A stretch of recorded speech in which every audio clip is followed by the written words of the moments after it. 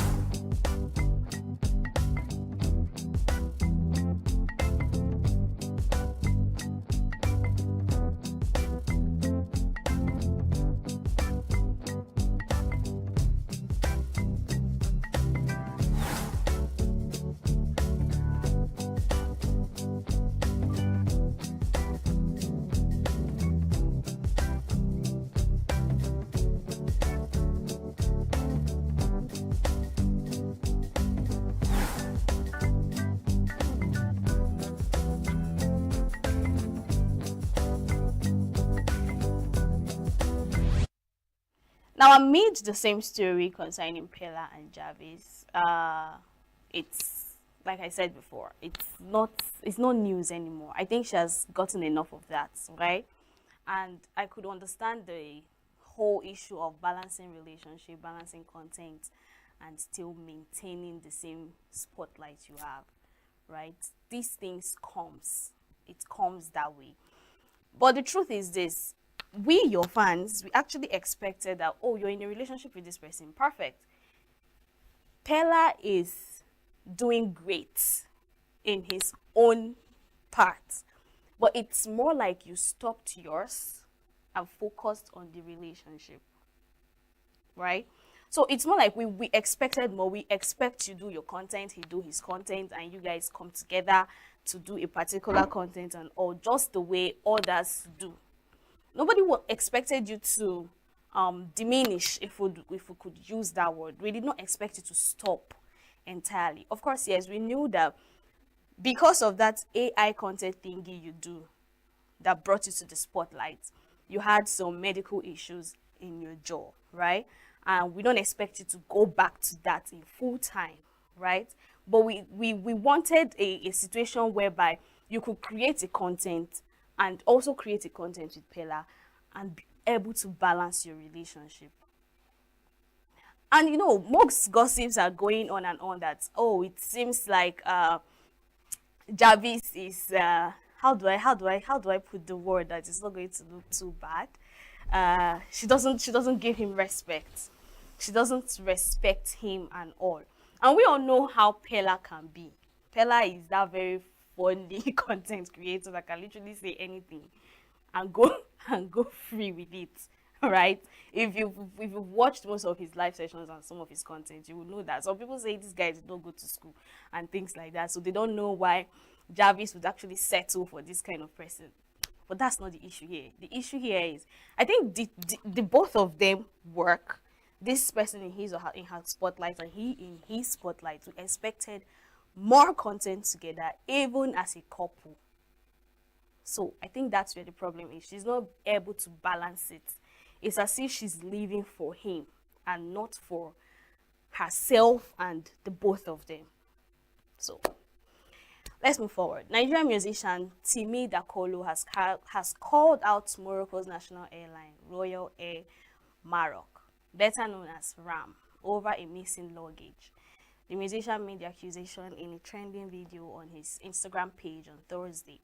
Dakolo, who accused the airline of stealing his luggage since June 26, 2025, urged the company to return his property. Supporting the singer in finding his bag, popular media personality Daddy Freeze, in a video on his Instagram page, called on the airline to provide the bag to the owner. But let's take a look at this.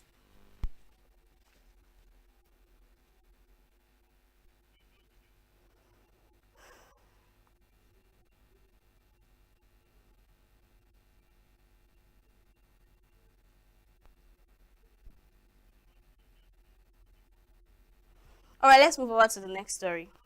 The Late Show with Stephen Colbert on CBS will end in May 2026. After the upcoming broadcast season, the network said on Thursday, the show is ending and Colbert will not be replaced, CBS executive said. In a statement, the executive said it was a financial decision to end the show and was not related to the show's performance or content or anything happening at CBS parent company Paramount. Paramount is seeking approval from the U.S. Federal Communications Commission for an $8.4 billion merged with Skydance Media this month. Paramount agreed to settle a lawsuit filed by President Donald Trump over an interview with former Vice President Kamala Harris, his Democratic challenger in the 2024 presidential race. The CBS's 60 Minutes broadcast in October. Colbert, a frequent critic of Trump on his show, told his audience on Thursday that he was informed of the show's cancellation the night before. Senator Adam Schiff of California, a Democrat, was a guest during Thursday's show. Take a look.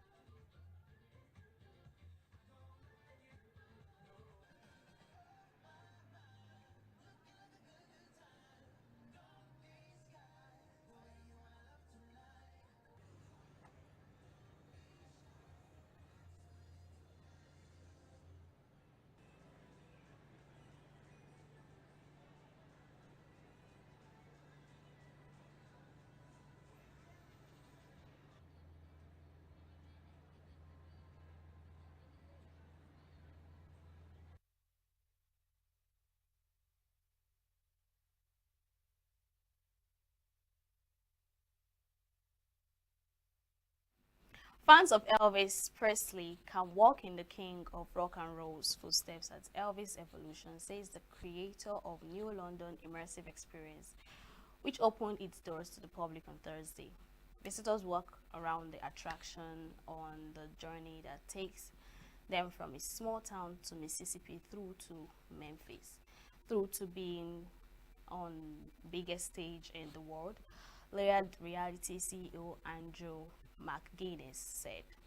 Among the highlights is a recreation of Presley's era defining 1968 comeback TV special.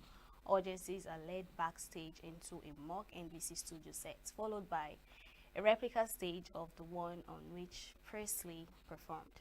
A live band accompanies video recording of a black leather cowed Presley singing his greatest hits from the special, including Jailhouse Rock and Hound Dog.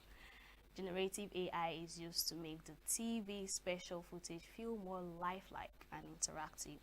Other immersive elements include a multi-sensory train ride that takes the audience back to Presley's rural Mississippi roots.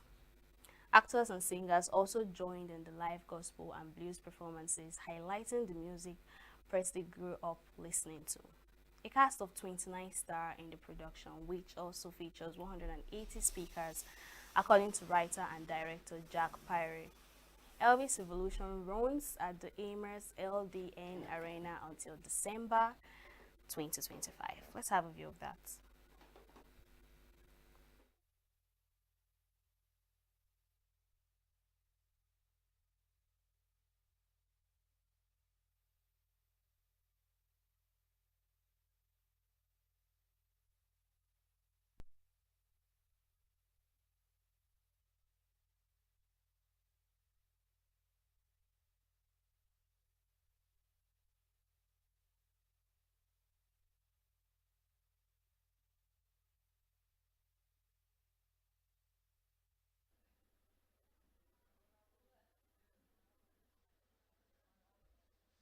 Look, it's going to be great fun. I think it's going to be. If you like looking around today, yeah. What would that be? Go on. What's your? So the idea came from really just understanding the passion that people feel about Elvis's music. What we wanted to do was make an experience that brings together that music and really gives people a fun night out. It's a celebration of Elvis and everything he stood for and the legacy that he's left behind him.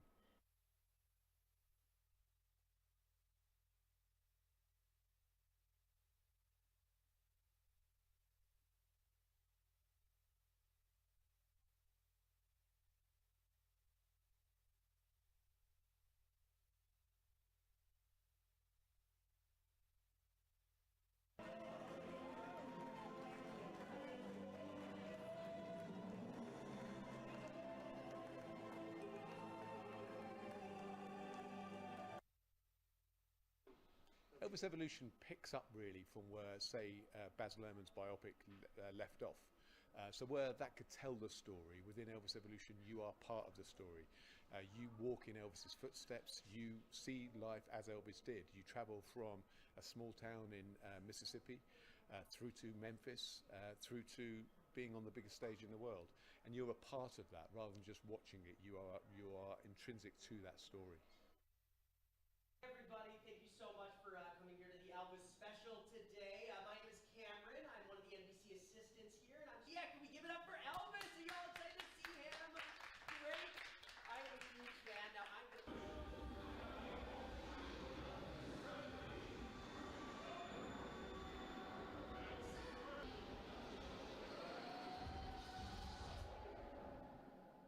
We've got 220 LED panels, we've got 180 speakers, we've got a cast of 29, we've got endless amounts of technology and people involved in this show from all across the world.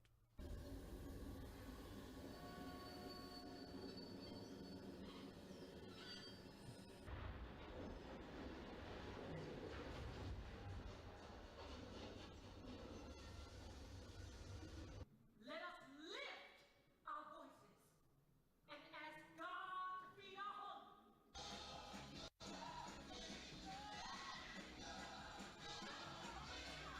I think think Elvis Evolution, we've been at pains to make sure that we reflect the origins of the musical story of Elvis. So you are part of a gospel choir, for example. You see the influence of blues. You see the influence of the fact that Elvis grew up in rural Mississippi, which at that time was a divided state. You see the fact that Elvis was heavily influenced by the black communities around him. So that's a really important part of Elvis's story, and it's a really important part of Elvis Evolution.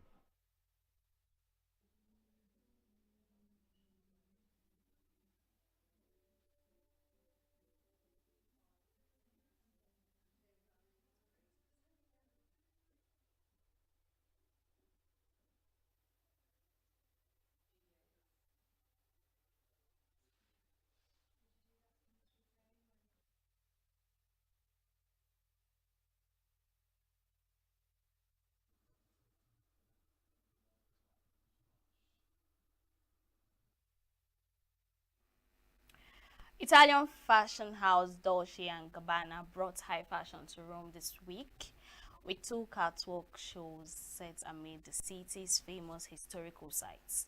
On Monday, the Milan-based luxury label helmed by designers Domenico Dolce and Stefano Gabbana held its autumn mode show at the Roman Forum, presenting creations that pay tribute to the city's ancient history, landmark, as well as 1950s fashion.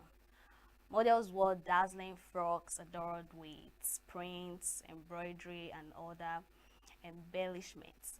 Each individual garment recalls true evocative design, the magnetism of mythological goodness, the majesty of works of art, and the aesthetic of 1950s Roman fashion, deeply connected to the world of cinema and the divas of that era, who gathered around Cinesis. The brand said the collection on its website on Tuesday. Dolce & Gabbana held its Alta Santoria menswear show at Castel Sant'Angelo, with models wearing designs inspired by a classical dress walking down a catwalk set by the Ponte Sant'Angelo Bridge. The religious theme provided throughout the show with studded cross adorning tops, jackets, and coats. Some models wore cassocks like creation and robes. Take a look.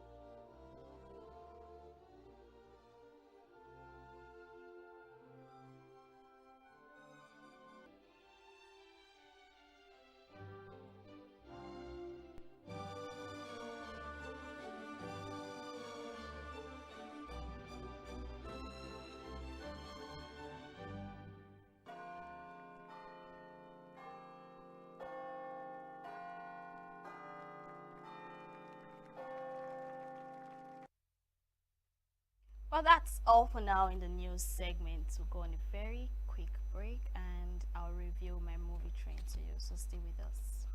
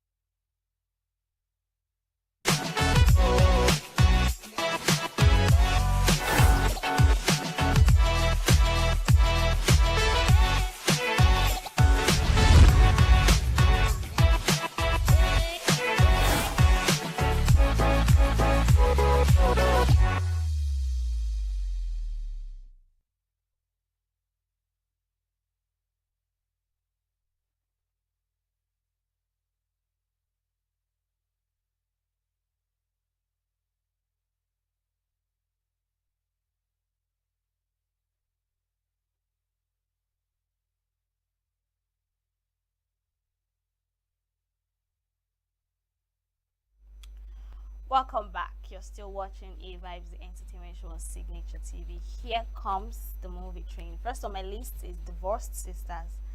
Divorced Sisters is an American comedy drama television series created and produced by Tyler Perry and starred Latoya Luckett.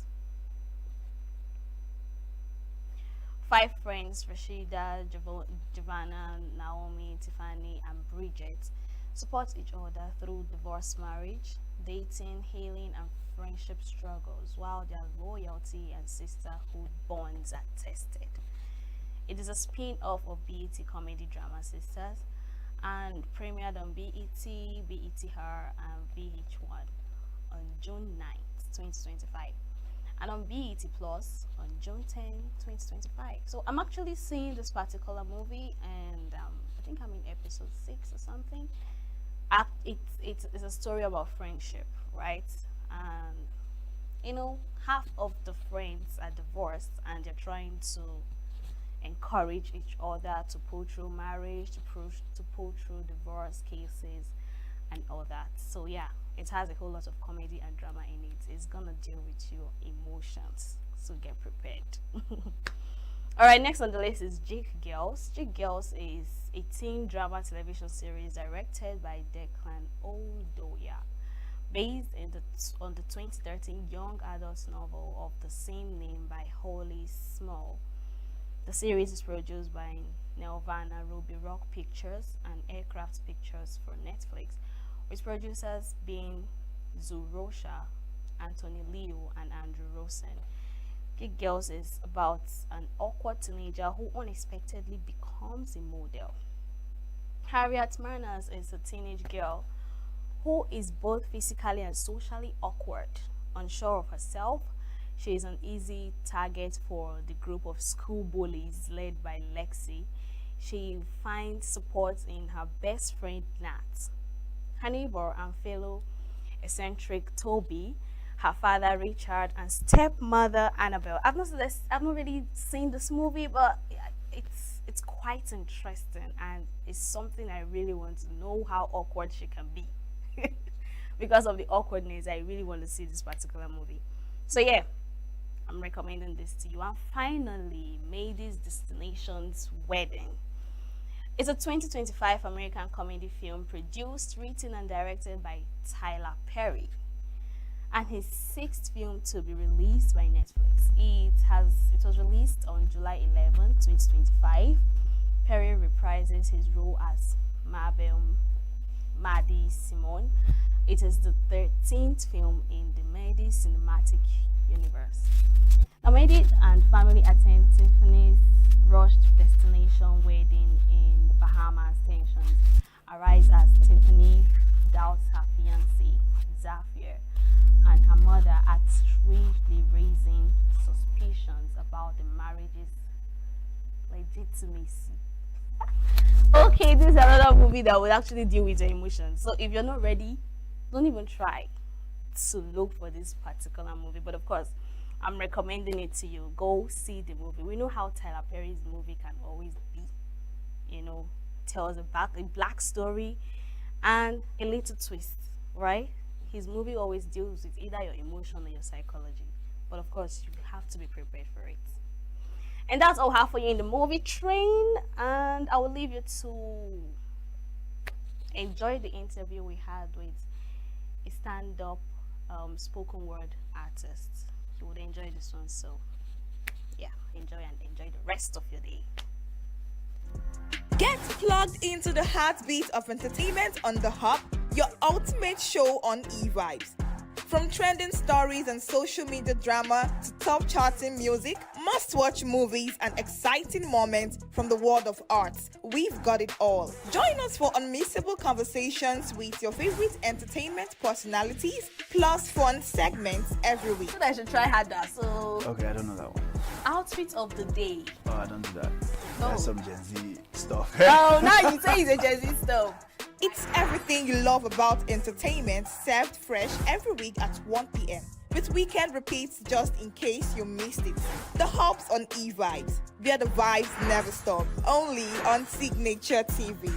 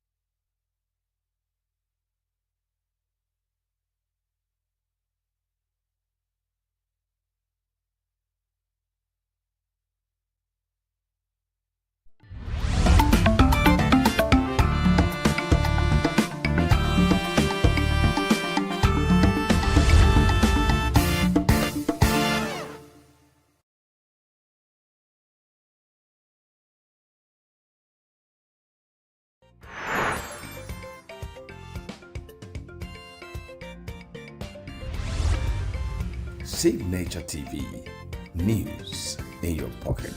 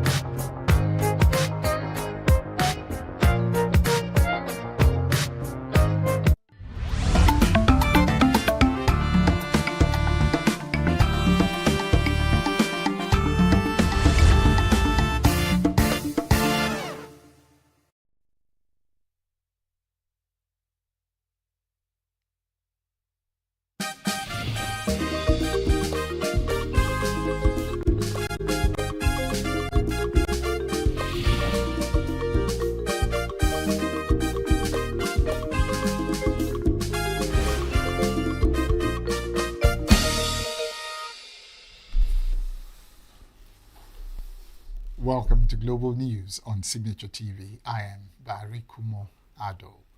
In the headlines, the Patriots demand conduct of all elections on same day. Plateau government slams military for failing to protect residents. Rwanda exercises command and control over M23 rebels, say UN experts. And blast at Los Angeles Sheriff's facility kills 3 deputies. Details shortly. Every second, every minute, every day, news is breaking, events occur, and there are new developments. At Signature TV, we follow these stories objectively, bringing all sides without bias, explaining the complex issues, breaking down the numbers, and investigating the issues behind the news. Anywhere and everywhere, near or far, wherever the news is, we will be there. Signature TV, news in your pocket. The former governor of Akwa Ibom State, Victor Atta, has faulted the 1999 constitution, describing it as a military constitution that lacks the input of Nigerians. Atta stated this at a national summit on the future of Nigeria's constitutional democracy held in Abuja. Signature TV correspondent Nasiru Usman now reports. The Abuja summit, which will run for 2 days, aims to push for fundamental amendments in the 1999 Constitution to make it inclusive and equitable. Political leaders, patriots, intellectuals, and interests from across the country are taking part in the Abuja summit. What's going on this week is just like a climax. This thing has been going on from various zones. All the 6 zones have had cause to come together to evaluate, to make comments, to make suggestions. And what we're just trying to do, like I've said earlier on, is to collate all of this, distill them, and then turn them away from a cacophony of voices to a solid document. This constitutional conference, we are seeking that powers to be devolved. Too much power at the center. Unitary system has not favored us. We never favor us. We are a federation, and so the federating units must have enough power. Where are the granite pyramids? We don't see them again. Where is the huge? We are number 1 in producing cocoa in the world. Why don't we produce again? Because everybody is today depending on the oil from Niger Delta. We come and sit down and share the oil. But our fathers didn't do that. Our fathers had granite pyramids, and they had all these other things to produce. We're a productive country. We're not only consuming. The former governor of Akwa Ibom State, Victor Atta, faulted the 1999 Constitution as a document forced on the people. He said that the Constitution needed to be amended for inclusivity and to promote constructive collaboration among all sectors of Nigeria. The legitimacy of the 1999 Constitution, the viability of our current political system, the path towards restoring true sovereignty to the Nigerian people. This agenda, therefore, is not only the right one, but it is in fact the only one that matters now. We endorse it in its entirety because the truth is this: the 1999 Constitution was not the people's constitution. It was a military decree imposed without the consent of the people. The military suspended the 1963 Constitution, which remains the last legal expression of our people's collective will and agreed terms of conditions for staying together. That Constitution, I like to emphasize, was suspended. While officially declaring the event open, former Secretary General of the Commonwealth, Chief Emeka Anyaoku, spoke on the significance of the summit. Our present 1999 Constitution, as amended, is not such a constitution. It was not democratically formulated. It was instead imposed on the country through a decree by the military administration. And the governance system derived from it is not only non-inclusive, but also induces over-expenditure of the nation's resources on administration rather than on capital development. Hence, the need for a new constitution made by the peoples of our country. Other delegates spoke to journalists on the expectations from the summit. 103 million Nigerians are living under multidimensional poverty. 18.5 million Nigerian children are out of school. More than 70% of these numbers that I just shown out are children with disabilities and people with disabilities. And there's a correlationship between poverty and disabilities. Whether it is the present constitution, as imperfect as it is, or a new constitution, if it stems out of platforms like this, it doesn't really matter if the operators of the constitution are not ready to live by the rule of law. So it is very, very important, value reorientation and, coming up with handlers who will see the Constitution as not just an ordinary document, but the very document that creates our existence, creates all the organs and the institutions within the federation called Nigeria. I believe women already are 50% of the population anyway. And to find that in the National Assembly and in many other positions, we find women in very almost skeletal positions. This needs to be done, and things need to be done to improve this. Also, in terms of children, education, I believe education also needs to be placed in a more pivotal position than it is now, especially for childhood education. The objective of the National Summit is to create from the present Constitution a new document that speaks to the aspirations of Nigerians across all regions and institute a governance structure that frees the potentials of the black man's most populous nation. In Abuja, Nasiru Usman reporting for Signature TV. A group of eminent Nigerian elder statesmen, the Patriots, has called for urgent electoral reforms to allow for free and fair polls in the 2027 general elections. In a communique issued at the end of a three-day summit held in Abuja, the group noted that free, fair and credible elections are the real pillars of democracy, specifically demanded that all national elections be held on the same day. It lamented that democracy in the country has been taken away from the control of voters, stressing that elections are too costly and prone to fraud, with billions of naira spent on recruitment of electoral officers, security agencies and logistics, while the courts have become the real electors of leaders. The summit also demanded amendment to the Electoral Act and relevant sections of the 1999 Constitution as amended, for Bimodal Voter Accreditation System, BVAS, and electronic transmission of results in real time to be made mandatory. The Patriots urged the National Assembly to evolve a constitutional framework that will return Nigeria to a truly federal system of government, where the federating units would enjoy their autonomy as obtained in the First Republic and other genuine democracies of the world. The 2025 National Summit, led by former Secretary General of the Commonwealth, Chief Emeka Anyoko, was convened by the Patriots in collaboration with the Nigerian Political Summit Group, NPSG. Faction of the Labour Party Statutory National Executive Committee (NEC) has elected Senator Nenade Usman as the interim national chairman and Senator Darlington Mokocha as the interim national secretary, among others, as members of the party's interim working committee. Nenade was elected on Friday during the party's NEC meeting in Abuja. Interim working committee is expected to oversee all party activities till the party's convention, when elections for a new NEC will be conducted.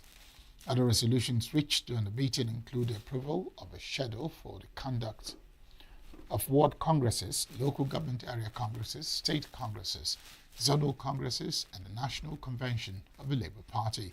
National Secretariat of the party is mandated to publish the guidelines and timelines to ensure transparent and democratic elections at all levels. Reactions have continued to trail the unveiling of the opposition coalition party, African Democratic Congress ADC. The platform has brought together several political heavyweights ahead of the 2027 general elections. Christopher Lele, who sampled the opinions of Nigerians, said the reactions are varied. Some political analysts have often faulted the amount of time spent by successive governments in the country on politicking and party activities, leaving actual governance to take the back seat. This worrying development appears to have even gotten worse in the dispensation, where barely 2 years to the life of the administration, the ruling party, the All Progressives Congress, has announced the incumbent president as its sole candidate ahead of the 2027 election.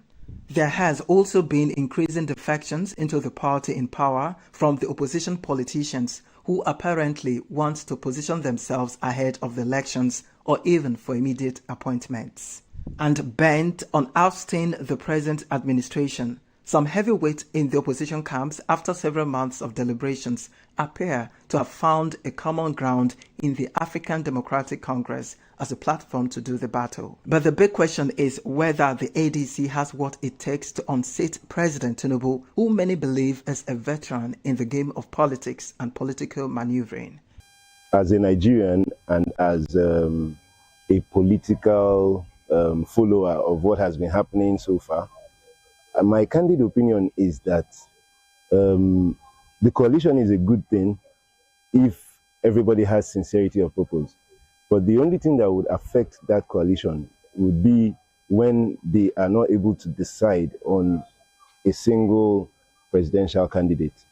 That is where they will have problems in trying to unseat the current government. Nobody knows, just like how Labour Party came, people were like happy, but the major thing you are looking at is credible candidates. So credible candidates can come out from any party. Credible candidates can come out from any party. So we don't know if it's going to come out from ADC or Labour Party or PDP. We are not so much concerned about the party. We are concerned about individuals, credible individuals coming out from any political party. That is the only thing I believe can withstand any force that is coming up as opposition. That is my take. All right. And I think the caliber of people in that ADC, we have the timber and caliber there. But one problem that is being expected there, if care is not taken, is when it comes to selecting the presidential candidates. If they don't take care and do it, take very good care of that situation, it may make the ADC. Because when people are just looking, watching to see whom they will give that presidential ticket, and it counts. It will count. Because if it's given to a wrong person, then definitely the party will just crumble, just like other political parties. With 2 years to the next presidential election and with about 70% of the population made up of youths, the involvement of the youth population in the coming election is also of interest for political watchers. Yes, youth will come out in their numbers. I believe in the youth power. Youth will. I will also come out, and I'm going to lead my followers also to come out. INEC is the major problem that the youth see as what they will affect their trust in the electoral process. So if we as Nigerians will work on INEC, because I had an experience where my voter's card I registered in Lagos. I was in ENUGU and I got a text message from INEC to come and collect my voter's card in Lagos. I drove from here to Lagos only for INEC officials to tell me that my name is not in the register. Do you understand? So that kind of fraudulent activity that happens inside INEC is the major problem that Nigeria will definitely always have. So if we work on INEC before 2027, it doesn't matter the coalition or not, as in the mind of Nigerians will come true. There will be voter apathy, but that we have to sensitize the youth to do the best they can, because this time, if these people bring the sellable candidates, you will see people trooping to vote for that very person.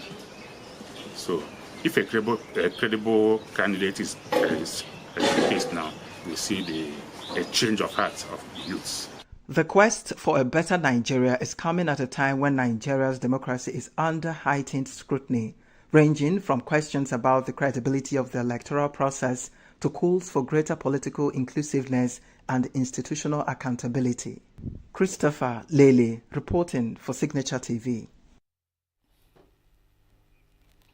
Edo State Governor Monday Okpebholo has issued a strong warning to the 2023 Labour Party presidential candidate Peter Obi, cautioning him against entering the state without prior notification and approval. Governor Okpebholo's warning marks the second time Obi has been cautioned by an All Progressives Congress APC-led state over visits, including those reportedly for humanitarian purposes. Addressing a gathering of political supporters, the governor made it clear that Obi's security would not be assured should he enter Edo State without officially informing the state government. The governor also referenced a previous visit by Obi, during which he allegedly donated 15 million naira, questioned the source of the funds, pointing out the contradiction between Obi's public statements and his financial contributions. The development comes on the heels of a similar episode in April, when Obi was reportedly warned against visiting Benue State. At the time, his visit was intended for an internally displaced persons IDP camp, hosting victims of herdsmen-related violence.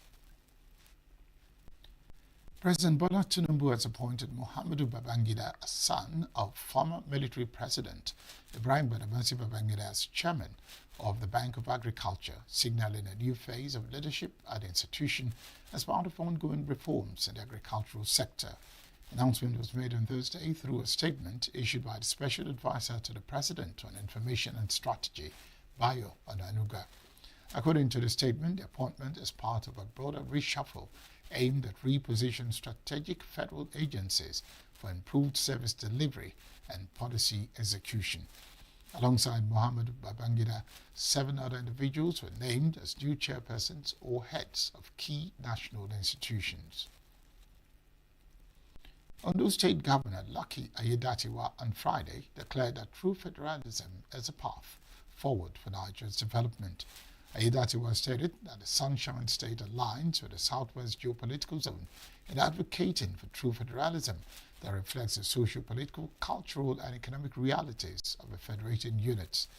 He made a statement at the Southwest Center B public hearing of the House of Representatives Committee on the review of the 1999 Constitution as amended, held at the International Culture and Event Center, Akure, the state capital. The governor described the public hearing as an opportunity for the people to re-examine the framework of the country's governance structure, identify areas needed reform, and make informed amendments to enhance Nigeria's stability, security, and Development. Up ahead, Center for Memories partners Signature TV for preservation of Igbo heritage. Doctors in Abia State reject Nigerian government's circular on salary, backs national body. Details of these and more after the break. Every second, every minute, every day, news is breaking, events occur, and there are new developments. At Signature TV, we follow these stories objectively, bringing all sides without bias, explaining the complex issues, breaking down the numbers, and investigating the issues behind the news. Anywhere and everywhere, near or far, wherever the news is, we will be there. Signature TV. News in your pocket.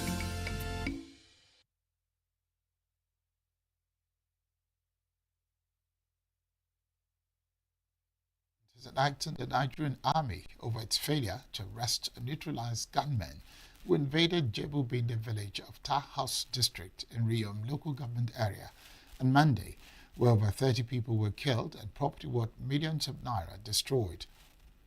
The Commissioner for Information, Joyce Rapmanap, who spoke on television program on Friday, blamed the military for not arresting or neutralizing any of the gunmen who were suspected to be Fulani militias despite the proximity of a checkpoint to the community.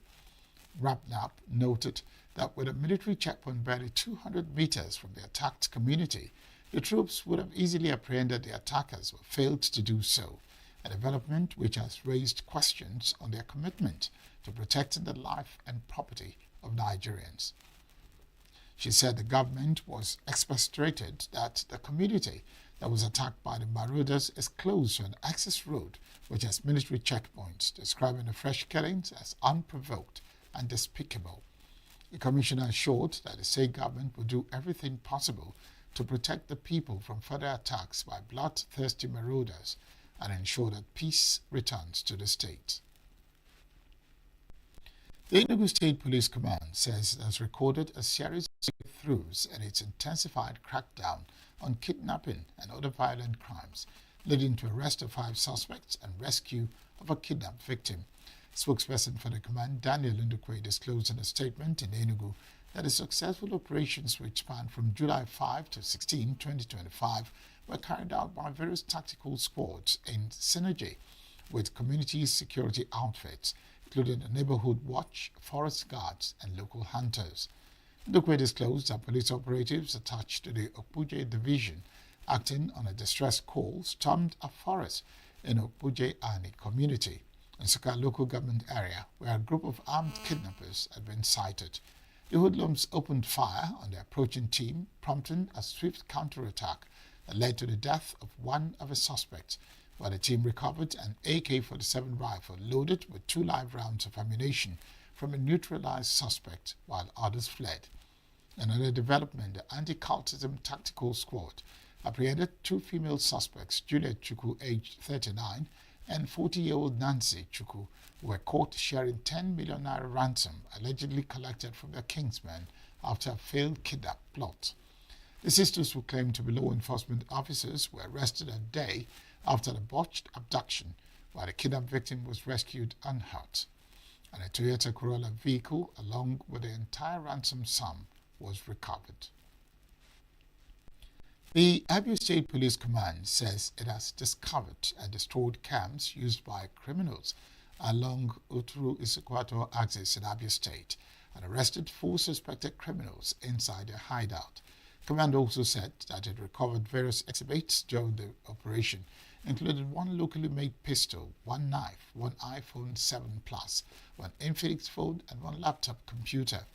A statement by the spokesperson of the command, Maureen Chinaka, named the arrested suspects to include Jerry Chisom Tohochukwu Ugola, Chinonso Mwako, and Kingsley Onyekaba. Chinaka said the report was received at Uturu Divisional Police Headquarters on the 16th of this month regarding a group of suspected armed robbers who have been terrorizing and dispossessing students of Abia State University, Uturu, and other residents of their belongings.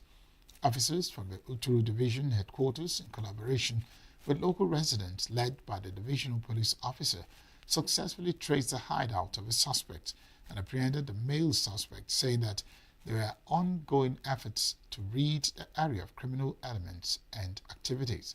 The statement urged Abia residents to report suspicious persons and activities through the command's emergency phone hotlines. The Nigerian Police Force has announced the rescue of 31 kidnapped victims in 2 separate operations in Taraba and Edo states. The Force Public Relations Officer, Olumuyiwa Adejobi, who disclosed this in a statement on Friday, explained that efforts are currently being intensified to ensure the apprehension and prosecution of the fleeing perpetrators. Said the successful outcomes reflect the reinforced commitment of the Nigerian Police Force to citizen protection and national security. He commended the gallantry and swift action of the operatives involved in both operations and assured the public that targeted operations to dismantle criminal networks across the country will continue with renewed vigor. The Center for Memories, ENUGU and Signature TV have agreed to go into a partnership aimed at promoting and preserving the Igbo history, language and culture. 2 organizations reached agreement when the management of the center visited Raymond Dekwesi corporate headquarters of Signature TV, Thinkers Corner, ENUGU. Correspondent Christopher Lele has a story. Founded in 2017, the Center for Memories, located in the southeastern city of ENUGU, has operated with a slogan, Maka Onya Ta Na Echi, which translates to for yesterday, today and tomorrow. It was established as a hub for the preservation and promotion of the culture and history of Ndi Igbo. To carry out this divine mandate, the center has collaborated with artists, museums and other cultural institutions in creating exhibitions celebrating Igbo language as well-held memorials for key historical moments and hosted book clubs, readings and speaker series with notable figures. It has formed educative programs for children featuring Igbo language, art, and history, and despite the major challenge of funding, the Center for Memories has drawn over 10,000 visitors. The center believes that by collaborating with a reputable media organization like Signature TV, it will be able to discharge its set objectives more effectively. The center's executive director, Ihai Igboko, noted that the collaboration with Signature TV primarily is to conserve and promote Igbo history, language, and culture. Igboko further said that Africans, especially the Igbos, have not done enough to have materials for research purposes. Your work is one that we deem very important, not just for our Igbo, but for our society. Because for every society that must, develop and move, and there has to be some level of conversations, communication, strategy, idea, and that is the gap. If we begin to reach out to you to see how we can formalize this in terms of partnership, then it means that we are ignorant of what you're doing and ignorant of where we need to be.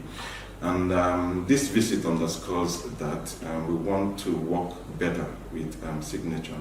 We want Signature to be, to be a permanent feature in what the center is doing, and we also look out for ways that the center can also, contribute to the work that you're doing, because your work is a very important work for us, for Ndi Igbo, for Nigeria, for our society. President and Chief Executive Officer of Signature TV, Vin Martin Obiora Ilo, expressed the readiness of the station to partner with the center to create more memories on screen and promote Igbo culture to the world. He noted that the Center for Memories came at the right time of cultural revocation for the Igbo people. Between Center for Memories and us, we can identify some Igbo culture that is dying, that we can do documentaries on. Proper research, the proper people to talk to, and like 30 minutes or 1 hour, those are things we have to decide on. The basic thing is that we'd like to collaborate and we'd like to partner. It is expected that the relationship between the two organizations will not only help in preserving the heritage of the people, but go a long way to rekindle the interest of the younger generation in positive values embedded in Igbo culture and history. Christopher Lele, reporting for Signature TV.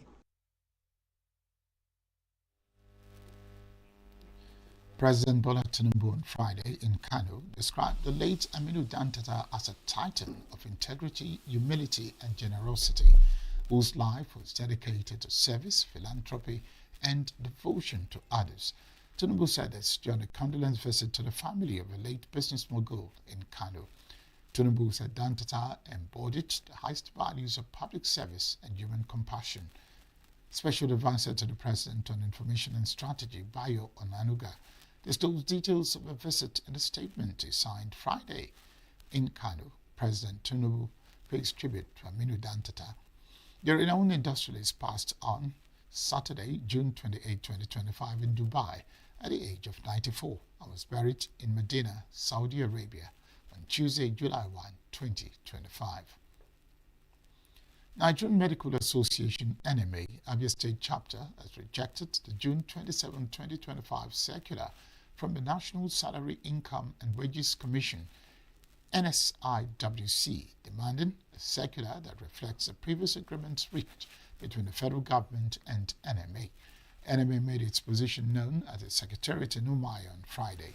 The chairman of NMA Abia State, Dr. Izuruke Ezimwa, who addressed the press on the matter, said its chapter is in full support of a 21-day ultimatum given to the federal government by the national body of the NMA, led by its president, Professor Bala Mohammed Audu, an 18-point demand. He said that the recent circular, dated June 27, 2025, was a gross violation of agreements negotiated and agreed upon during collective bargaining with the federal government of Nigeria. Dr. Izurike, who said that disregard for the due process and agreement is an affront to democratic governance, regretting that the welfare of doctors has still been relegated to the background, which he blamed for the increasing exodus of medical doctors to foreign countries. Dangote Petroleum Refinery has disclosed plans to reintroduce its suspended 5 naira per litre fuel discount scheme for its strategic partners, after temporarily halting the initiative due to reported infractions by some participating marketers.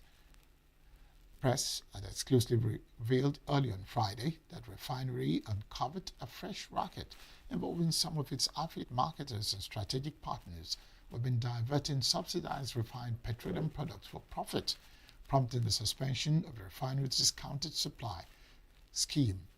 The rebate, designed to support Dangote's registered affiliate marketers in achieving stable profit margins amid price competition from fuel importers, while also guaranteeing nationwide availability of the refinery's product, was paused on July 13, following allegations of diversion and abuse of authority by certain dealers. However, in a fresh update, senior official of the refinery, who requested anonymity, said the scheme will be reintroduced very soon. The official noted that the refinery is working to ensure that the new scheme will be in a more transparent and structured format. Coming up is a Stock News report.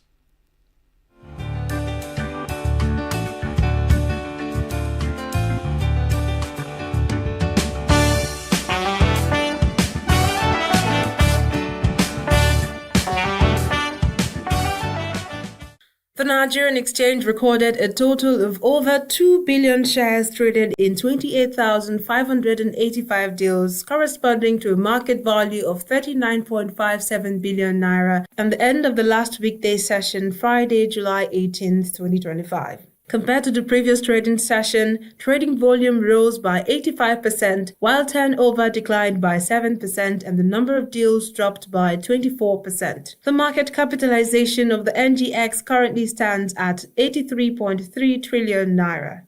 Trading on the Nigerian exchange ended with 46 gainers and 25 losers out of 129 participating equities. NCR Nigeria led the gainers chart with a 10% increase to close at 6 naira 60 kobo, followed by LEN Africa and UPDC, both up by 10%, and Boa Cement, which gained 9.98%. On the losers list, Red Star Express recorded the steepest decline of 9.97% to close at 12 naira 92 kobo per share, followed by Union Deacon Salt with a decrease of 9.62%.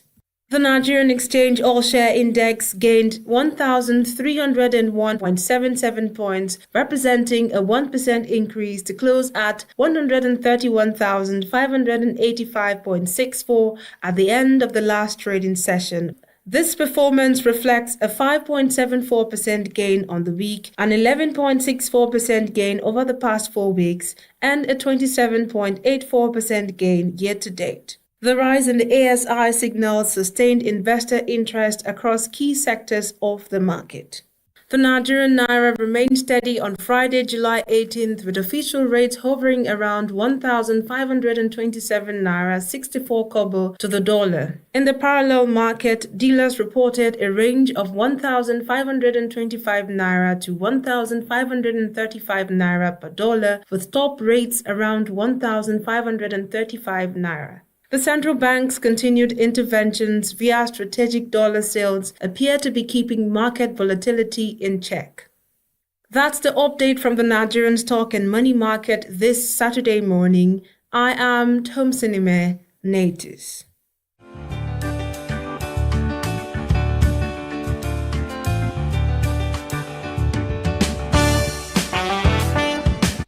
Still to come, U.S. Secretary of Defense Hexet meets with Israeli Defense Minister Katz. Christian leaders visit Catholic Church in Gaza, hit by Israeli strike. This and more after the break.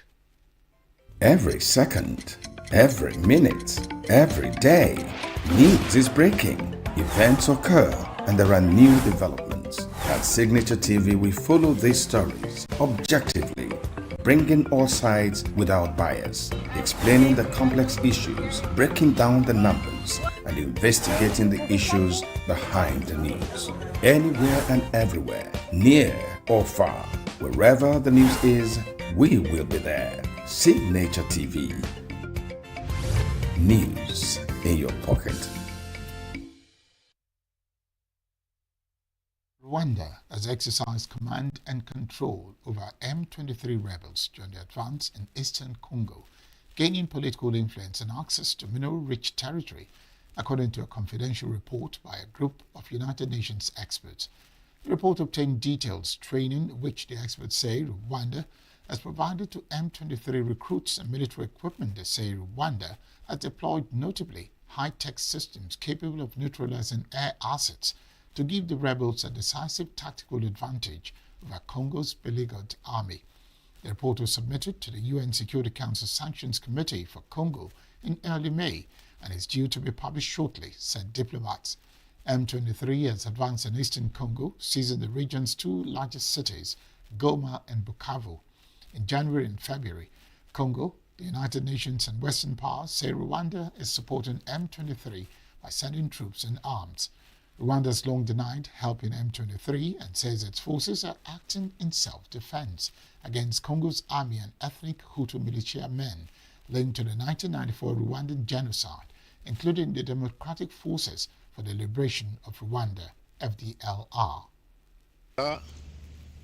En soutien de leurs marionnettes du M23, poursuivent leur entreprise terroriste sur notre territoire, semant la terreur et la désolation.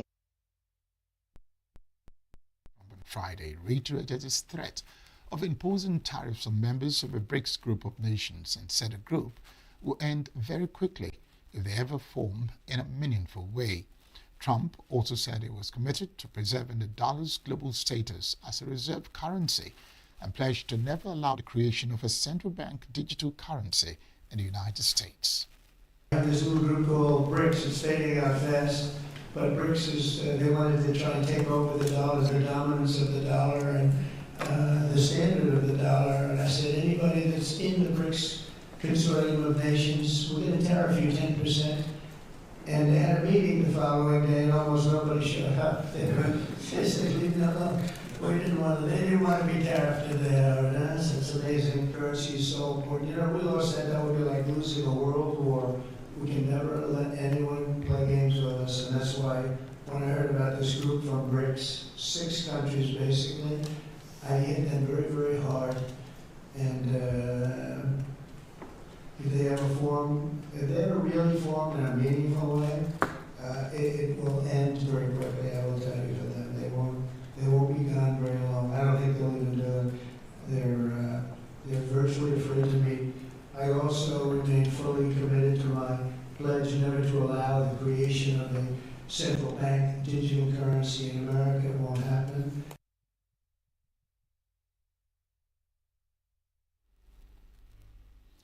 Israeli Defense Minister Israel Katz met with U.S. Defense Secretary Pete Hegseth at the Pentagon on Friday. The meeting comes as Israel launched strikes against Syrian government forces in southwestern Syria earlier this week. Katz was greeted with an honor cordon at the Pentagon ahead of his meeting with Hegseth. He praised President Trump's brave and historic decision to strike Iran's nuclear facilities in June. A new U.S. assessment has found that U.S. strikes in June mostly destroyed one of the three targeted Iranian nuclear sites, but the other two were not as badly damaged. NBC News reported on Thursday, citing current and former U.S. officials. Reports said that U.S. officials believe the attack on Iran's Fordo nuclear facility was successful in setting back enrichment capabilities there by as much as 2 years, citing two current officials. The two other facilities that the U.S. struck were not as badly damaged and may have been degraded only to a point where nuclear enrichment could resume in the next several months if Iran wants it to, the report added. With Israel, committed to reinforcing your right to self-defense, and whether it's new capabilities, that defense, or a lasting peace, we look forward to working together even more. So, Mr. Minister, thank you for being here. Appreciate it. Thank you, Mr. Secretary, for your kind hospitality. I would like to express just how much I'm impressed with Operation Midnight Hammer. It was a brave and historic decision by President Trump. Together, we destroyed the Iranian nuclear program. We destroyed the Iranian nuclear program. You can say that a third time for the press if you want. I tell it for everyone. Israeli military said late on Friday that it anticipated a missile launched from Yemen after air raid sirens sounded in several areas across Israel. The Iran-aligned Houthis, who control the most populous parts of Yemen, have been firing at Israel and attacking shipping lanes. Houthis have repeatedly said that their attacks are an act of solidarity with Palestinians in Gaza, where Israel's military assault since late 2023 has killed more than 58,000 people, Gaza authorities say.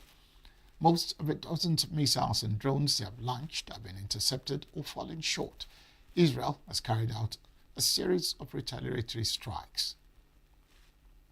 Church leaders entered Gaza on Friday to visit the Holy Family Church a day after it was hit in a deadly Israeli airstrike.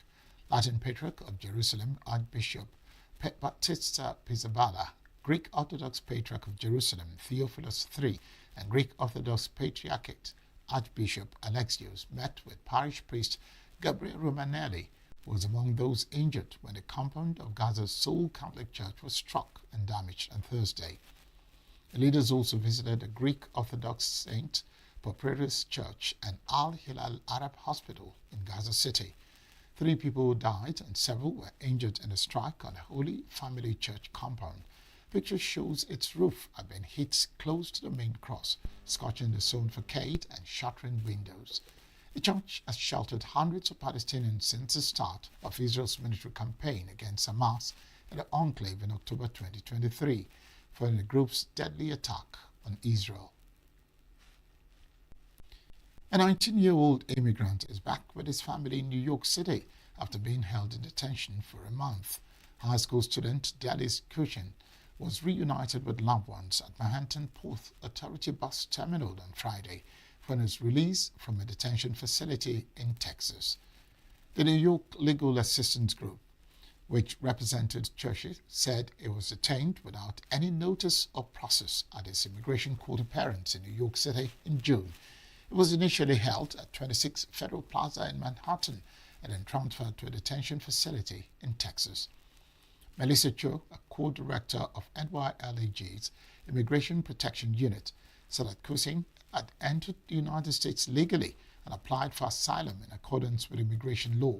said the detention separated him from his family, school and community, even though he had no criminal record and was actively pursuing his legal case.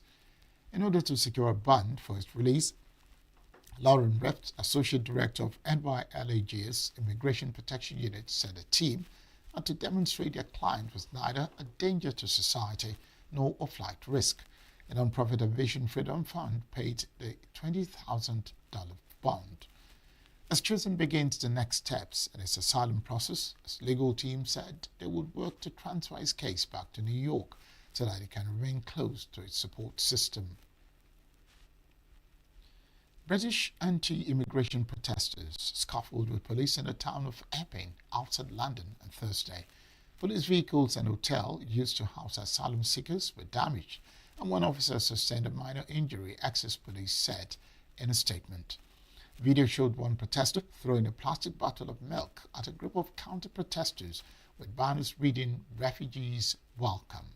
A conservative leader of a local district council had called for the Home Office to stop housing asylum seekers at the hotel, where the protest took place after an arrest of an asylum seeker on suspicion of alleged sexual assaults.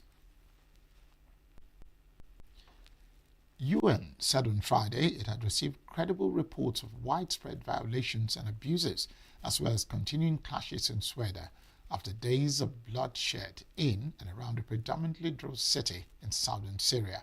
Reports indicated summary executions, arbitrary killings, kidnappings, looting and destruction of property. UN High Commissioner for Human Rights spokesperson Ravina Shamdasani said in a Geneva briefing, "Needs on the ground are considerable." The Office of the United Nations High Commissioner for Refugees said, "With water in short supply and hospitals overwhelmed by the number of injured needing treatment." The Syrian Network for Human Rights, an independent monitoring group, said it had documented 254 people killed in 4 days of fighting, including medical personnel, women and children. The UN estimated on Thursday that about 2,000 families had been displaced from the affected areas by violence in Sweden province. The UNHCR said its number was continuing to rise.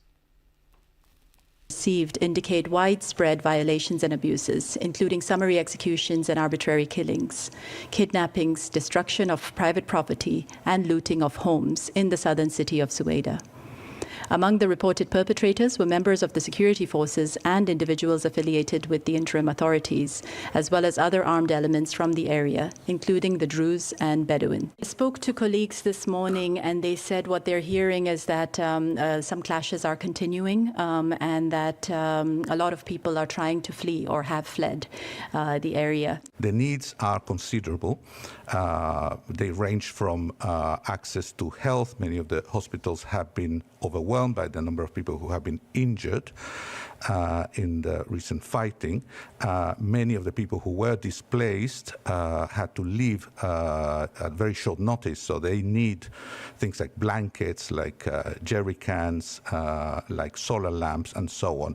We have this in stock, and we are ready to deliver them as soon as the security allows it. For now, this has not been possible. Water shortages are also a great concern because electricity outages have disrupted the water supply. So, and people cannot even buy bottled water, food, or other items because of the insecurity. An explosion at the Los Angeles County Sheriff's Department training facility on Friday killed 3 deputies, the department said. Explosion took place at a Biscayne Center Academy training in East Los Angeles, the department said in a statement without releasing more details. Los Angeles Times newspapers, citing unnamed law enforcement sources, reported that the blast took place when a bomb squad moved some explosives. Heavy monsoon rains across Pakistan's Punjab province killed at least 63 people and injured nearly 300 in the past 24 hours, provincial officials said on Thursday. The downpours caused flooding and building collapses, with most of the deaths caused by the roofs of weaker homes falling. Lahore, the eastern provincial capital, reported 15 deaths, Faisalabad 9, and the farming towns of Okara, Shahiwal and Pakpatan, several more. Since late June, the monsoon rains have killed 103 people and injured 393 in Punjab alone. According to Provincial Disaster Management Authority (PDMA), more than 120 homes were damaged and 6 livestock killed. The National Disaster Management Authority (NDMA) gave a toll of at least 159 deaths nationwide since June 25 and said more than 1,000 homes have been damaged. It was one of the deadliest days of this year's rainy season so far. A high flood alert was issued for the river Jhelum at the northern town of Mangla, where water inflows were expected to surge to high levels, according to the Pakistan Meteorological Department. Authorities warned that adjoining streams could also overflow in the next 24 hours, putting nearby communities at risk. Some of the oldest ice ever recovered from Antarctica has arrived in the UK for climate analysis, more than 1 million years after it captured some of the Earth's atmosphere at the time. The ice core, drilled from a depth of 2,800 meters in the East Antarctic Peninsula, is expected to hold a climate record stretching back over 1.5 million years, nearly doubling the current 800,000-year ice core record. The ice core, drilled by Beyond Epica, oldest ice project team, would undergo meticulous analysis over the coming years at BAS and other European laboratories. Scientists aim to unlock insights into Earth's climate evolution, focusing on greenhouse gas concentrations, atmospheric temperatures, wind patterns, and ice and sea ice extent. A key objective is to understand why Earth's glacial interglacial cycles shifted from 41,000 to 100,000 years around 1 million years ago, providing context for predicting future climate responses to rising greenhouse gas levels. Ice cores capture direct evidence of past atmospheric conditions through trapped air bubbles, which were analyzed as they are released from the ice as it is slowly melted in a process called continuous flow analysis. We are really interested in all these important processes that govern how carbon dioxide is exchanged between the atmosphere and the ocean. So we'll be looking at reconstructing past sea ice, for example, and marine productivity. So how much of that is drawn down by marine organisms in the ocean. Looking at the winds and the circulation pattern, that will influence how much CO2 can be released from the ocean. And all of this put together with the new CO2 record that we're going to be analysing in our colleagues' labs in Switzerland will really help to provide brand new insight into a time period that we really know very little.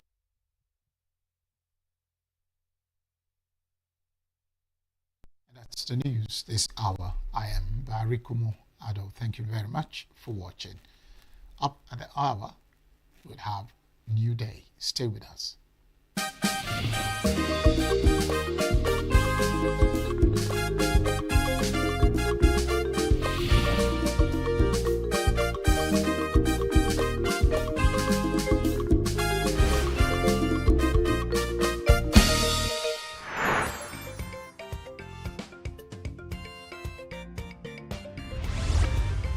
Signature TV, news in your pocket.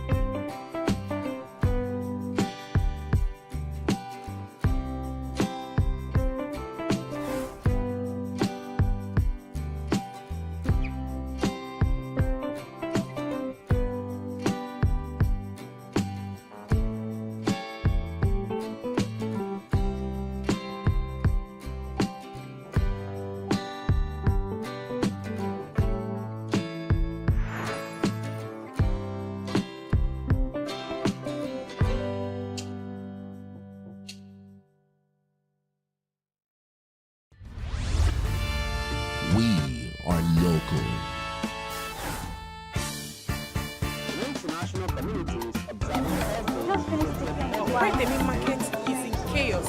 People We are national. Those in support of this motion as amended, say aye. Aye. We have taken the vote by default. We are international. Israeli airstrikes. Donald Trump left us the worst unemployment.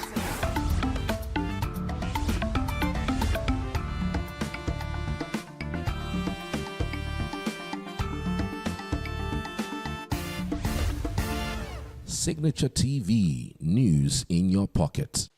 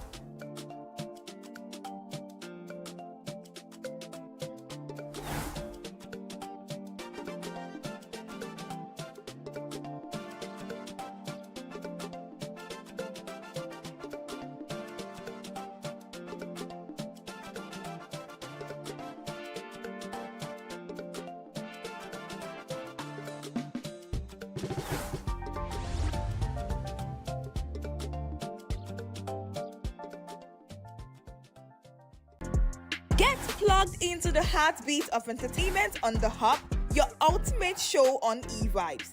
From trending stories and social media drama to top charting music, must-watch movies and exciting moments from the world of arts, we've got it all. Join us for unmissable conversations with your favorite entertainment personalities, plus fun segments every week. I should try harder, so... Okay, I don't know that one. Outfit of the day. Oh, I don't do that. That's some Gen Z stuff. Oh, now you say it's a Gen Z stuff. It's everything you love about entertainment, served fresh every week at 1 p.m. with weekend repeats just in case you missed it. The Hub's on eVibes, where the vibes never stop. Only on Signature TV.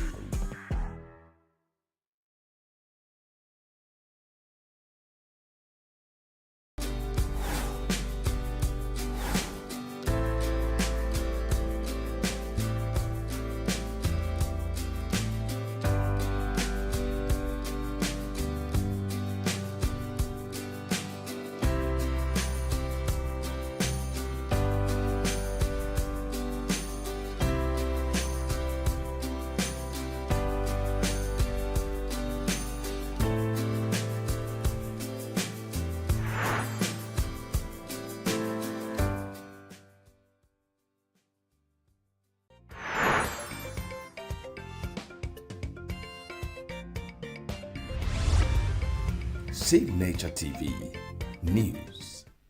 I don't say stand by you.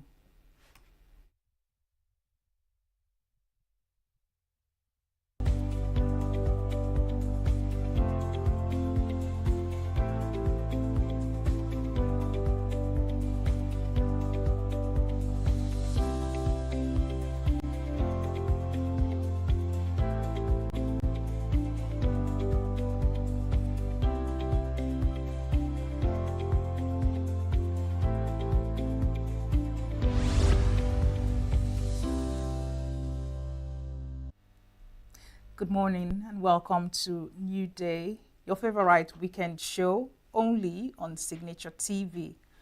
A show where we promise to keep you inspired and informed with news of what's trending, expert interviews, and more. I'm Chigi Chiagorom, your host this morning. You can be a part of the conversation by going over to our social media platforms, YouTube, Facebook, Instagram, TikTok, at Signature TV Official. Write down your thoughts, comment, share, subscribe. We are also live 24/7 on SLTV channel 265. And you can, of course, download the Signature TV app from Google Play Store so you can get notifications each time a new episode drops. Don't go anywhere. Up next, newspaper headlines and review.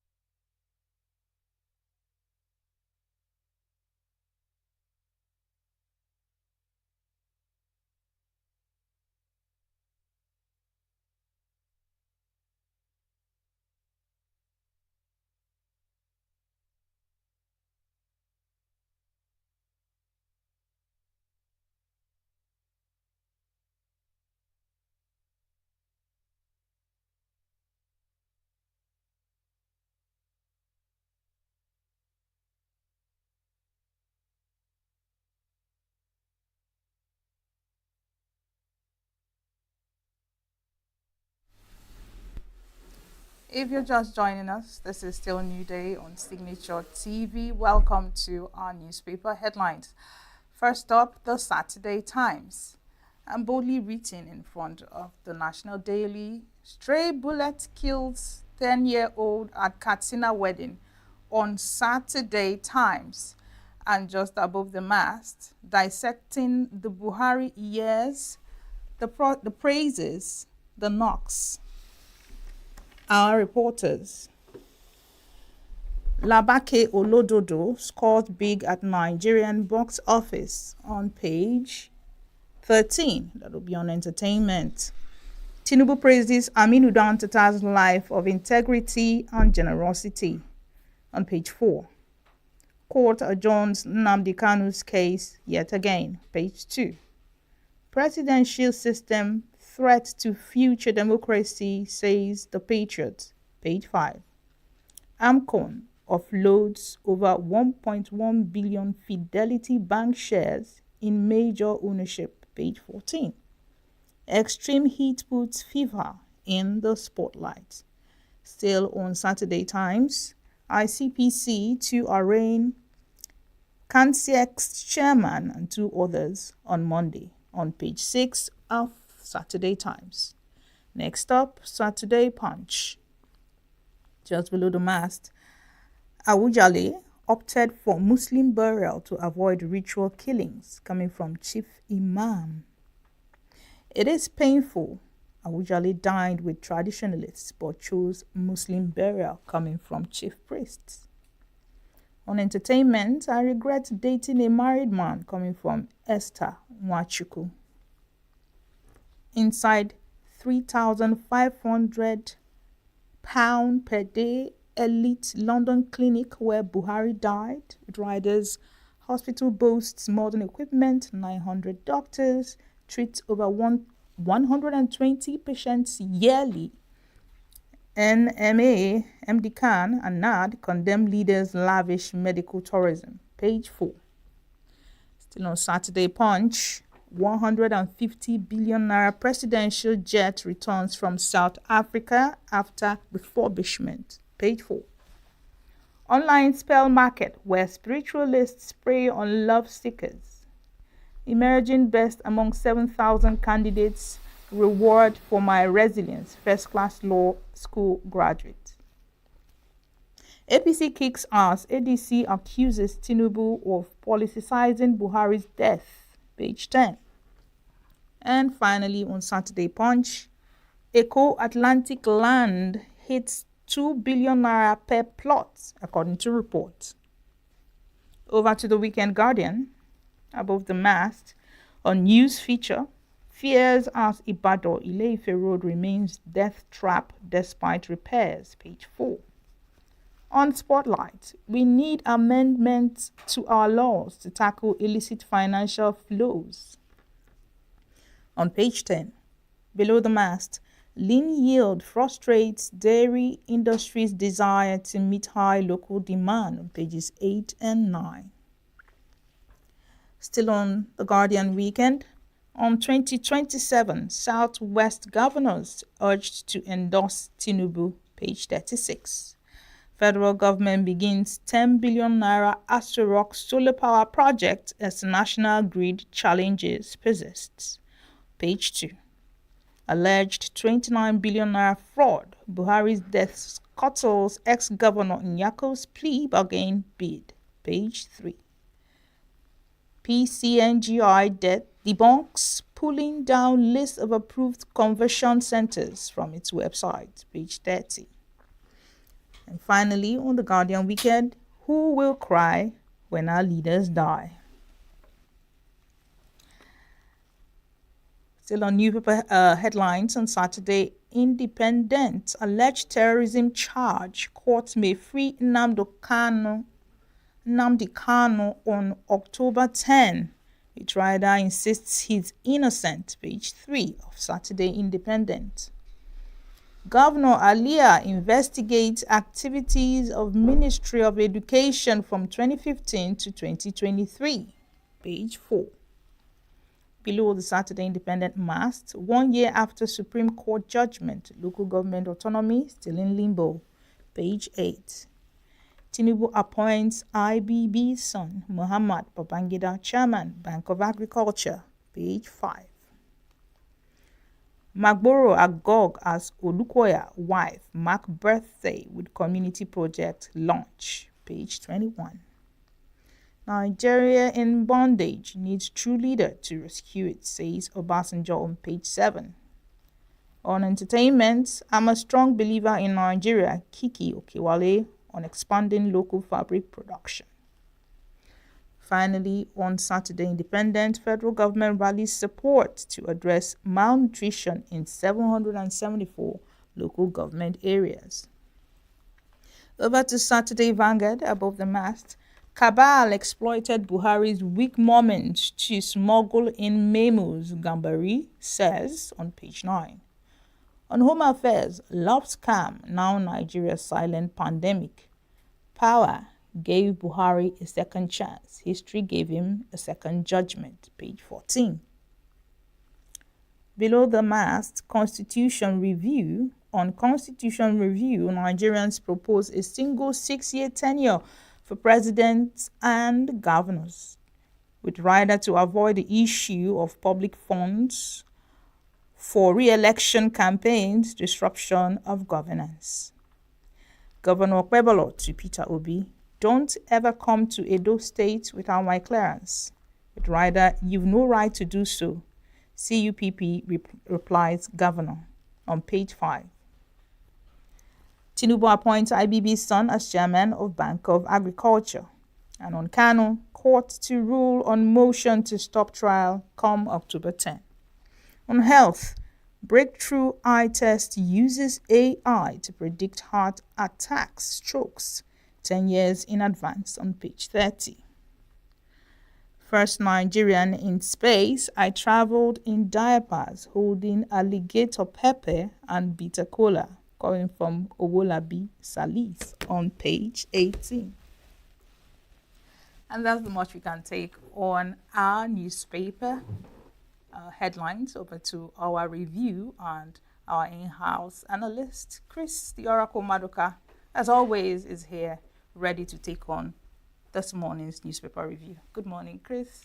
You're already smiling. No, you are introducing me. What do you want me to do? I have to. So if I have to introduce you, you just smile. Yeah, because when a beautiful lady is introducing me this early morning, I need to respond with a smile. Absolutely. Good morning. Thank you, Chigi. Welcome to another day of newspaper review in a new day. In a new day.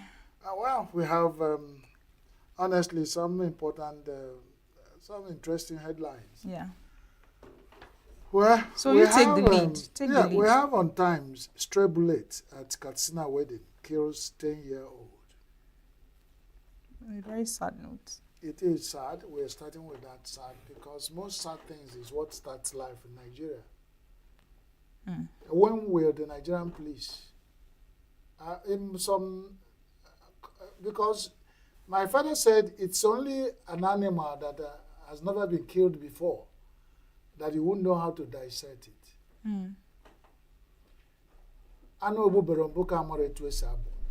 Meaning that if you want to be a blacksmith who want to make a metal gong, you look at the tails of a kite.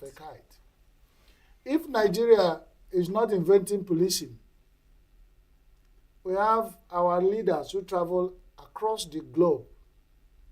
Nigerians, especially the elites, are one of the most traveled in the world because they can afford. Those places they go, I am sure the IGP of Nigerian Police Force have ever traveled. He's not a novice. He has seen how policing is done in those. What are we replicating here? You don't find people trotting guns in a crowd. They stay away. Because you don't move with white clothes and somebody carrying palm oil. They stay apart. There is nothing that will make police. You find in rallies, crowded places, find Nigerian police trotting dangerous weapons they are carrying in the crowd. And these are dangerous weapons. And they are weapons meant to be handled at precise and calculated moments. It's not something you carry around. And some of them carry these weapons and indulge in what people they are supposed to protect with weapons are indulging in. And we're trying to be fair. I know that what is good for the woman who has belly is also good for you. But you wait. As a journalist, when we go to events, I have been a cameraman for a long time in my life. You don't drop camera to go and rush beer or amala or semo. In most cases, you come to events, you don't even eat. But people in Nigeria who know they invited you, always when the event is over, they keep something around for. I've seen where policemen are entertained separately after events. Who are they protecting in the crowd? A very good question. Because most times you find out that these Nigerian politicians, they are attached to some Nigerian politicians. No, but I've seen some decent politicians who come and said, I went to Ghana. I'm not comparing because that's something they hate to hear. I went to an event in Ghana. Pan-African Festival, Pan-Afest. In the hall, there's one Ghanaian senior official, I think vice president, was needed to be at the high table. And the one gun-trotting policeman, and the whole hall rose and said, my friend, get out of here. And who is here to kill you? We are here for Pan-African Fest. And the man understood the event and said, please step outside. Just go at some point and gather. It's not even safe for the ones gathered. And there should be some kind of rules to engage policemen carrying guns in such an event. Why carry live bullets? No, the idea is that they are policemen at all times to guard that crowd. they should guard the crowd, not from within. It's from our side, so that even themselves will be safe. With a crowded place in a stadium or in a rally, and I see it. The recent place where our Muhammad Buhari, our president, was buried, you saw so many of them trotting guns inside crowd. Anything happen. No, it's commonplace now. And some of these guns, who services them? When we are there last used, the one you want to leave as a policeman, you go to the armory, they sign you weapons. Some of them are not oiled, some of them are not, some of them are cranky, some of them, and then some of them, in the heat of the moment, forget whether it's in safety mode or not. Yeah. And even the safety modes can be faulty. The idea is stay off to minimize the risk at a wedding event, a 10-year-old. What will the spirit of this 10-year-old pray for Nigeria in heaven? That these are people who do not value life. They cut my life short in a wedding ceremony. What a way to die. Our wedding days, Femi Osofisho wrote a book. He said, birthdays are not days for dying. Why should somebody die at a wedding ceremony? It's because it figures in Nigeria we do not value life. They've counted that one. Who knows whether the person, 10-year-old boy that was caught in prime, should have been Nigerian future president. And so, all right. That's about a bad way to start. Dissecting Buhari's years of reign, the good, the bad, and ugly. Thank God there are times he putting it that way. Meaning, when you put your hand in that bad spot, you must smell something. What am I trying to say? Nobody is an angel. We can only, as human beings, weigh it. What we are asking is, if you offer yourself to serve Nigeria, let your good at least outweigh. But nobody expects you to be perfect. But when it becomes clear that some avoidable mistakes as leader you make and people are shouting, and most of them they are shouting because they were not explained. Nigerian leaders don't carry anybody along. Throughout the 8 years of General Muhammad Buhari, how many days did he address Nigeria? 157 days he was in the hospital. When he came, and those hospitals where he go to, it's only when he died now they were telling us London Clinic. Nobody has told us the clinic.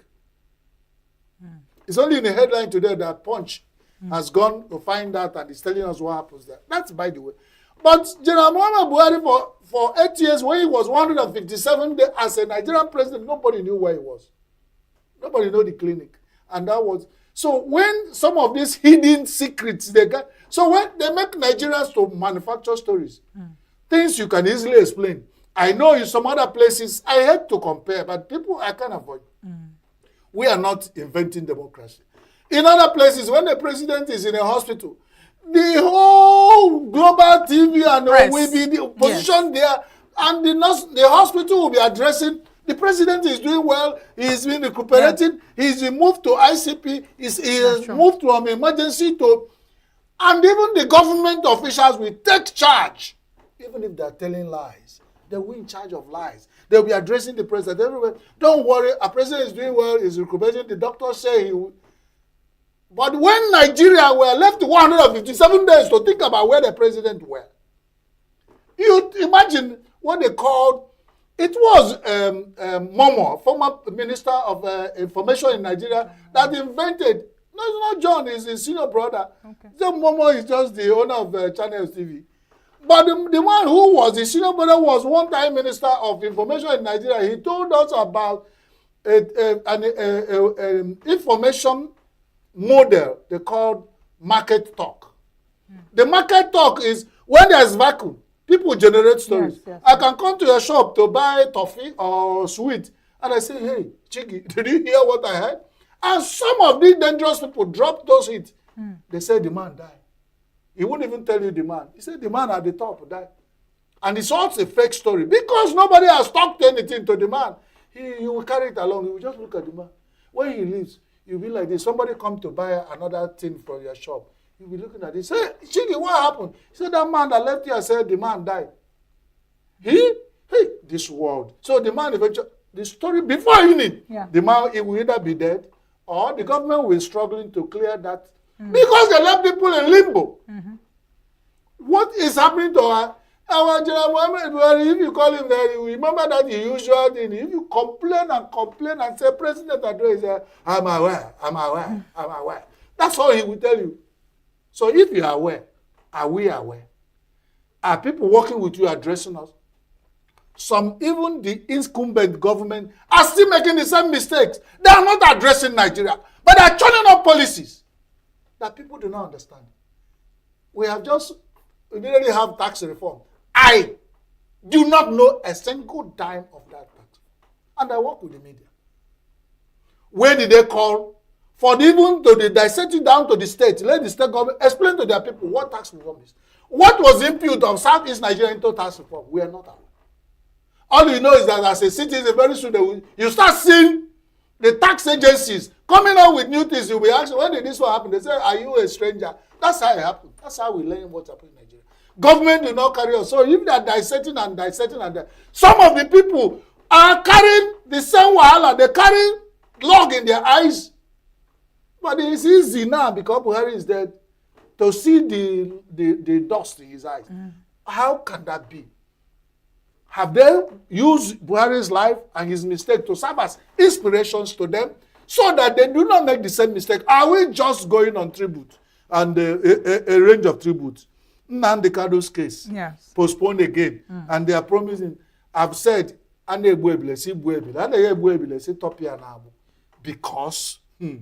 because the more we do that, we check cost of everything we do. The cost of holding Nnamdi Kanu constant. When every court in Nigeria has said the man is free, the man is innocent.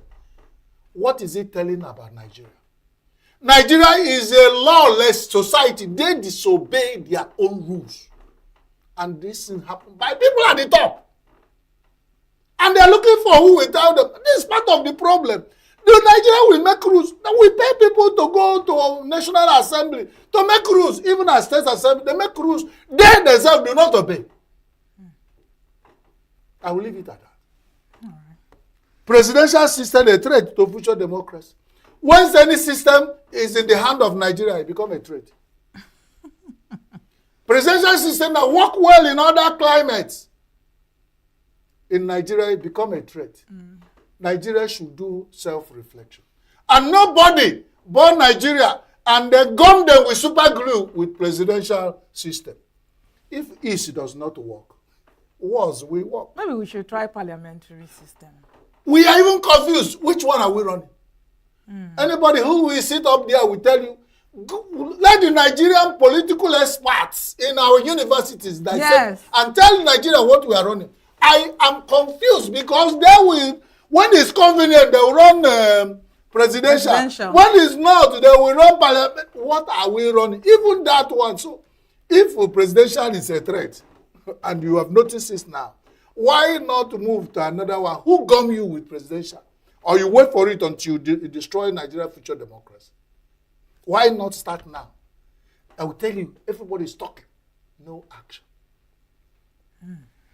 We have inside 3,500 pounds clinic per day. Elite London clinic where Buhari died. As at yesterday, as at this morning, Nigeria Naira exchanges for about 1 naira. No, one pound exchanges for about an average of 2,500 naira. Times it per day. Go to the same elite clinic. We still have a lot of Nigerian big men there. If you convert this money, it can pay the highest experts in Nigeria. You can pay up to 10 of them. There was one time we sat here, we were saying the heart experts are about 60 in Nigeria. The whole of 240 million. We only have about 6 left. Those ones are too old to japa. That was why they stay. And they have established a long range of consultation in Nigeria. And then it's difficult for them to, otherwise. And those ones who are poaching from us, you know what happened? I was analyzing. A Nigerian doctor leaves. After Nigeria, the parents have spent years, over 17 years training a medical doctor by sacrificing and going hungry.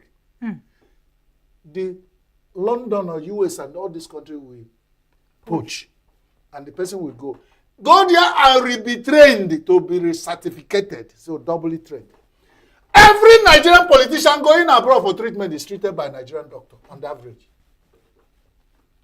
I wish I'm in that position. If you come there, if I don't give you, what did they want? They used to preserve a corpse. Oh my goodness. That's what I will inject. Trust me. You do not pay us in Nigeria, and you go around London to meet me. After I will leave all my people to go there, to work in a strange land with all this salt, and you come for treatment. I will give you. You will lose your license. You will lose your license. I said that whatever. Now it's them that know. It's only the husband, the wife, the woman that know who is the husband, the father of the child. Some of these doctors, if they want to kill you and not lose certificate, they know. So our life is in their hand after God. I'm telling you what I will do. Because it is, when you come, Nigeria is a cemetery. London is El Dorado. And some of us will jump at selling everything we have to go there. You will come back there. When you can't pay here, you come there to pay 3,500 pounds per day to treat. Convert it in Nigerian money. You can pay 600 doctors in a month. That's what you pay for there to treat yourself. And you say these politicians they have human mind. Why should you want to bite me? The other side, if I want to bite you in the head, you want me to fear your brain. Now, tit for tat.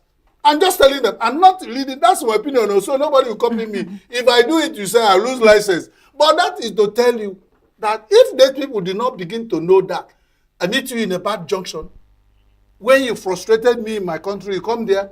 Not only you life, they're sweet. No problem. 150 billion presidential jet returns from South Africa after refurbishment. 150 billion. No problem. I don't know how much we are owing, how much. So we call billions. You get dizzy in Nigeria, but you don't. It doesn't affect in our life. It doesn't. I don't know. This is why you're doing hand like this. 1 year after Supreme Court judgment, LG autonomy is still in limbo. Still in limbo.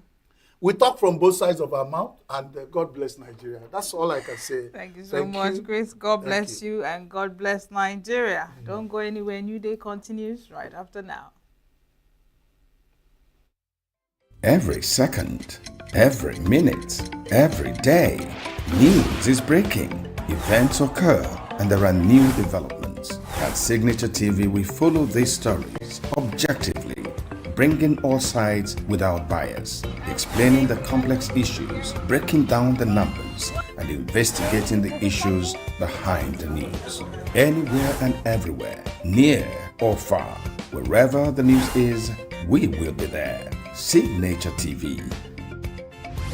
News in your pocket.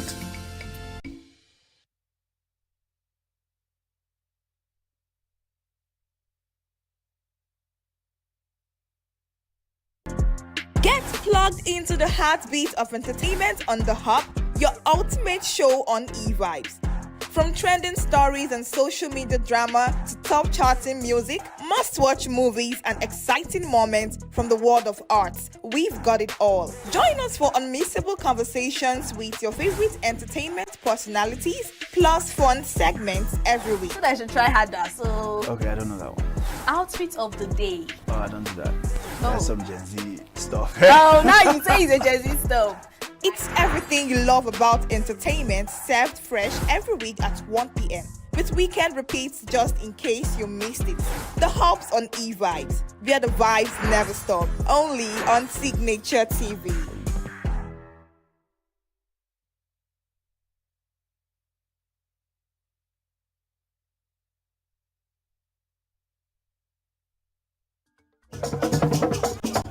With a population of about 36 million people, the Southeast is awash with stories. Every day on Southeast News, we tell the peculiar story of the Southeast and her people. Our Southeast should be the Silicon Valley of Nigeria. Their successes, achievements, and daily challenges. Do you have a Southeast story to share? Community achievements and challenges, completed and uncompleted projects, bad roads, water scarcity, erosion, flooding, insecurity, or even disagreements? Bring it on to Southeast News. On Southeast News, no story is too big or too small. Southeast News. Let's tell our story. Showing on Signature TV every weekday at 4 p.m. WAT, 1600 hours GMT.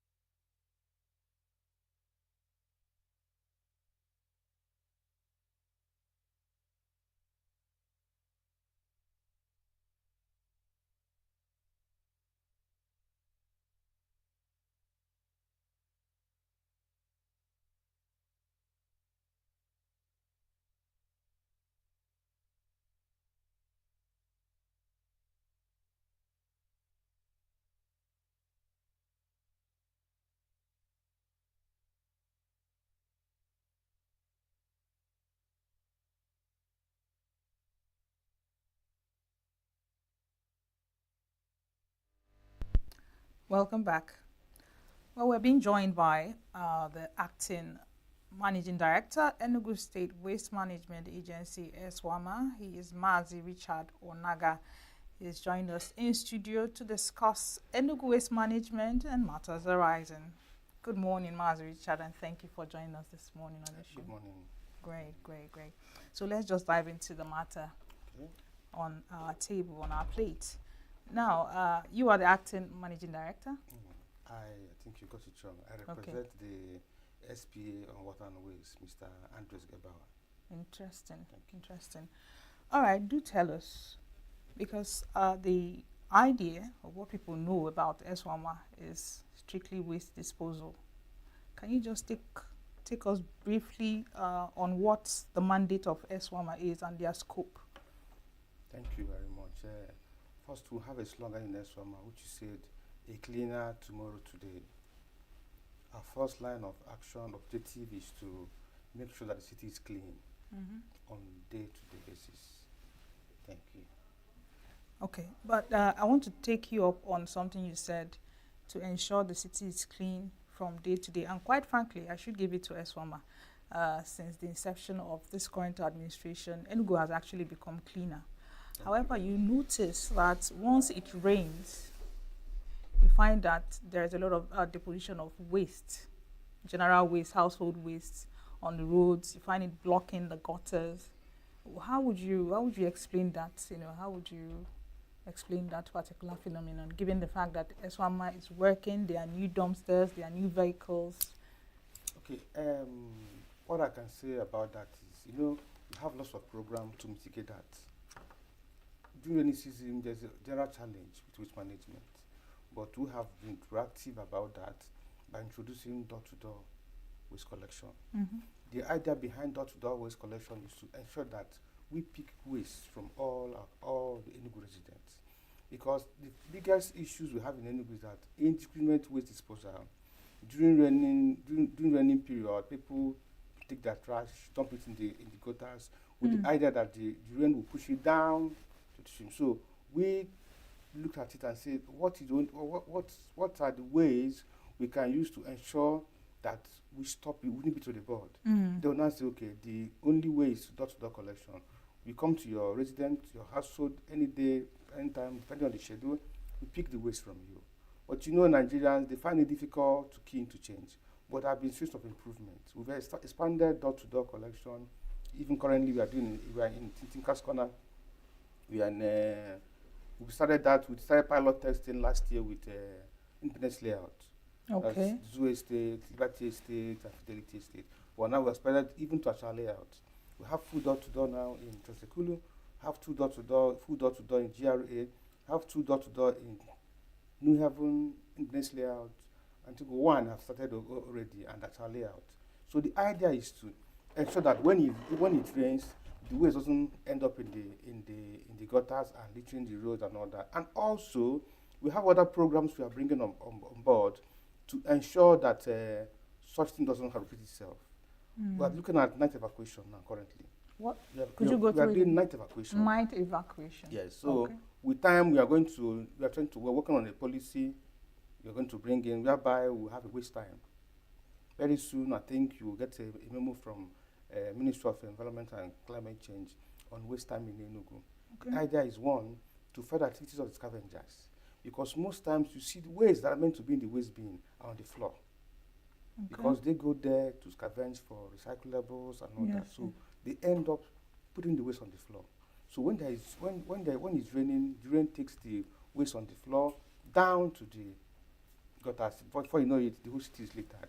So these are the measures we want to put in place to ensure that we nip it to the bud once and for all. Thank you. Absolutely. We're going to get to the scavengers very soon, but I still want us to talk about this door-to-door campaign. Okay. You know, in places, you did mention that the pilot started in Independence Layout and is gradually being scaled. Now, in places like Awapa, you know, there's this new road. In fact, there are new roads springing up everywhere, and of course, new gutters springing up. But there are some places you get to in Awapa, those new gutters have already been blocked. What's ESWAMA doing about this? Now, what we have identified such places. Okay. As I think one each day we have gone around, we've seen all those places.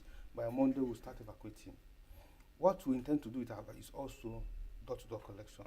We are trying to locate a transfer station, because without a transfer station, you cannot do door-to-door collection. Once we get a transfer station, we'll kick off with full door-to-door collection, because these are the main areas you have such practices.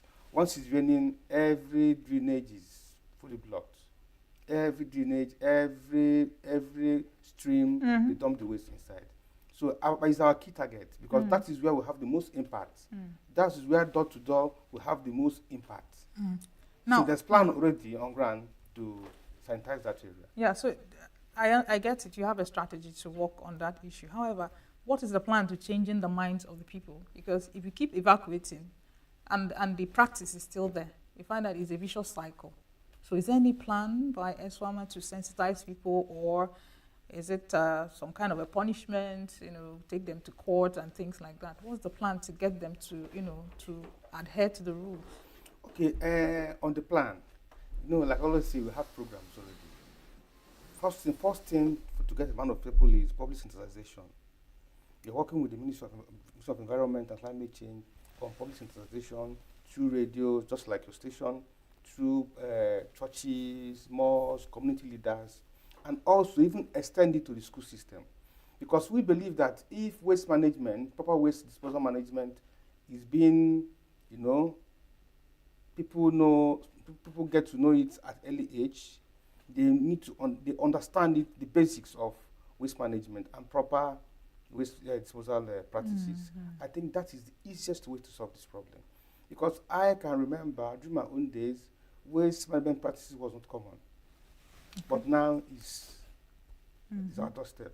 So we are looking to go beyond public sensitization to education, to the schools, both starting from nursery, primary and secondary, to do some campaign, an awareness campaign that teaches the young child that you need to start learning how to dispose your waste at an early age, which we believe in later in life, they will imbibe the practice and spread it.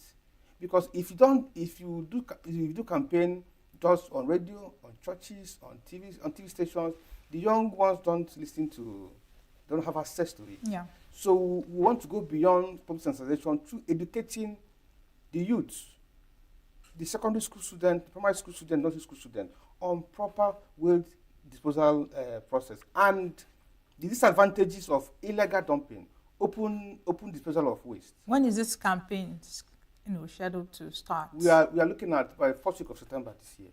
Okay, for first the week schools. of But September. the ones for the sensitization is already going on the radio, go to Afia TV, go to other stations. We'll talk about waste, proper waste management, the dangers of illegal waste disposal on the health of the society. So we have plans, like I said, programs already mapped out with timelines. So I believe by January next year, we'll have an improved, sustainable waste management system. Talking about sustainability, growing up, I grew up in Enugu. We saw incinerators, placed at strategic places within the metropolis. So you take your waste there, everything is incinerated, right? As against this particular model that we're using now. So where do our wastes end up? Because with incineration, we know that they go up in flames. But climate change people are telling us that it's not good for our climate. So our waste, where do they go to? How is it treated? In line with what His Excellency to Enugu State, there have been population explosion, which I've taken note of. Because in Eswama, we have data of waste collected every day. But we found out that for the past 4 months, the collection rate have gone up. And the amount of waste on the street have also increased. There has been population explosion, people coming to reside in the city because of all the beautiful things His Excellency is doing, infrastructure development, security architecture, and the rest. Now, we have a plan. Currently, we are talking with our investors, want to do a PPP with investors that will come in and build a standard recycling plant. The end point is a recycling plant, a biogas system whereby you can do waste to electricity, waste to cooking gas, waste to compost manure, and energy. We also have plastic to bricks. These are initiatives, these are the plans we have on ground. So with time, the old way of disposal is going to go, so that all the recycling plants, we already have a concept for it. In locations, not like one location, we're looking at 4 locations. So that if you have a recycling plant in Enugu East, you have one again in, let me say, around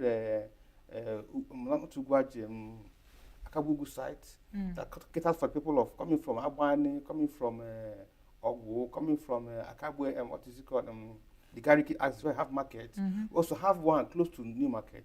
Because, if you're going to do waste to energy, you need organic manure. And from our study, we've known the areas that have the highest organic manure. Look at the market area. On a daily basis, we evacuate 30 tons of waste, organic waste from New Market every day. The same with Akuke area, where you have the grocery market. The same with MNA area. So we have identified these areas where these things these recycling plants are going to be sited. For one, for logistic purposes. But where you have your recycling plants situated close to the raw material. So we have a concept already, and the location has been mapped out. So what we are waiting for is the funding, which I believe will come very soon. Interesting and very lofty, the plans that Enugu State has towards waste management and recycling. But currently, how do we treat our wastes? How do we manage our wastes currently? Okay. Currently in Enugu, now let me come with the door-to-door collection. Okay. Now we've experienced that past 18 months that during dry seasons, the dumpster catches fire on its own. Why? Because some of the recyclables end up in the landfill site. we started mini recycling, separating the non-recyclable materials from the organic materials. Could you explain what you mean by organic, non-recyclable, recyclable? Okay. Okay, as an analysis, let me give you an example. Now, we have done waste analysis. Yeah. Waste comprises of, you have RDF, okay, have the PET, plastic, have the paper. That's non-biodegradable. Yes, non-biodegradable. Just call it, that's non-biodegradable and degradable. That's Okay. organic one. Okay. Then the organic one is the food waste, the vegetables, the proper domestic waste. So we are trying to segregate them. Like I said, we have well-detailed programs to achieve this. So after segregation, what happens? Do you burn it? Do you bury No, it? we don't burn it. We recycle it. We send it to recycling companies. That's why we're having some mini transfer stations. When we bring the waste, we separate the non-recyclable from the degradables and move them to the landfill site. So that's why we are working so fast to establish the recycling plant, because that is the way to go. Yeah, you're well aware of a landmass around Ugoyama. That's the landfill site. Yes, yes. What's that site being used for currently? Is it still active? Yes, it's still active. You know, there we'll have what exactly happens there? There we'll have a weighbridge system, automated weighbridge system. Because the first thing, for you to attract investors, we will have a detailed plan, a data base. Sure. Because they look at the data base. I have some proposals, people coming and saying, I want to partner with you, but I need some statistics. I need to know how many tons of waste the state can generate. Because that determines the amount of capacity, the biodigester I'm going to bring in. I need to know the waste disposal pattern. I need to know the collection process. So at the landfill side, we have a data room there. Once a truck comes in there, it climbs the weighbridge. It measures the tons of waste, the ton of waste being brought by the truck, which is being have a detailed plan, and a search can be performed since the day we started. The amount of waste we have collected, then we dispose. All we do is that when we dispose, we put in. We have some waste coming from some companies like Sapphire. We have some what is called clay materials that comes in. When we lay the waste, we lay the clay on top. Okay. We lay the clay on top just to ensure that the waste is properly to decay properly and all that. Okay, interesting. So how do you handle medical wastes? Okay, currently we have some designated tricycles that handles collection of waste from hospitals. We're expanding it, like I said. This is the way to go, the door-to-door collection. Because normally before, they mixed together, and it makes evacuation difficult. So what we have done now, we are talking with the Guide of Medical Doctors Association, telling them that we already have 2 tricycles. As at this, after our meeting, we have increased it to 3 tricycles. Going to hospital, we have database. Like currently, we have enumerated all Are we talking private hospitals or government? No, most government offices or hospitals manages their own waste. They manage their own waste. Yes, but the private hospitals, what we do is we do mini incineration at the landfill sites. So we send the tricycles that collects only medical waste. They move it, aggregate it, move it to landfill site and incinerate. Okay. So let's talk about a SWAMA fee. Okay. You know, it's an unwritten code of some sort that the fee of SWAMA when you're a business person is the beginning of wisdom. Okay. Has there been a way that collection of fees, SWAMA fees, has been, streamlined or made easy? What is the process? How do you pay your SWAMA fee? Do you pay to agents or you go to the office? How is it done, especially with this door-to-door campaign? Okay. I'm happy you asked this because, finance is the lifeblood of every organization. Yes. This administration came in and streamlined payment collection process. We've automated our system. What we have done for the past 6 months is to do an enumeration. Every business, every household in ENUGU state, we have it on database. And we have what's called gazetted fees for business and household. We have the partner for the e-ticketing system. They go from house to house to collect SWAMA fees. There's an agent. You can also pay online. The agent goes to the household, issue you a bill, tell you, master, this is your bill, make your payments, you can pay online because there's a code. You have a code you can press, your bill pops up.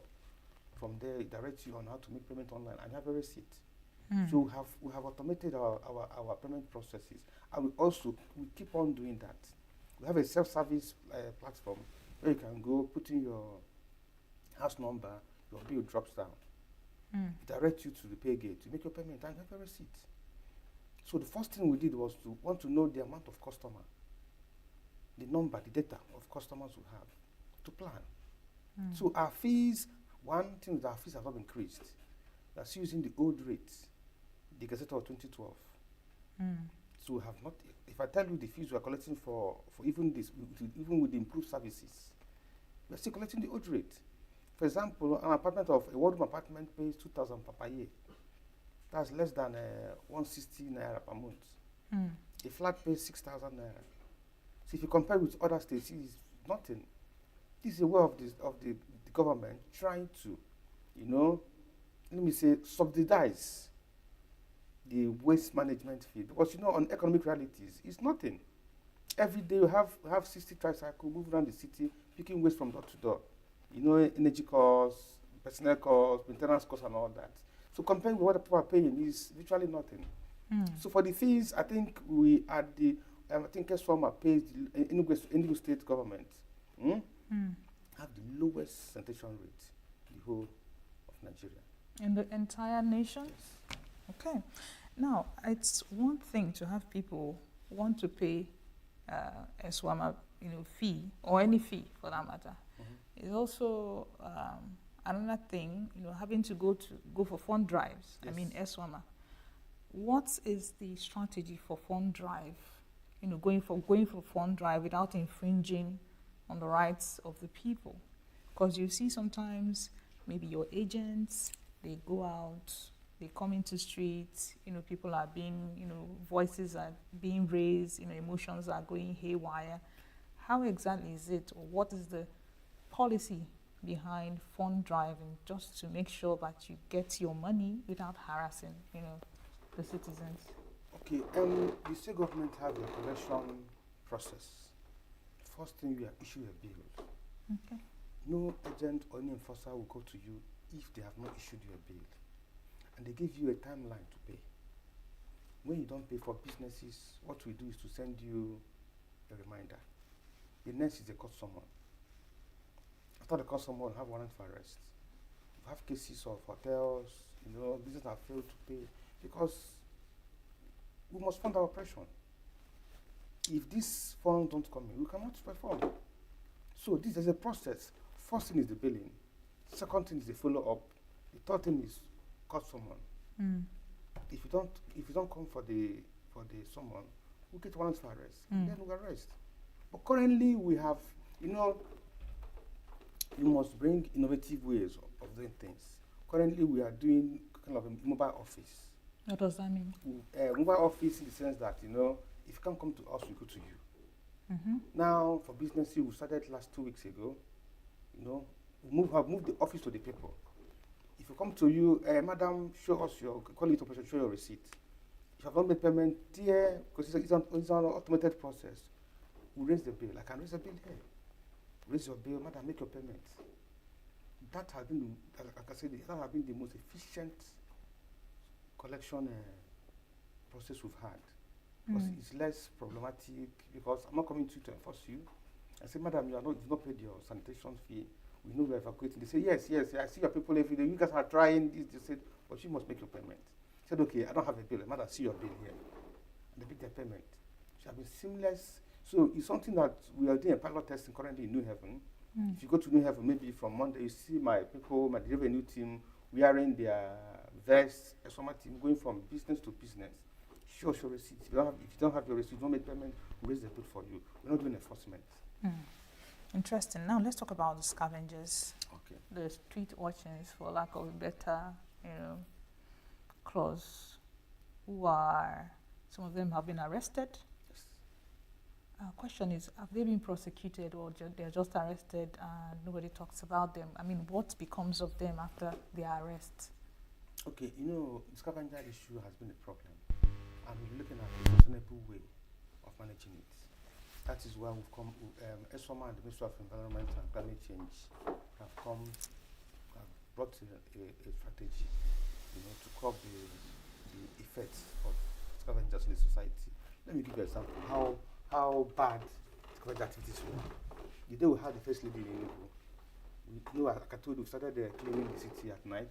We finished cleaning the city at night. In the morning, some people brought waste to the waste bin.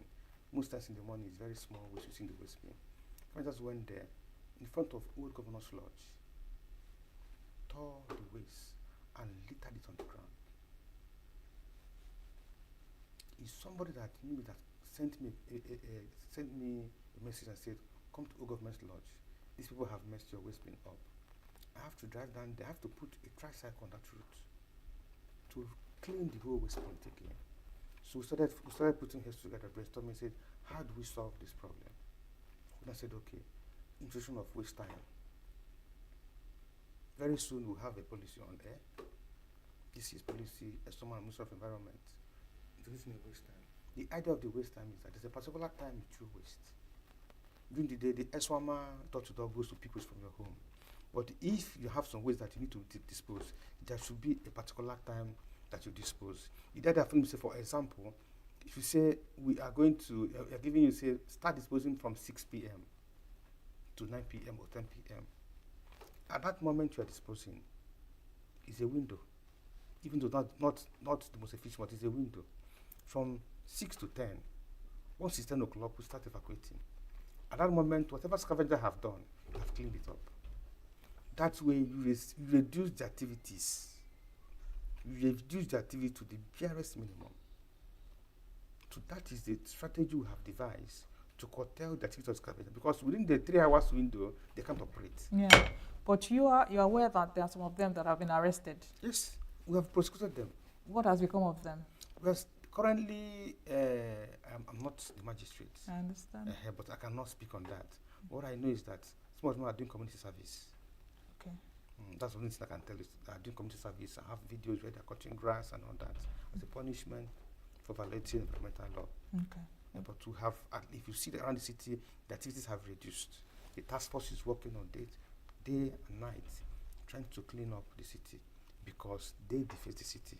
Sometimes you see them along Bisara Road carrying bags, pushing trucks. So it's not a sight to behold. So the state government have given an instruction, a mandate that we need to rid them of the city. They can be engaged in other things. Some of them we've employed as sorters. So we have programs that are going to, engage them meaningfully. Yes, have some of them working for us. Good. Some have approached. Some have come to us said, okay, go and work with this waste picker. Some of them are door-to-door pickers. So because they do it very well.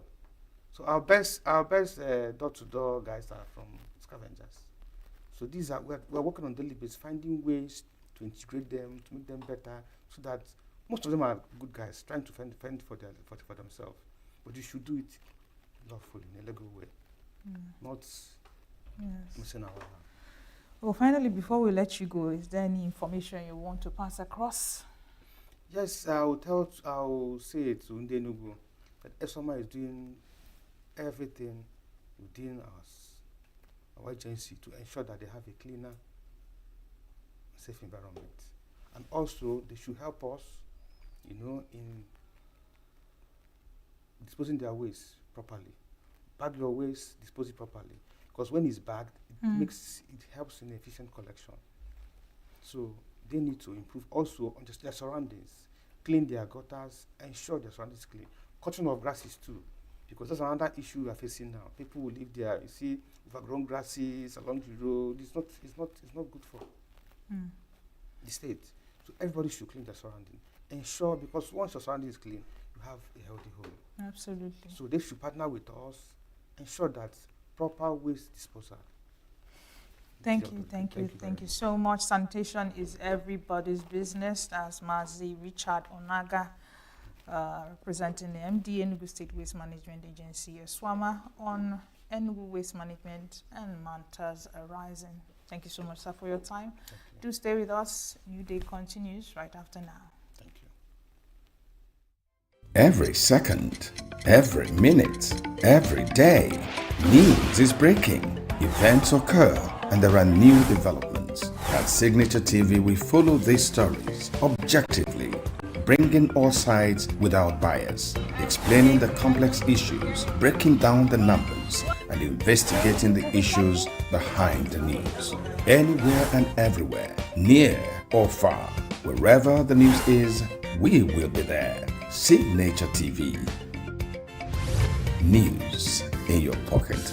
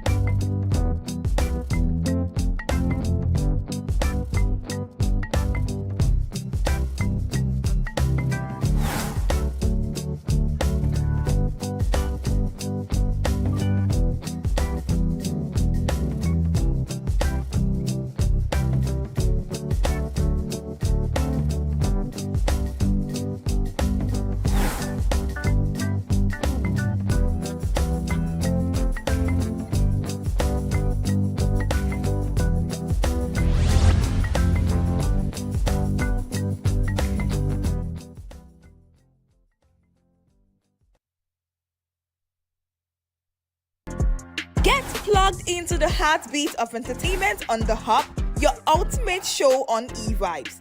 From trending stories and social media drama to top charting music, must-watch movies and exciting moments from the world of arts, we've got it all. Join us for unmissable conversations with your favorite entertainment personalities, plus fun segments every week. So I should try harder. So Okay, I don't know that one.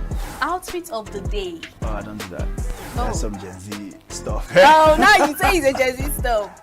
It's everything you love about entertainment, served fresh every week at 1 p.m. with weekend repeats just in case you missed it. The Hub's on eVibes, where the vibes never stop. Only on Signature TV.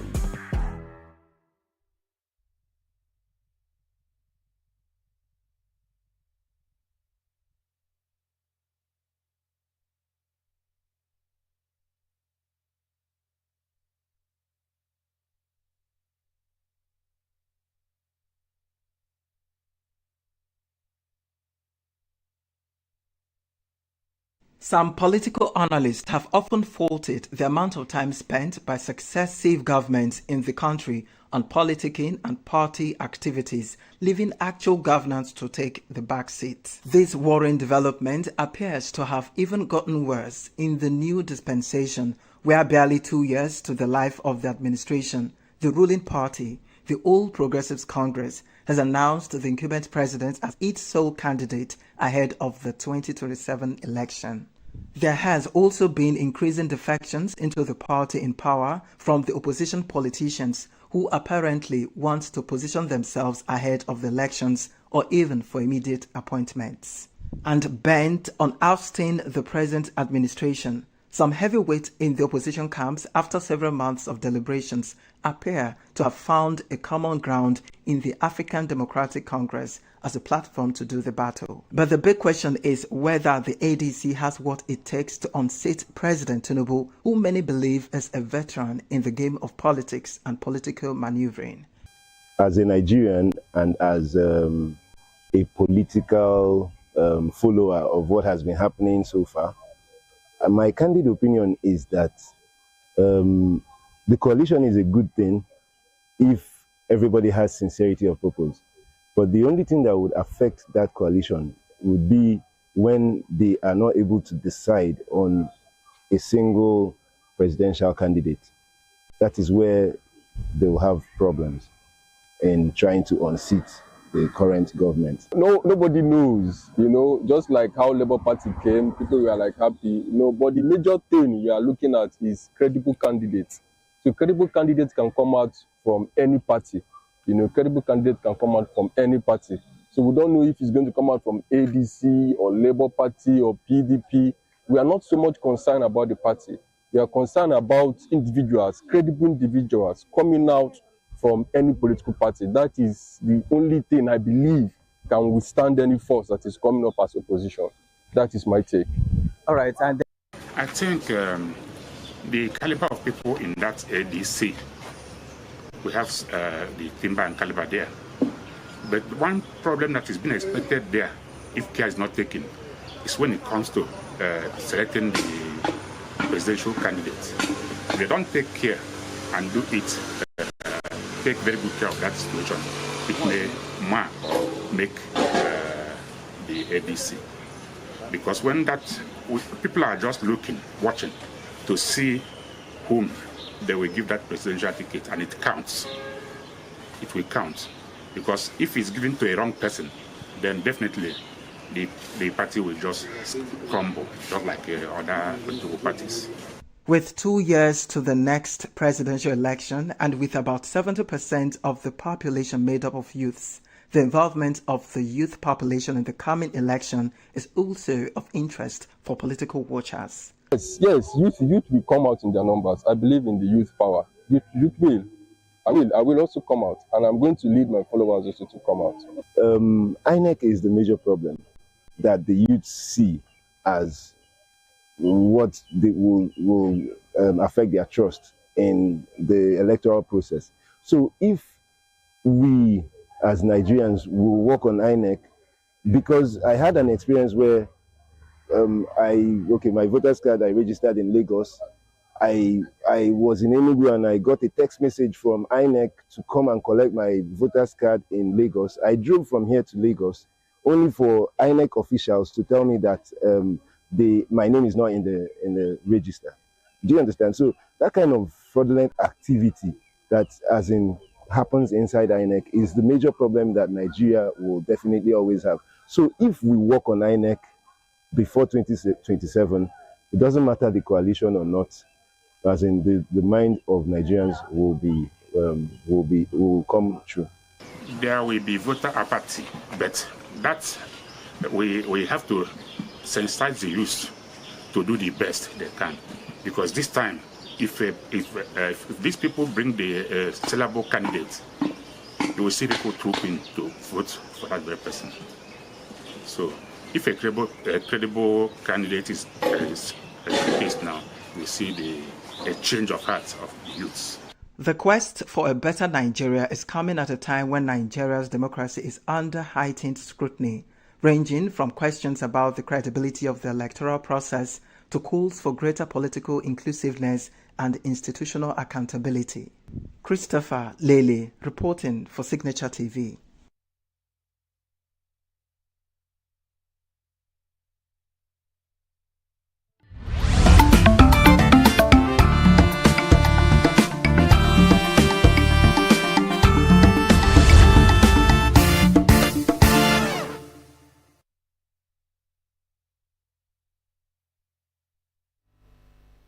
Welcome back and welcome to Weekend Retrospect, where we bring you highlights of some of the conversations we had in the course of the week from Monday through to Friday.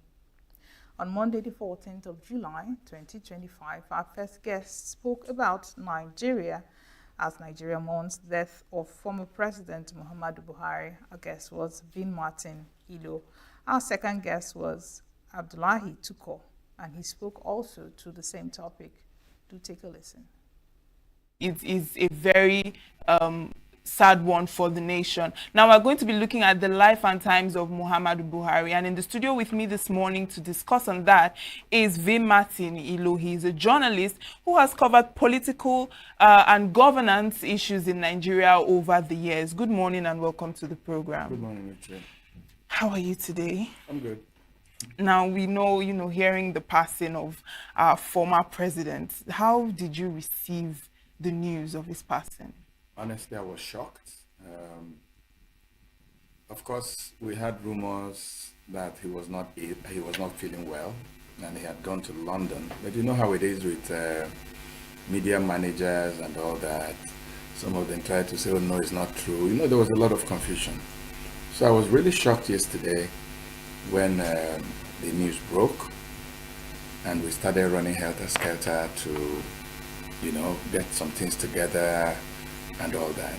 And I like what you said. He's been part of our history, turbulent history.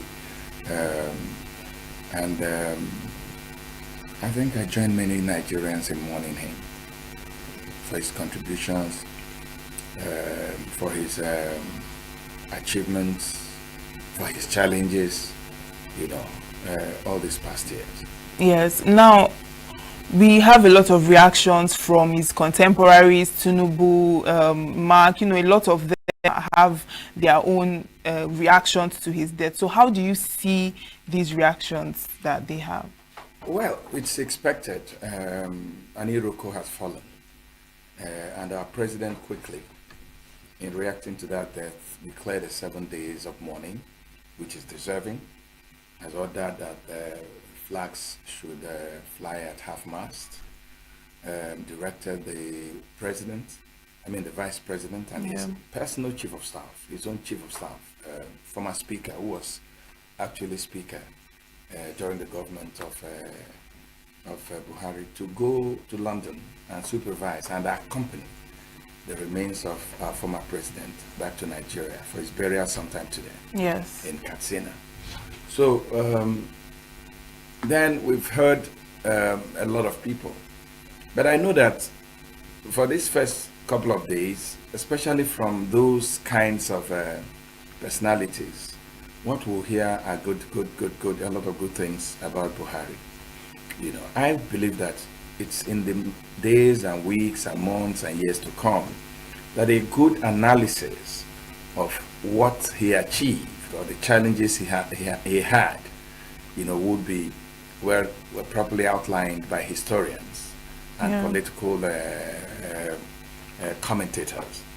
But I think that a lot of the reactions have been kind, and I don't think that they're out of place, because a man who had been president twice, if you look at 83 to 85, it's about 2 years and some days, then clear 8 years, that's more than 10 years in the saddle, and it's coming to that level with just one other man in Nigeria, Olusegun Obasanjo, who had been president as a military person, and then became president as a civilian. Yeah. So people have talked about his signature anti-corruption, war against indiscipline mantra. I've talked to a lot of political gladiators, players in Nigeria, and they have accused Buhari of so many things, but nobody has really said that Buhari was a corrupt person. It's difficult to hear that. I've not heard anyone say that Buhari was not committed to the good of Nigeria. I've heard people say that, Buhari likes to delegate, and when he delegates, he doesn't follow up, he doesn't keep a tab on it. People that work for him are corrupt, they get away with a lot of things. That might be true.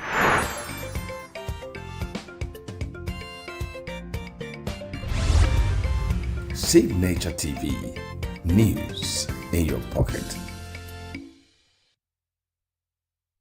for the country, both during his administration and after his administration? Really, I should say during his administration, especially when he was the military head of state, war against indiscipline impacts positively on the minds of Nigerians. But later, the discipline started demising in the mind of Nigerians because it wasn't enforced again on Nigeria.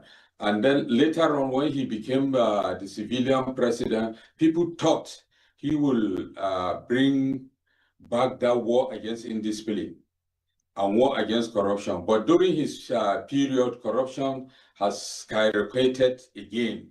And now, still, or presently, corruption is on the high rate in Nigeria by Nigerians, really. So we don't know whether the present administration will bring back that war against indiscipline so that to be inculcated in the minds of Nigerians so that Nigerians will be disciplined and be free of corruption.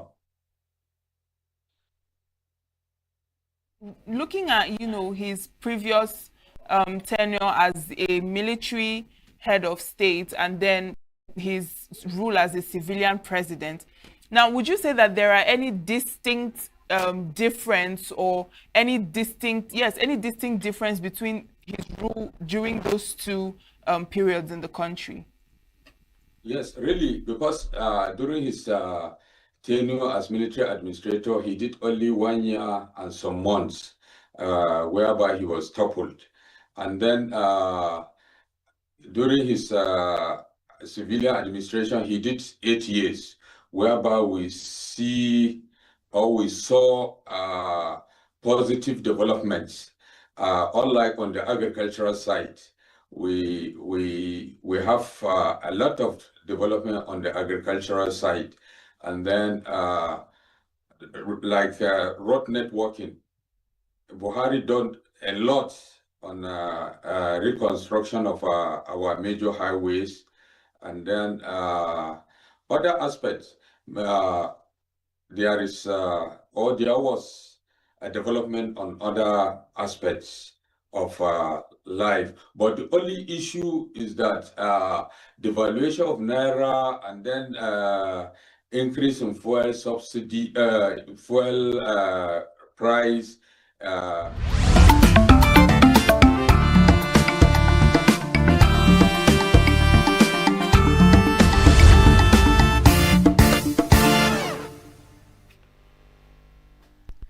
On Tuesday, the 15th of July 2025, we spoke about Nigeria mourns General Muhammadu Buhari. Our first guest was Asim Adams. And we also talked about the ADC political coalition platform, prospects and challenges. Our second guest was Ozoma Nobis Elendu. Take a listen. We continue to have conversations around him and the feeling of people as regards his passing. Now, joining us via Zoom this morning is Asim Adams. He's a legal practitioner and public affairs analyst. Good morning and welcome to the program. Good morning to you. Good morning, Nigerians. Good morning. Yeah, thank you for joining us. Now, first of all, let's start with the passing of former President Muhammadu Buhari before going into our conversation today. Now, how did you receive the news of his passing? Well, thank you very much. I received the news of Buhari's passing, just like the death of any other Nigerian. After all, about 3 days ago or thereabout, I lost my uncle, I lost friends. So I saw nothing special, the news of the death of President Buhari. So it's just a normal thing for me. All right, and also seeing the reactions from his contemporaries and the tributes that are pouring in from all areas of the world, how do you see these reactions as regards his death, both from his contemporaries and from the citizens as well? Well, the reaction has been mixed. There have been mixed reactions in the sense that there are those who are Buhari's supporters. They like him so much, they love him so much, and there are those who are against him, even up till his death. They hate him. There are those also who see him as somebody that's a very wicked leader. There are those who see him as a superhero. So but for me, I do not see Buhari as a superhero. I see Buhari right now as a Nigerian with ethno-religious flair. A man who believes in ethnicity and tribalism. And I believe that even though he's gone, we are not supposed to talk ill of the dead. But Buhari brought a lot of starvation, hunger, and sufferings on Nigerians, not just when he became the civilian president, but when he was even the military head of state. And I find it difficult to believe that this man or these people is 82 years old. As I speak with you, I don't know, you can hazard a guess how old you think I am, but I'm speaking that in 1983, when Buhari came into Nigeria political firmament to take over, he's a coupist.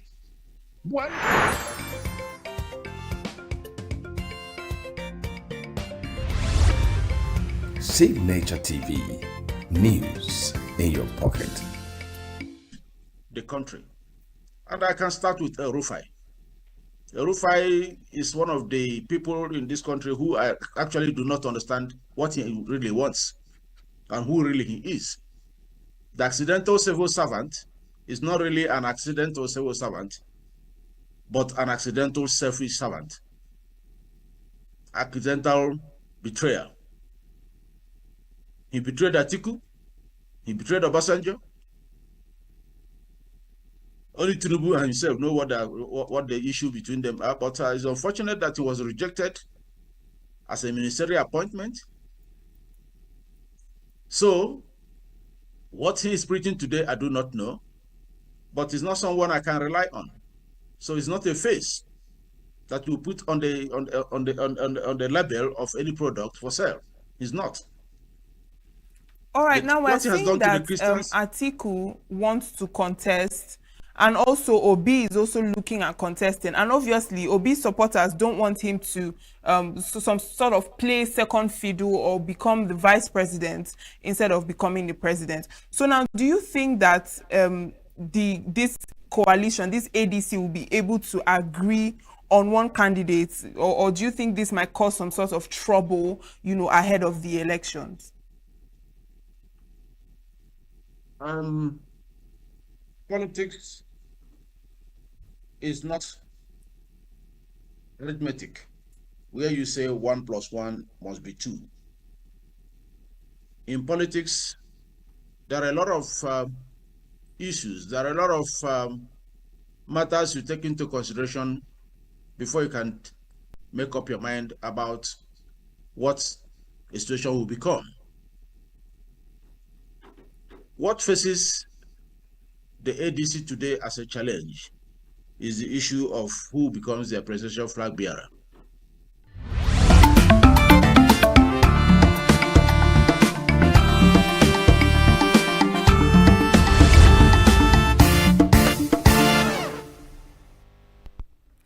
On Wednesday, 16th of July 2025, our first guest was Sebastian Okafor. He talked about the elderly care and home medical care service boom in Nigeria. Second guest was Ugochukwu Ugweje, talking about 2025 gubernatorial election build-up in Anambra State. Take a listen. Commentator. Good morning and welcome to the program. Good morning. Thank you. All right, now before we start with our conversation, we know that the country is mourning the death of our former president, Muhammadu Buhari, and he was laid to rest yesterday in his hometown. Now, upon hearing the news of his passing, how did you receive it? What was your reaction to his death? Well, personally, nobody rejoices over the death of one. I felt he did well. But as a civilian president, if you ask me, I can, if it is percentage, I can give him 25%. At the end of the day, he buys a bus, a shuttle bus, what they call shuttle bus, this bus, small buses, leaves the house, goes to somewhere and becomes a tenant. 3 months after, the shuttle bus is gone. He lost the bus, he lost the house, he lost everything. So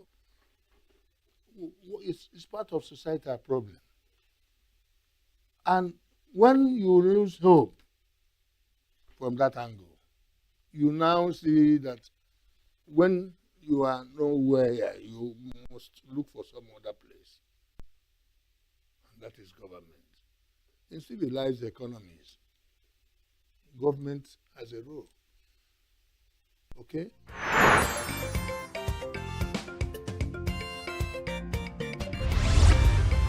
Signature TV, news in your pocket. Anambra State, a lot of things. Anambra is a unique state. When you talk about the both states, you don't. Anambra, everything goes different. If you count back to 1980 or 1979, Anambra and other eastern states, they don't go the way of that school.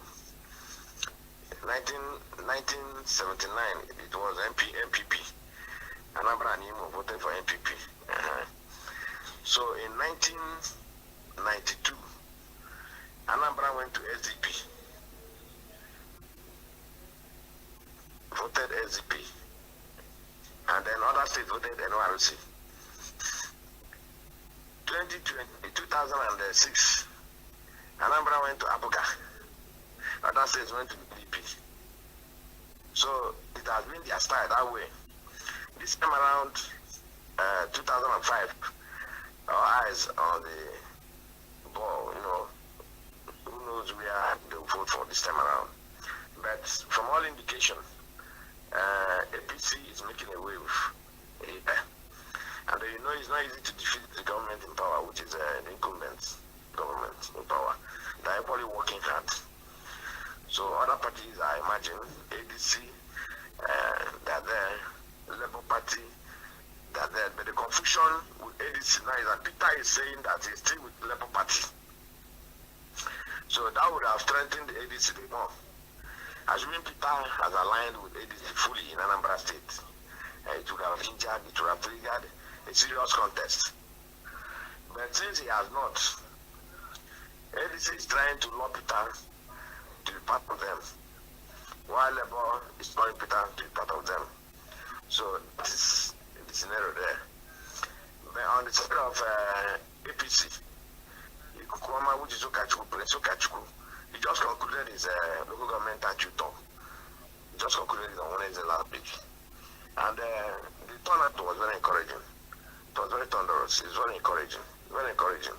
That it had to set Abuja on their toes. That they began.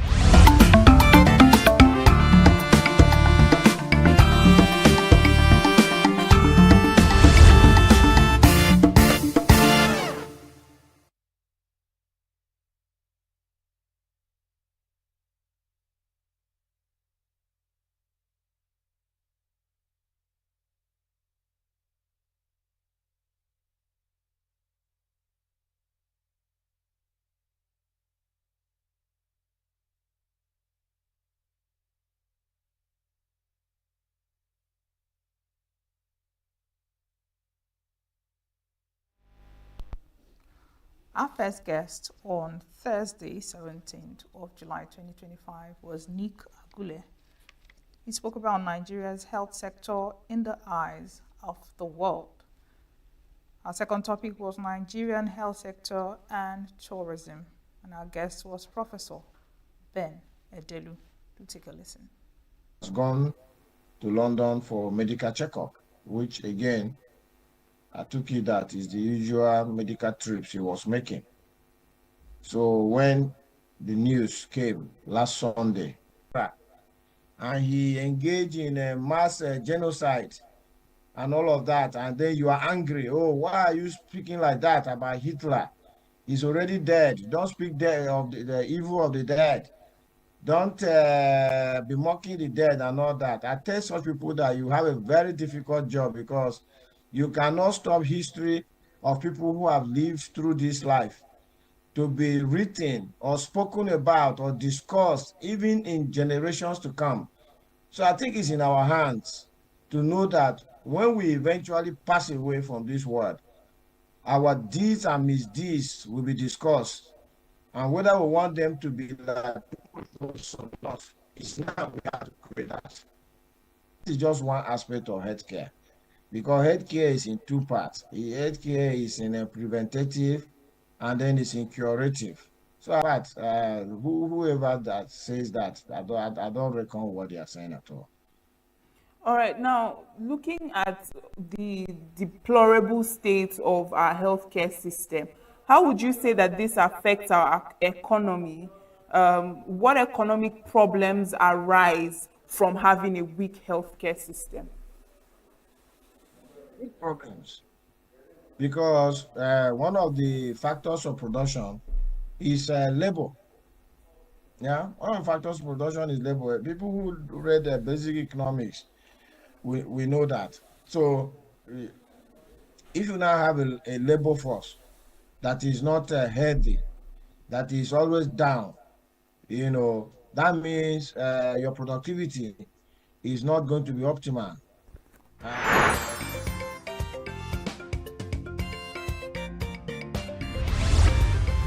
Signature TV, news in your pocket. You know that all of us in this world will surely die one day or the other. So, but I think he has really done, well, I said, what? Yeah, well, let's start with the health sector finance. Financing the health sector in Nigeria, the finance is so poor. I remember in 2001, there was the AU. They had a meeting in Abuja. There was the African Union. And there they agreed that each country should budget at least 15% for the health sector. Nigeria has not even done up to 5-6%. And you can imagine our whole population, and then you look at the budgets every year, more than 70 to 80% of Nigerians pay for health from their pockets. And you know the implication of that. A lot of people can't afford the health care. And that's why we have a lot of mortalities. People are dying in their homes, in their churches, in some just prefer to patronize the alternative healthcare versus this traditional healthcare. So that's why you have a boom in that sector too. And what's the implication of that? You have unregulated, intake of traditional medicine and concussions, and they end up with kidney damage, liver damage, all still coming back to the health sector for treatment, which they can't afford. So we have quite a lot of challenges. Yes, we do. But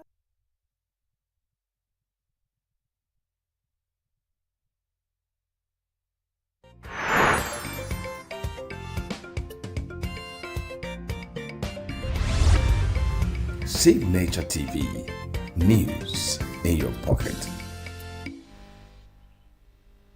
Well, that's much we can take on retrospect today. Up next is Political Circle, talking about coalition fever, the Ebonyi perspective. You take a listen.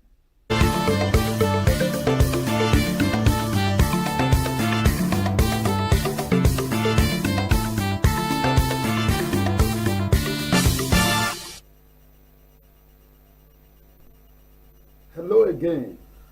Welcome to Political Circle. In a rapidly unfolding political drama, the Ebonyi State political atmosphere is heating up. Governor Francis Nwifuru has publicly declared that true politicians must always expect opposition, and he insists he remains unshakable by the recent coalition of political parties, both within Ebonyi State and across the nation.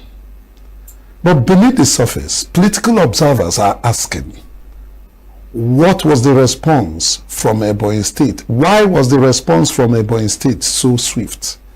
Is the governor merely confident or subtly concerned? And is the so-called coalition already being hijacked in the state? These questions and the forces at play are what we'll be dissecting today. Welcome again to Political Circle, your deep dive into the power plays. My name is Luke Mbo, and I'm joined today by a political actor in the person of Barrister Okeze Frederick Nwambo. He is a member of the Nigerian Institute of Chartered Arbitrators, a notary public in Nigeria, former coordinator of Amasri Development Center, Afipu, Ebonyi State, a seasoned private legal practitioner. Barrister Okeze Nwambo. It's my pleasure to have you today. My pleasure too. You're welcome. Well, before we get started into our topic today, which is coalition fever in Ebonyi State, I'd like you know that our former president, General Buhari, just passed. How did it come to you? The passing? My condolences to the family and Nigeria as a whole. He was a great man, he was a good man. It came to me as a road shock. Though death is inevitable. It's a road that everybody must pass. But then, his own, I didn't really expect him to die so soon after 2 years of leaving office. But then, what can we say? We are human. It's his time. I believe it was when he was destined to die that he died. So, my condolences to Nigeria and his family. And may all the well-wishers of Nigeria. Thank you very much. Let's now come to our topic. Your governor, Mr. Nwifuru, reacted so fast to the news of the coalition of all opposition political parties in the country. Why is this so? Well, why it is so is because he knows the political terrain of where he is or where his government, Ebonyi State. Well, people may say he reacted, maybe whether it is fear or whatever. For me, having been on ground in Ebonyi, I don't think it's any fear. There is no fear in him. Why do I say so? If you go to Ebonyi State, because of his humane character, because of his disposition, because of the kind of person he is, all the opposition parties, all the opposition elements, they've all collapsed to support his government. Call it PDP, call it any political party you want to call it. I have to be honest with you. They've all collapsed because he's doing well.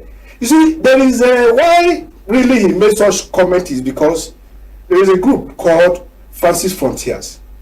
Francis Frontiers is the political movement. It's a group that have come from all former this, former that, captains of industries, all manner of persons of goodwill that is said we must support this government. Though if you look at the caliber of persons that are in that group, you know that he is ready and confident to tell anybody that the opposition or the coalition or whatever name you call it cannot do anything as far as Ebonyi State is concerned. We are not trying to brag about it. He has men and women of character and content that will stand and make sure that his second tenure is not negotiable. It's sacrosanct. And we have, you see, when you see a man, don't forget that Nwifuru is, in terms of politics, is grounded. He read it as a book. Why do I say so? He's somebody that was a member of the political party, APC, as official, PDP then, as official member. From there to House of Assembly, where he also served after some years. He served as a speaker for 8 years. He served under different governments. And of course, he understood what it means to play politics. And of course, look at what he's doing. He has galvanized all the forces in Ebonyi State to be under one umbrella, APC. And everybody is singing hallelujah because of what he's doing in Ebonyi State. So when people say he quickly reacted, it's because he knows the people or the kind of structure he has on ground, that there is no shaking in Ebonyi State. His second tenure is already, we are waiting for that time to come for him to return for second tenure. So he's not in any way fever or whatever name you call it. He is sure of the kind of persons and the kind of people he has on ground as Ebonyi State. We are not playing with it. So there is no fear. There is no fear as far as Ebonyi State is concerned. I can beat my chest and tell you that. What is his relationship with his former principal? It's cordial. It's cordial. If you watch the former principal, Chief David Umezumahi, his younger brother, Chief Austin Umahi, who happens to be the chairman, Federal Board of this university in Kano State. Yes. Is it Byron University? Yes, Byron University. He gave out his wife, his daughter in marriage. That was last Thursday or thereabout. The entire Ebonyi State, the entire stakeholders of Ebonyi State, governor led them to Umahi's compound, where Chief Austin Umahi gave out his daughter's hand in marriage. So the relationship is so cordial, and he has been doing his work, and there is no interference. So, but at a time there were rumors that Umahi might be tinkering with his second term in Ebonyi State. Did you notice that rumor at all? Well, in politics, rumor is part of politics. Rumor is part of politics. As a politician, the one I see or the one I work with is the one that comes to play. Then we'll tackle it headlong. So we have such rumor, but you and I have seen that there's not been any act to put into effect that rumor. Don't you think it will be part of the things that is making the governor a little jittery? Who told you the governor is jittery? The governor cannot be jittery. I've told you that governor has assembled all the good heads. Those whom, if they tell you are not going, you are not going. He has assembled all of them because of his good work, because of his human nature, because in Ebonyi State, let me tell you, we have our own peculiarities. That is why when some people talk about good governance, I say, do you know the definition of good governance? Because you must look at the peculiarities of the people before you now come to the conclusion whether this guy or this person is giving the people good governance. A governor is the type that knows where he pitches his people. And that is why in everywhere in the Ebonyi State, people are happy. So when people make all sort manner of utterances and all those, and of course, it's people that doesn't live in Ebonyi State that make those utterances. If you come to Ebonyi, you know that the people are happy with him because of his administration. That is the kind of governor we have. There is this minor cabinet reshuffle that took place recently. What's your take on it? Well. Governor is the type that is so intelligent. He may not talk to you, but he's monitoring you. So if he feels that you will be good in this area, having watched you for 2 years, of course, he has a prerogative to say, okay, go there. Or if he feels that you are good here, but you'll be more needed in this area, he'll push you to that area, because what we want is effective governance. And that is exactly what he's doing. Tell me about how the formation of coalition by opposition men came to you people. Let me tell you, if you are a student of history, you know, look at what happened in 2015, 2014 to 15, how APC came to be. If you look at it and look at this order, the new one you are calling coalition, you look at the kind of persons that are there. Why are they in coalition?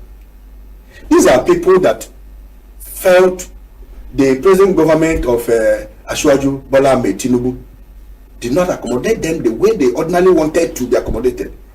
It's the same people that fought for Asiwaju to be president just because they did not accommodate. Some of them have been in power for over 20-something years. Just to stay away for 2 years, that is how they are now running around forming coalition and all that. They cannot even agree. They cannot agree among themselves. We are watching to see how they are, who they will choose, how they will go about choosing their presidency and all that and all that. So these are people that can never agree together. So there's no fear. I can assure you that. There's no fear. You will see it. What about the rumor again. Don't you know, in politics, a lot of things Yes. is being rumored about, and there's this story about the government trying to hijack the coalition in Ebonyi already. The government is too busy for that kind of. He's a member of APC. He has no business with coalition. He has no business whatsoever to hijack. Hijack for what? I've told you that we don't even remember that there is anything like that, because we know we're on ground. The governor is solidly on ground. The governor is loved by his people. The governor is doing, there's what we call charter of needs, and he's applying them judiciously, applying them to all the needs of the people. And that is why people are clapping for him, because he listed, of course, like I said, he's a grassroots politician. He listed all the needs of everybody, and he's now meeting those needs.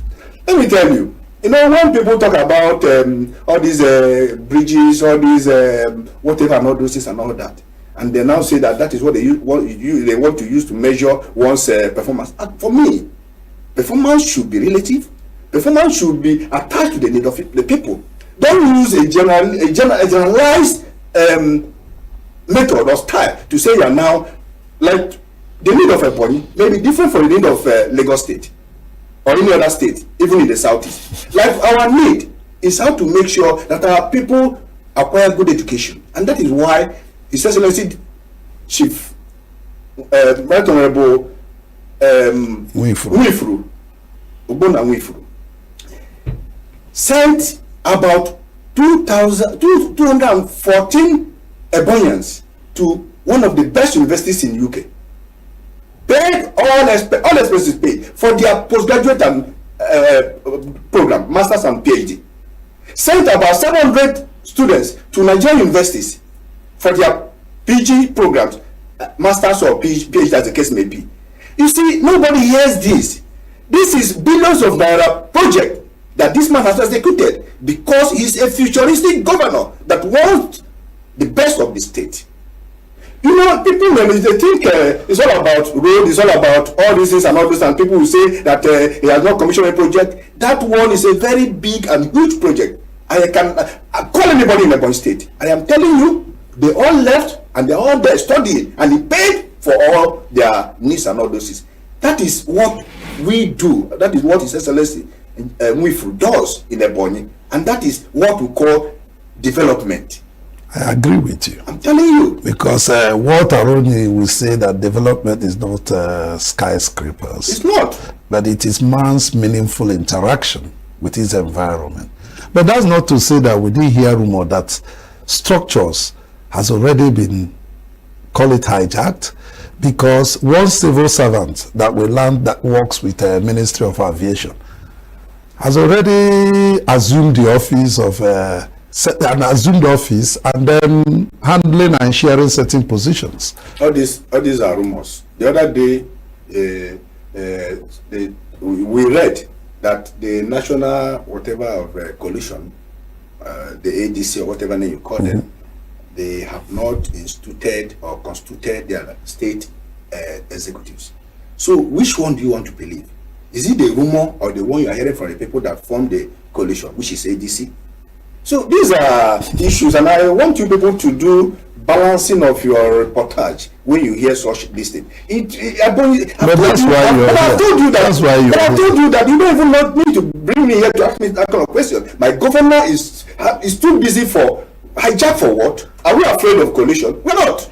And I can assure you that as far as Ebonyi State is concerned, I've told you that there is what we call Francis Frontiers, which was inaugurated, and they are doing marvelously well. And the kind of persons that are in that Francis Frontiers are people that if they say you will go, you will pass councillor to governorship election in Ebonyi State, you will win. And those are the people that he has been able to aggregate. And these people are singing his good work, because they've seen and they've heard, they've touched, they've felt all the good work Nwifuru is doing. Not because they just want to support him. It's based on things that are on ground.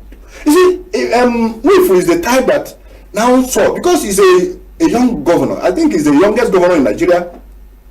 He's now saw the need to bring up young men into politics.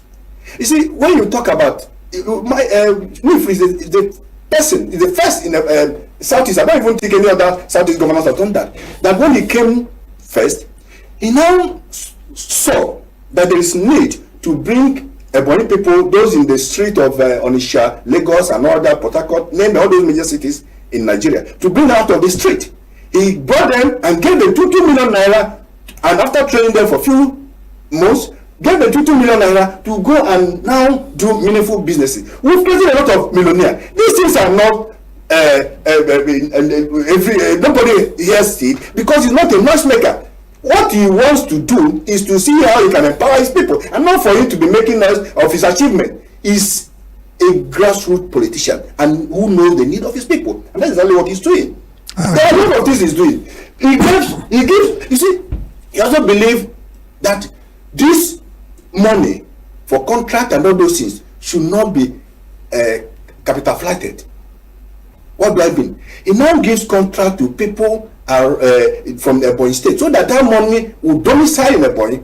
They will execute this job, and the money will revolve around Ebonyi. We have quarry companies here. We have all those things. You buy those things within, and the money circulates in Ebonyi to increase the revenue base of the state, and the people will be happy. These are things that this man does, and nobody hears about that, just because he's not the type that like all this praise-singing.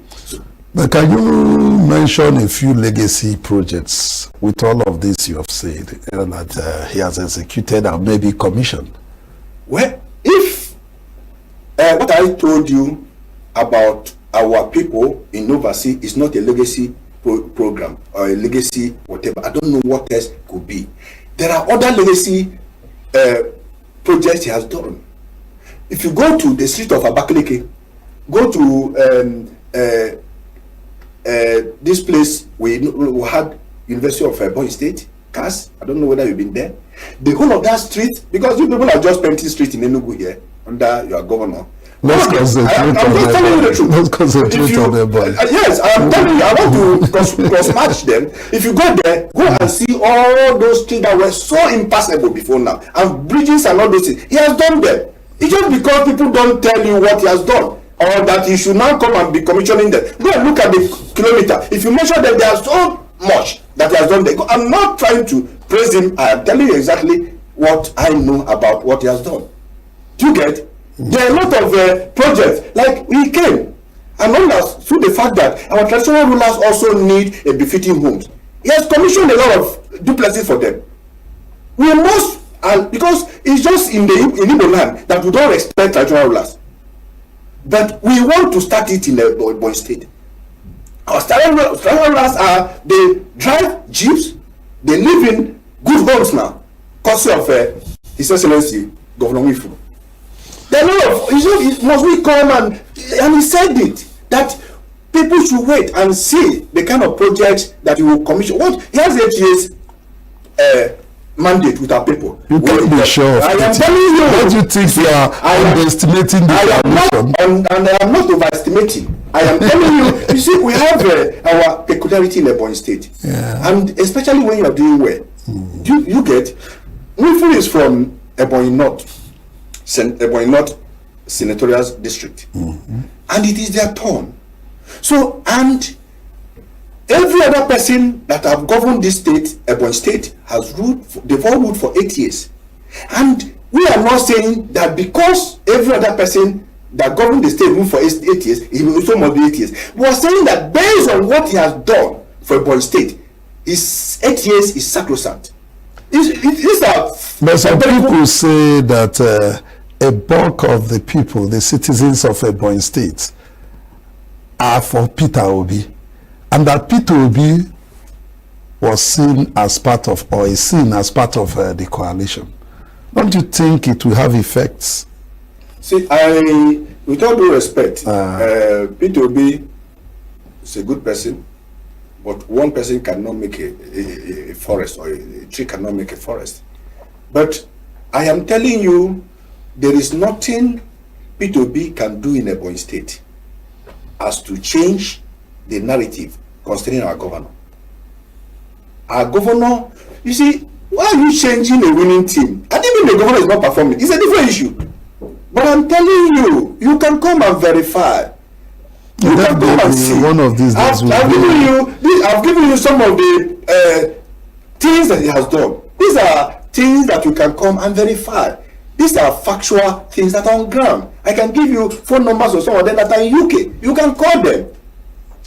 That one cost the government over, I think it was over 20 billion naira. And that is what we call investment in the future of the Ebonyi citizens. Samebu did this in His Excellency. Dr. Samebu did this thing. Most of them now, but not to this magnitude. Not to this magnitude. Most of those people he sent to UK and all other every institutions overseas are now the professors you see in Ebonyi State. I am telling you, and now building people. And that is exactly what, see, this man is a type that also believe in the fact that government is continuing. Do you know all the previous government's projects that were seen abandoned is revitalizing them and bringing them to use? Do you know we had the shopping mall, one of the best shopping malls in east of the Nigeria, if not in Nigeria, built by His Excellency Umezomahi. This man, His Excellency Francis Nwifuru, had just cleared the debt. The whole of them were owing for electricity. Over $1 billion. What else do you want? And has made sure that that place is up and doing just the way they handed it over to him. Go to Ebonyi State. It knows that the man is not the type that like pre-singing. Doesn't he before he came into governance, he planned it. Like I said, he was a speaker for 8 years. He knows where he pinches his people, and that is why he's busy. Rural road. Do you know he shared 2 kilometers of roads? You know, the taxation, there are some that are controlled by the federal government, there are some that are controlled by the state, and all that and all that. And don't forget that sometimes you see a number of persons coming to say they are collecting this revenue and all that. He has told everybody that all these people that does menial jobs and all those things and everything, all these petty traders, nobody should pay tax. Major killings and all those things and everything you see, you don't see it. Ebonyi State, and the governor is a peace-loving man. Look at what he did in Ezulo, what he did in Efio. He ended many years trouble that have taken the lives of Ebonyi people, problems, and created some autonomous communities like in Efio to make sure that these problems are solved permanently and the people are happy. That is the kind of person he is, and that is the kind of governor we have. Everybody is happy, everybody is free. Even people are angry to join his party because of the person of the governor. Well, we just have a few minutes left, but I'd like to ask you your final words on how confident you are about the governor. Well, I am very, very confident. Like I told you before, I'm a member of Francis Frontier. I hold the office of Director of Event and Protocols, Ebonyi State, Francis Frontiers.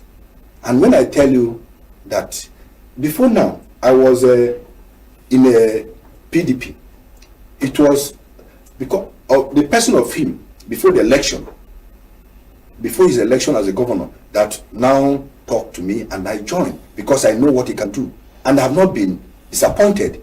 So Francis Frontier is the type that have galvanized support.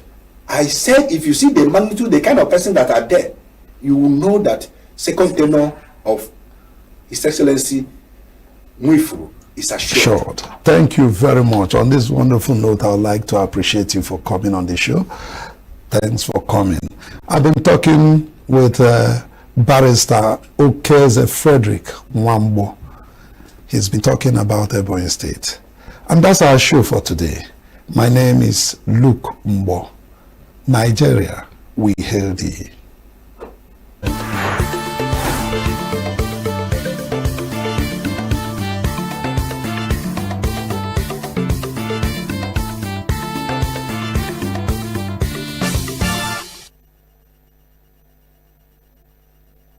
Every second, every minute, every day, news is breaking, events occur, and there are new developments. At Signature TV, we follow these stories objectively, bringing all sides without bias, explaining the complex issues, breaking down the numbers, and investigating the issues behind the news. Anywhere and everywhere, near or far, wherever the news is, we will be there. Signature TV. News in your pocket. Many thanks for still staying with us. And like we promised, we have kept you informed, motivated, and inspired. Well, that's much we can take on the show for now. So from all of us from ENUGU Studio, Signature TV, it is goodbye for now. And don't go anywhere because New Day continues right after now.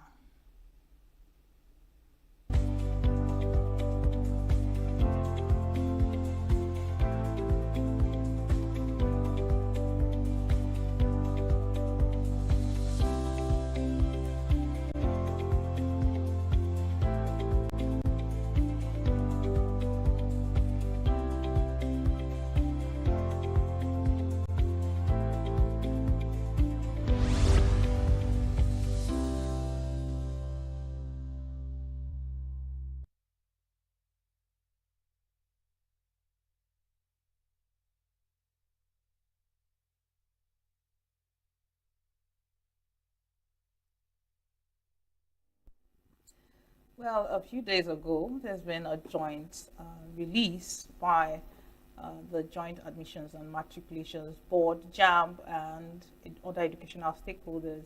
This release is a statement issued about the current cut-off marks of universities, polytechnics, and nursing sciences. There's been a general outcry of massive decline in the standard of education in Nigeria. What do you think? Well, this morning we are discussing JAMB and new admission standards for tertiary institutions in Nigeria from a youth perspective. Our guest is Stephen Chima, a youth ambassador, joins us in studio this morning for this discussion. Good morning, Stephen. Thank you for your time. Thank you very much. I'm good to be here.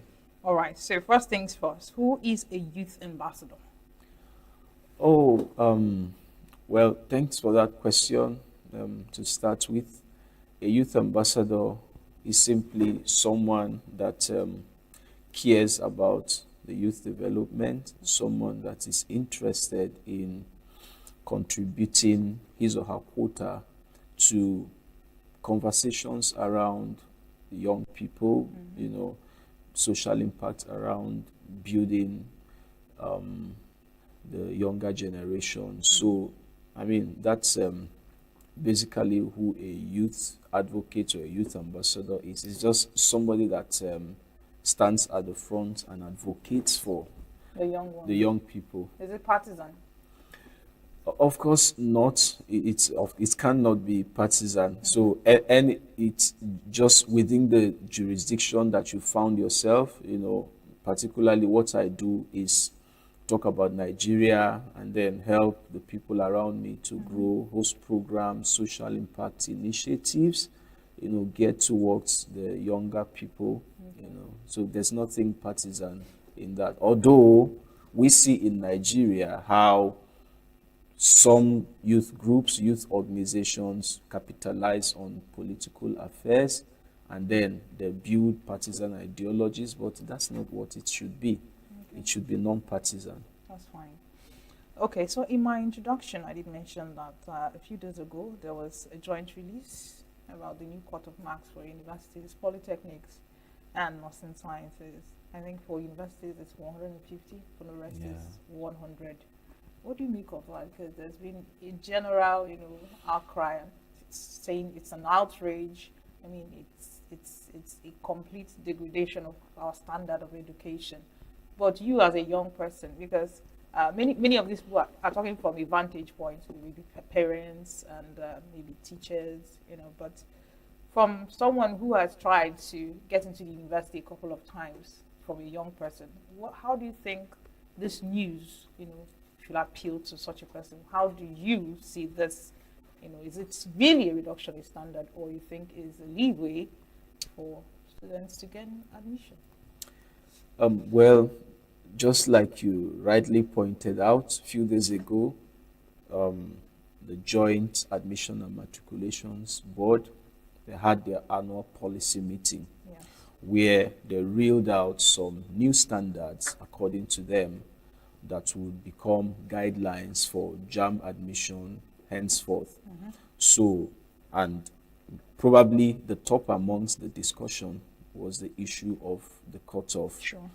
150 cutoff for the university, I think 120 for nursing sciences and 100 for polytechnics. So I'm personally going to share my thoughts on that. A lot of people have come up with different ideas regarding that. Some accept that this is going to be an opportunity, and in fact, according to JAM, it's going to give access to more students to get into the university, and they hinge on that point as an advantage of such a policy.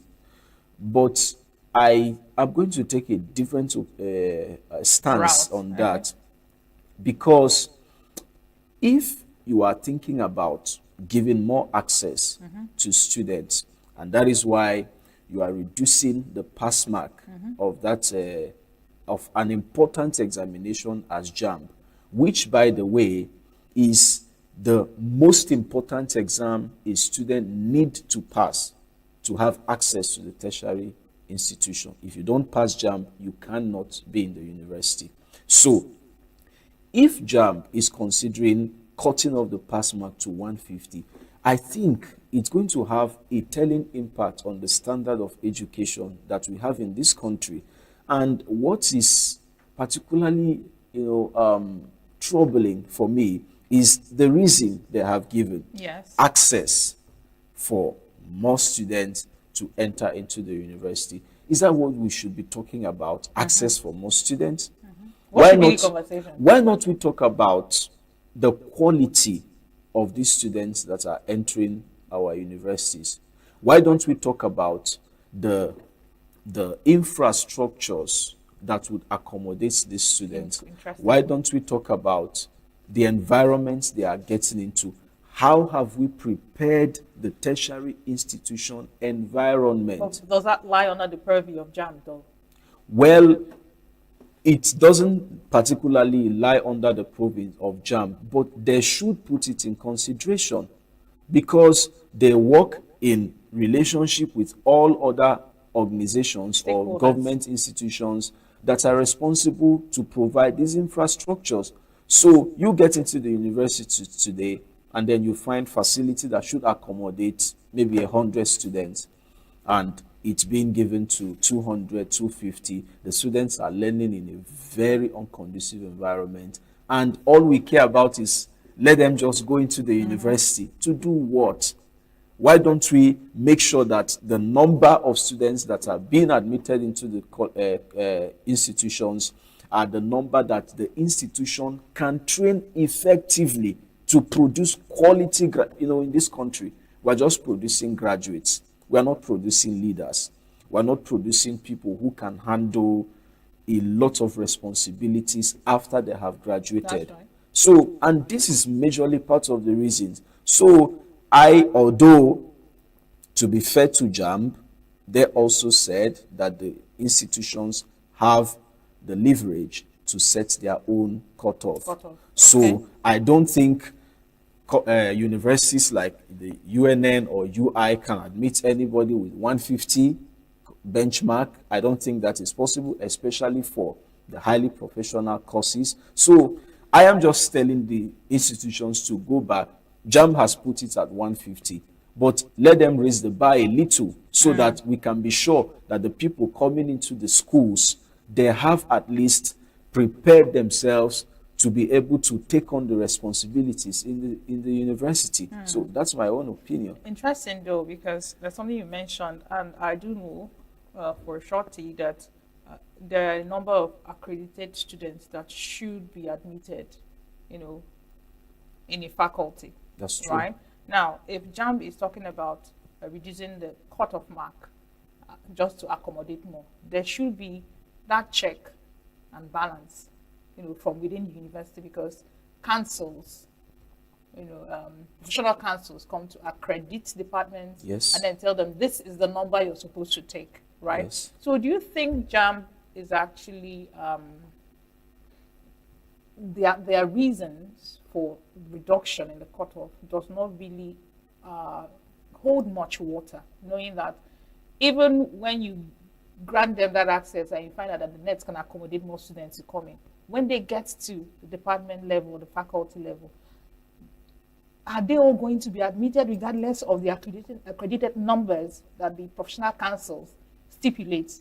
I don't know if you understand my question. Yes, I do. Now, sorry, let me just give you a little bit of context. Okay. Now, the consequence will be that students are, admitted, and then along the line, somehow, they are just dropped so that the councils will give the go-ahead for these ones to graduate. Now, do you think this is the deliberate thing that JAMB is trying to, enable? Because we've seen it countless of times, especially with, the medicals, or yes, to just admit a lot, and after first year, like half of them are let go, rather than taking those who are really qualified and taking them through the system. You think this is a deliberate ploy to, that's that trend? Yes, I think that by even coming up with this policy, indirectly, JAMB is trying to demotivate Nigerian students to go for more, to do more, to aspire for more. This is the clear picture of indirectly. It may not be so direct, but the undertone of this is someone is going to say, oh, meanwhile, that 150 is just about 37.5% of the total score of JAMB. That is what you are saying that someone can use to enter into the university. I schooled at the Faculty of Law, University of Nigeria, ENUGU campus. If you have 37.5%, that is below an F, because 39% is equally an F. So that is below an F. So if students are not motivated enough to go for the 300s, the 280s, the 270s, they are going to be struggling on below the belt, around the 150, because they can, and it's going to make some of these students who have initial aspirations to study medicine, to study engineering, when they get what they have gotten, all they want to do is to enter the university.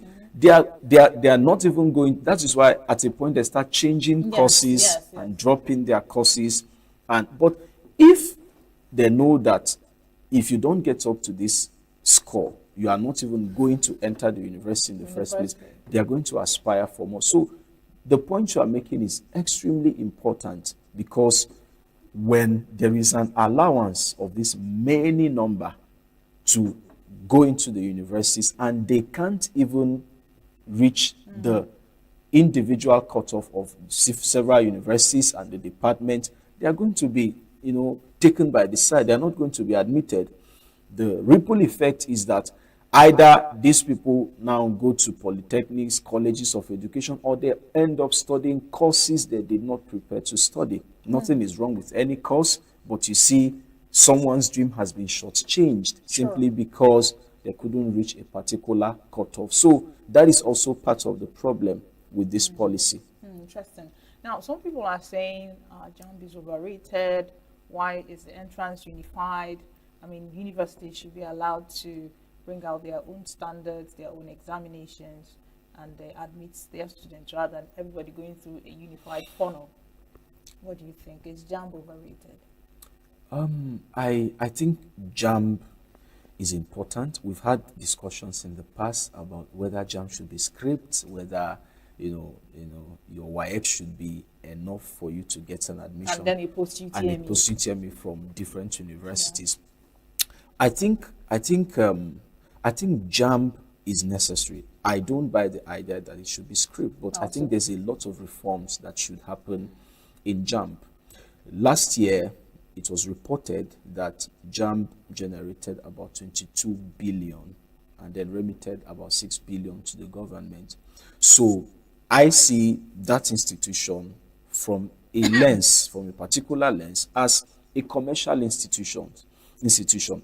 They are making a lot of money remitting to the government, and the government is not ready. In fact, I think it is so unlikely to even consider scraping JAMB as at today. So, if you talk about being overrated, I think universities they have what it takes to conduct examinations for candidates who want to take a study or take a course in their school. I think they have what it takes. Well, we've seen it over time. Yes, with of course. post-UTME. With post-UTME, they do. So you have your WAEC, and you write the post-UTME of the institution that you want to, And you can write for several. Yes, of course you can.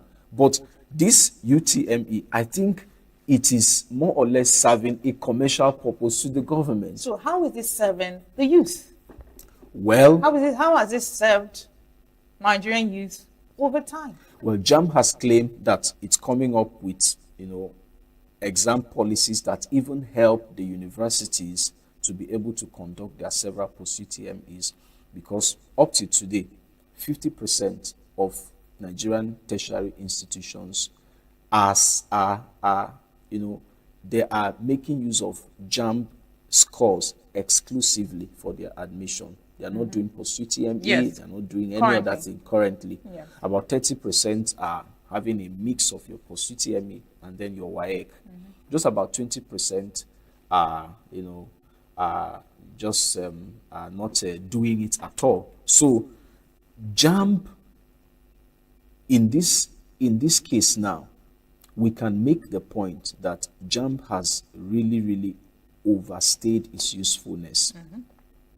It has overstayed its usefulness. I'm not going to say that it should be scrapped, but it has overstayed its usefulness, because it's not, being realistic, I don't see it being scrapped, but let there be proper reform. Just like something we had in this year's JAMB, where a lot of technical glitches, students writing exams and getting below their scores and having to rewrite it again, and we even had someone commit suicide. So these are some of the things that, if they are correct, let JAMB as an institution be sanitized, let the system work, and whatever policy they are coming up with, let it serve the interest of the students and not necessarily the interest of the government. For example, I believe, in terms of sanitizing the institution, students should not have to pay so much for their JAMB forms.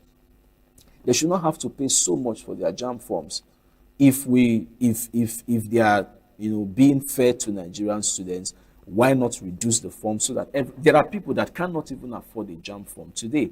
So I am going to suggest that these reforms should be implemented in JAMB, and going forward, maybe it may still happen in the future when the government will decide that this no longer serves the purpose, because it's the creation of the government, and they will have to keep it by the side. All right, so a young person, or a family of a young person who wants to gain admission into the university, looking at public universities and private universities, these policies, they don't have any hold on private universities. Now, I want you to see if there are any kind of good, for lack of a better word, or any kind of, I'm looking for the right word now. Yes. Given the private and the public, and JAMB has a hold on the public, what will make, aside financial reasons, what will make a family want their ward to go to a public university being influenced by JAMB over and above a private university that doesn't have any kind of JAMB restrictions? I mean, what is the advantage? That's the word. What advantage does the influence of JAMB having over public universities? What's that advantage over the privates? Well, I think even if you are going into a private university, JAMB is still, you still need to take JAMB. It's still part of the requirements for private universities in Nigeria, So all private universities? Well, I am not sure if it's all private universities, but I do not know of any private university in Nigeria currently that does not, require your JAMB results or your JAMB score to gain admission there. But you are right. when you say that the stronghold of JAM is more on the public institutions, because these private institutions can find their way around, their admission procedures, although all of them regulated by the National University Commission. Okay. But when you discuss these public schools, the public schools that are mandated by some of these JAM policies, talking about, the number of universities that you can, the number of students that you can admit in a particular session, you find that a young person has more disadvantage going into the public university because of these JAM restrictions. And part of the discussions today now is the age restriction. Yeah. Where they said that if you are below the age of 16, okay. 16 now. 16 now. Yes, 16 now. It's part of their policy recommendation a few days ago that you cannot be given admission into the universities. And that's a problem, because we know that some private universities, these laws do not hold them. Particularly, these laws do not hold them. So it's more on the public institutions where they monitor students who have, who are under 16 and they are trying to get admission in the universities. Why do you bring all these laws? Why do you punish brilliant students? If someone is 15 years, for instance, or 16 years, for instance, and they are ready to enter into the university, why restrict them? Why do you restrict them? Why do you restrict them? And I think it's not even just about the brilliance of the student. It's also about the preparation level. There are 15-year-olds today who are more prepared, I agree, to get into the tertiary institutions than their older counterparts. So if they have the preparation and they beat the cutoff mark, so why do you restrict them?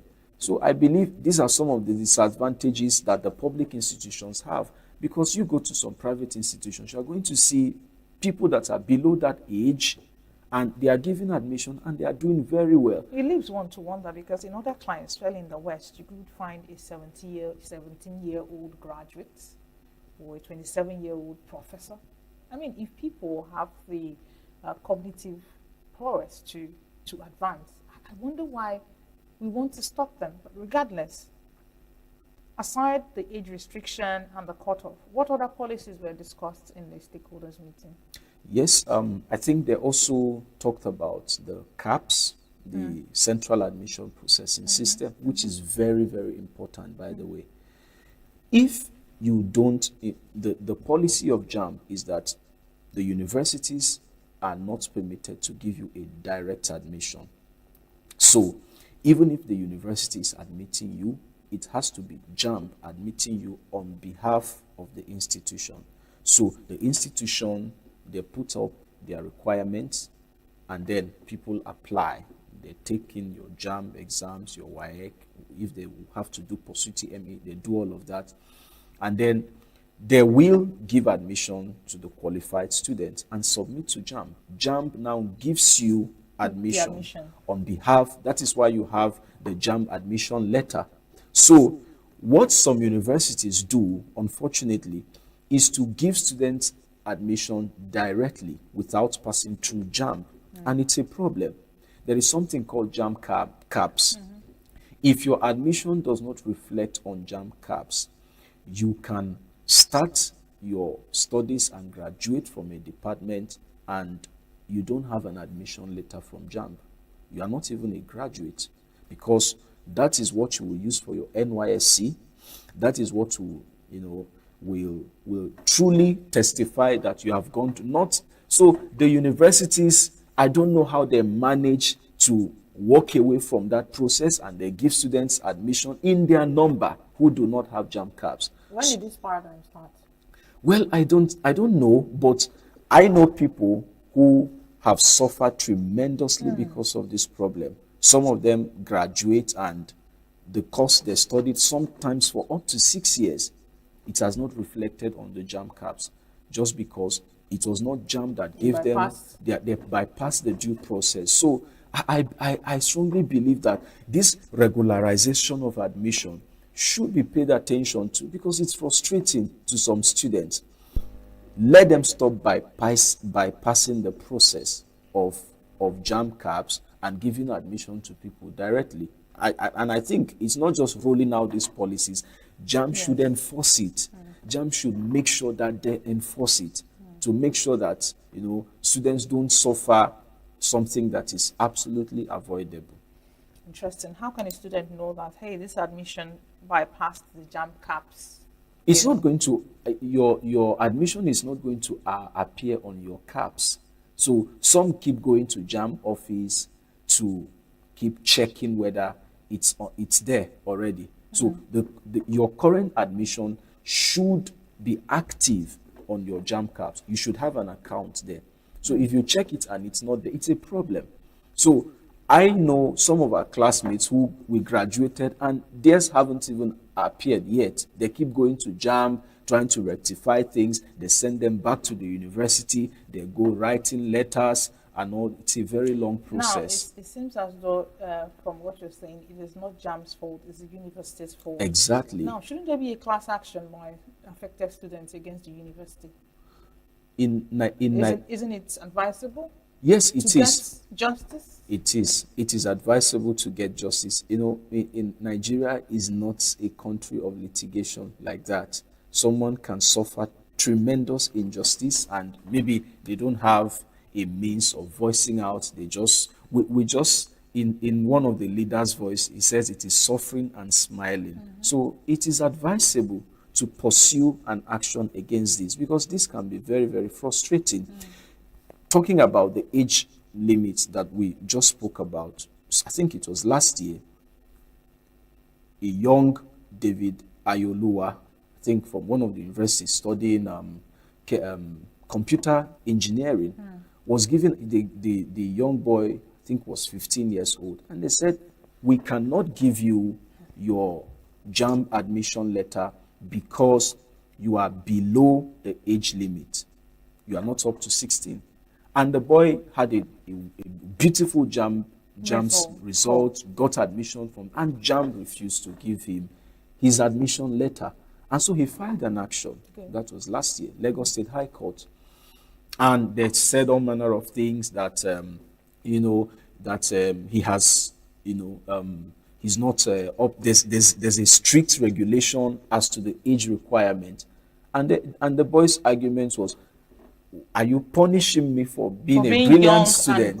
Are you punishing me for getting admission to study computer engineering? That's one question that JAMB hasn't quite answered. No, they have not. They have not. So after all the arguments, the boy puts up section 42, discrimination, although in that section we don't have discrimination as to age. But it was part of, you see, this arbitrary age restriction is this in the spirit of the law. It's wrong. What I know of governance or leadership is maybe you look to other clients that are doing well and you glean a few things. True. And then you domesticate or you adapt. Where did we get this precedence from? Where did we get this age restriction, idea from? Have you heard it happen in other West African countries or in the West? Anything close to it? Could you share? I agree with you. In fact, when you talk about the university, we should be pursuing a universal standard, asking questions like, this policy, does it apply in South Africa? Does it apply in Mexico? Does it apply in Canada? Because the university is supposed to be a universal system of learning where anyone can fit into. But honestly, I don't know where we get some of these policies from. Because Seems as though somebody will sleep and wake up and decide. I don't know where we get these Decide on a policies from. policy. Outside the country, they have flexibility in their admission processes, flexibility to adapt cultural differences, flexibility to adapt persons living with disability. You know, Just to accommodate a wide range of students. Yes, some of this flexibility exists, but you cannot see a tertiary institution in some of these working countries reducing their pass mark for any reason. It does not happen for any reason. They can give persons living with disability, maybe we give them a more conducive learning environment. The policy is based on sentiment. Thank you. So, but here, we just say, let's reduce JAMB cutoff mark so that we can accommodate these people. I don't know where we get it. These are not universal policies. And I mean, we should be talking about pursuing the global standard rather than staying in our own cocoons and, you know, keep on doing things that don't work. All right, thank you so much, Stephen Chima. But in 1 minute, can you speak a word to a young person there that is awaiting admission? Just in a minute, what would be your advice? Okay, I want to really encourage the young people, especially the school leavers that are awaiting their admission. You know, the system can be tough. The procedure can be very tough. We saw how many people went out with excitement, wrote JAMB, and they don't even get what they qualified to get. So I want to encourage you, do not give up on your dreams for anything. Whatever you want to study, it's still possible. Right. I want you to, you know, put more effort. JAMB is still next year. I like to tell to people, early preparation guarantees success. So start preparing on time, and I assure you that you are going to get it this time around. All right. Thank you so much, Stephen Chima, Youth Ambassador, talking about JAMB and new admission standards for tertiary institutions in Nigeria, the youth perspective. Thank you so much for your insights. My pleasure. Thank you. All right. Thank you. Don't go anywhere rather. New Day continues right after now. Stay with us. Every second, every minute, every day, news is breaking, events occur, and there are new developments. At Signature TV, we follow these stories objectively, bringing all sides without bias, explaining the complex issues, breaking down the numbers, and investigating the issues behind the news. Anywhere and everywhere, near or far, wherever the news is, we will be there. Signature TV. News in your pocket.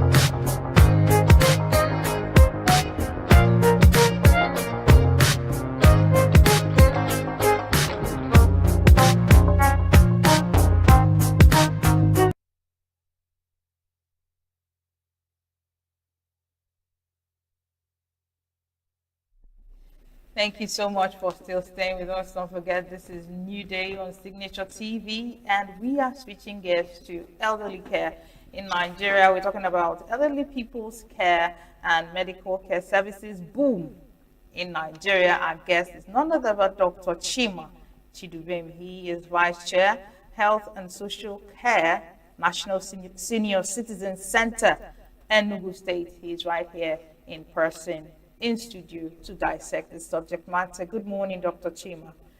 Happy to have you here again. Good day, Chief. You're more like it's a pleasure. You're more like family. Oh, really? You're family now. I see myself as one, actually. It's interesting. Yes, thank you so You're much. welcome. So we're Thank you talking for the having me. elderly, and just before we went on air, I was intrigued about you being the vice chair of National Senior Citizens Center, Enugu State. You know, I would think that someone holding your position should be at least middle-aged, but here you are as the vice chair. Tell us about this center. What's their mandate? What has been the impact? What has been your experience as the vice chair? Everything.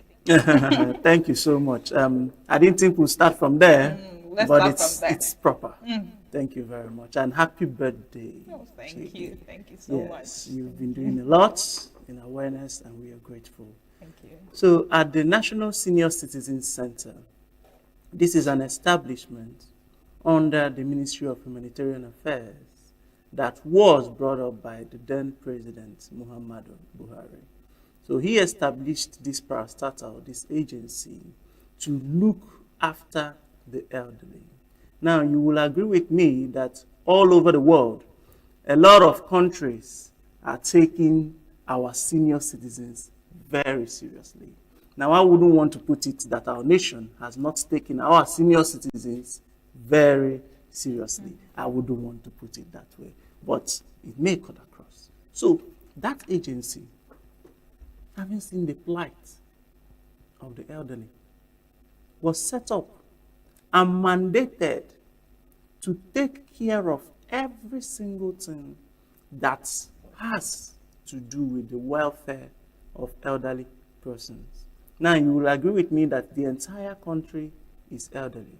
What do I mean? You and I will get there someday, very soon, however soon. The days are flying. So what does the nation have as a plan after our youthful days to have that? So looking at me, the mandates, we have a new governing body in ENUGU, and chaired by Pastor Emma Chukuma. He is the co-chair one for ENUGU State. And the mandate was given to us just May of this year. Of this year? Yes. So you're pretty young. Pretty young in the service. But we are not young in activities. I understand. We are not young in the things we have come to do. Okay. But let me put one down. As we speak currently, we are working vigorously to bring up the Elderly Persons Act. We'll talk about that just in a few. Just hold that thought. Thank Hold you. that thought. Now, you said this is the organization inaugurated by President Buhari, was to care about everything that has to do with welfare of the elderly. Question is, who are the elderly? The elderly now, the country has blanketed from the years of 60 upwards. That is towards the 100 and above. So you see, almost everybody is caught in the circle. We used to know 65, 70, but it's 60. So those persons, as age comes, with its blessings, it also comes with its frailty, weaknesses, and vulnerabilities. And these elderly persons go through a lot. And even when you think about the elderly, the first thing that calls to your mind are the health challenges that come with being elderly. The brain has functioned for a very long time and is beginning to retire. That's when you talk about brain atrophy. And it must happen. The brain is shrinking, it's getting old, just like the skin wrinkles. So you begin to have cognitive issues. You begin to have people who suffer from dementia. You begin to have people who even go down with Parkinson and the rest of the cognitive issues. And so they are already vulnerable. We just celebrated the World Elderly Abuse Day on 15th of June. And we brought out the different abuse the elderly face, which includes from their own, not of that of any of their making, but for cognitive. We've had cases of where relatives, and this comes from people who are trusted, Relatives come, they exploit them. Mama, what is it? Mama now signs with a thumbprint. And it's over. And a checkbook is brought and Mama's thumbprint is. And Mama is looking for her money. She's told she wants to get 100,000 and she's told she only has 3,000 naira. Mama is saying, how? And the person that has exploited Mama is searching for the money with the woman. There are so many things. Let's talk about the scope of your work. You just mentioned the health aspect, angle, and does it also cover feeding, housing? I mean, this care, this welfare, does it cover, what's the scope generally? Yes, that was why I mentioned the Elderly Persons Act. Good. Now, we are working vigorously in ENUGU State to domesticate the Elderly Persons Act. This act has been down since 2019. It says that the elderly persons should receive monthly stipends. From the government? From the government. Aside pensions? It's not new, Chigi. Aside pensions? Aside pensions. There are stipends that what should this come means, to Dr. them. Chima, is that the government should have some kind of an idea of a registry. Exactly. So even as Do we we speak, have that? Yes. Even as we speak, we are. Because most of those registries have become obsolete. So it needs to be updated. Yes. Even as we speak, we are working on updating those registries to capture the real elderly persons. How do you do that? You expect families to come and register their elderly? You can't even wait because some of them can't move. We go into the communities. We have local government focal persons who help us to engineer this. And we at the state level move down ourselves to various communities, communities by community. We give awareness. Those who can come to us, come to us. Those who have not, we move to them. We form the right registry. Now this agency, from time to time, provides grants. This is information that should be out there. Grants for the elderly. Now, what would they do with those grants? They have health challenges. Some of them need to go for surgeries so that they could be able to move, knee replacement surgeries, and the rest of them. They can fund it. That brings us that to every elderly person should have something that identifies them. You believe me now, when you mention pensions, it's only those that have worked for government. Yes, it's for those who have We worked have for government. numerous persons in the private sector. At least those who have worked for government, they are captured in the system. They are captured in the system. Now, how good are the remunerations? How many of them are paid often and as should? There are some of them, countless number of them. It's good we're talking about this. I know in Enugu State, I have a close relative that his pension was stopped because of verification issues. Long story. And it's been difficult trying to get him back. Since January this year, he has not been paid his pension. We're talking about an 81-year-old man. In fact, we had a case that was about 2 weeks ago or thereabout, where the chair himself stumbled across an elderly woman. What? She was crying, weeping. He just out of concern, because we are now saddened with the responsibility to look out for every elderly. What is the problem? My child, I'm just getting to the local government and I'm being told that the verification is over. They've moved over to another place. I didn't know. I just got information. They had to move her back to the local government to inquire what is going on, to try to sort her out. There are so many things. And that is, she has no children anymore. Leave it. So you see what elderly people go through. Now, we haven't now talking about the high yield ones. What about these pensioners that go to register for their pension, verification, even enroll, or some whatever documentation, and there are no canopies even for them to have a seat under? Is there no way that the process can be made easier for these people, for our elderly? That is why we are here. Now, we have dropped every single activity we are doing because we've also pursued. We are in talks with the health coverage, universal health coverage, I was even both going of to get ENUGU to that. State, yes, and the National Health Insurance Authority.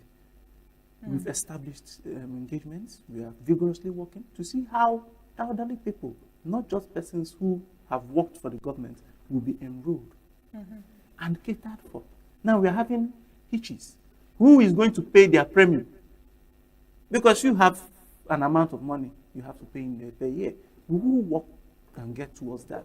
But we have realized that the bone of contention is that there is no law backing this up, operating in our state. Just recently, Abia State passed that law. I'm sure you must have seen it. So it's a good precedent. Exactly. So what does it say? That they're entitled to stipends, they're entitled to health coverages, they're entitled to homes, provision of homes. I was going to get to that, the scope. And various livelihoods, which is what they should have. You go to various countries, the elderly, that is why we call them senior citizens. They are seniors. What do you do with your senior? You respect them. You take care of them. So there's quite a lot. All right, interesting. Now, I was touched with your story about the elderly lady that your principal met with and tried to help. You know, she's one of many. One of them. And I'm sure that there are some people that are watching now and they are saying, oh, I can resonate with this, maybe my dad, my mom, or my uncle. What can they do? For example, I did tell you about the story of the 81-year-old man whose pension has been stopped since January. Several attempts to the government house to see how, because everything has moved back, to see how it can be, rectified, has not succeeded for over 6 months now. Knowing that your organization exists, what can this person do, or a relative of this person do? Yeah. Reach out to us. Okay. We will pick your case. We will plead your case. Now, you will understand that when we plead cases one by one, it's not going to help anybody. Yes. So, which is why, like I told you, all our focus, all our energy.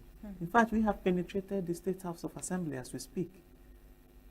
No, it's important so that the relevant laws, policies can be passed. Yes, the papers, the documentations, they are all down. Are they moving as copy? They are moving. Should? Yes. We have more engagement meetings to do. And before you know it, you start hearing about some public hearings and so on. We are even moving to beg His Excellency, our good governor, who is doing so much in Enugu State, to make it an executive bill. That would be nice. An executive order. That doesn't need to take so much process and bureaucracy. Sure. So that the elderly, they are suffering now. They are. So they are how suffering. can someone reach? I'm scared to be old. That is why you're doing all this work, so that when you get there eventually, you have you have something level, too. So invariably, I'm working for myself. You're working for yourself. We are all working for ourselves. And you mentioned someone of my age being there. Yeah. How do you expect the elderly person to do this runarounds I'm doing? Chigi, almost every day. I'm here, I'm there. In fact, yesterday, I had body ache everywhere. Because we keep running around. And we keep seeking for funding. Because everything bends on funding. Everything bends on a lot of financial support to help us move into different facets. Because even we are spending our funds, personal funds, to get these things done. So, we need backups, funding from above. We thank our newly inaugurated, the head of the agency presently, in the person of Honorable Mrs. Medinat Akinyemi Obe. She is the NSCC, National Senior Citizen Center head, as we speak, nationally. So we thank her, and we know that her coming on board will give us good tales for us, for our parents, for the elderly, and especially those that are abused. Because some elderly persons don't even know they are being abused. How do you register this abuse with your organization? Just like I asked with those having pension verification issues. Do they write to your organization, or there's a hotline? What's the medium of? Give us a text message, we will reach you. Okay. 070 393 40400. That's fine. Text message, we will reach you and take it up. Okay, that's fine. All right, moving on. Let's talk about the insurance scheme. You did mention about an issue with the premium. So how far so far? Exactly. Now, when you check registering the premium for about 166,000 persons. How did you come up with the numbers? Exactly. It's existing already. Like I told you, we have a registry. Which is outdated. So we're looking Which at is, more. yes, which we have to refresh. Because life will come, life will go. Mm-hmm. Oh, yes. We don't want to believe we have unscrupulous elements who put in unverifiable names. Mm-hmm. So, as we've come on board, we will not entirely swallow hook, line, and sinker papers given to us. So, we are going to scrutinize it. This is what the national want us to do. So, they will be sure that these dividends are getting to the right persons. All right. Now, we are talking about trends, right? Exactly. There's this recent trend about the elderly, about home care. There is even an agency where people can contract, individuals who can come and take care of the elderly. Yes. What's your thoughts on that trend? You think it's something that I think it came from the West. And I know in the West there are elderly people's homes and things like that, where you find people paying other people, caregivers. In fact, there's a very sad, story to this. A very good friend of mine was telling me the ordeal her father is having with a caregiver. Somebody walked in on them, and the man was, defecating on himself and things like that. The caregiver was there and things like that. So what's your thought really on this caregiver thing and taking care of the elderly, in these times? That is why our agency is there. We can't do everything in a day. But just like I heard one of the prominent politicians say, that when you say you're heading to Onitsha, you're heading to Port Harcourt, people want to see you on the road to Port Harcourt. Not that one going to Maiduguri, not Nsukka. So, the agency at National Senior Citizen Center is fashioning out a way to give guidelines, because there is proliferation of home care service and home caregiving and caregiving training in general. So there needs to be regulation. And those regulations, we find a way that reports will be given to us. We have people who go for appraisals on the fields, and you don't know when they'll stumble into you. You have somebody that will call you immediately and tell you, switch to video call, I want to see what's going on there. And if you delay us by less than 10 seconds, you're out of the job, which means something is fishy. And we don't have enough time to go looking for what is fishy. You leave the system. And if we probe further and we find really something is wrong, you're in for it. That is why the act should come in, domestication. So, someone will asked me the other time, is there a boom to it? Chick, is there a boom or a doom? Or a boom, cum, doom? Because you have a lot of our people traveling out of the country, including medical personnel. Yeah. In fact, I wouldn't say who wouldn't, but then the country is difficult. It's so hard to survive. So people are looking for greener pastures. And the struggle for humanity is about interest. It's about survivorship.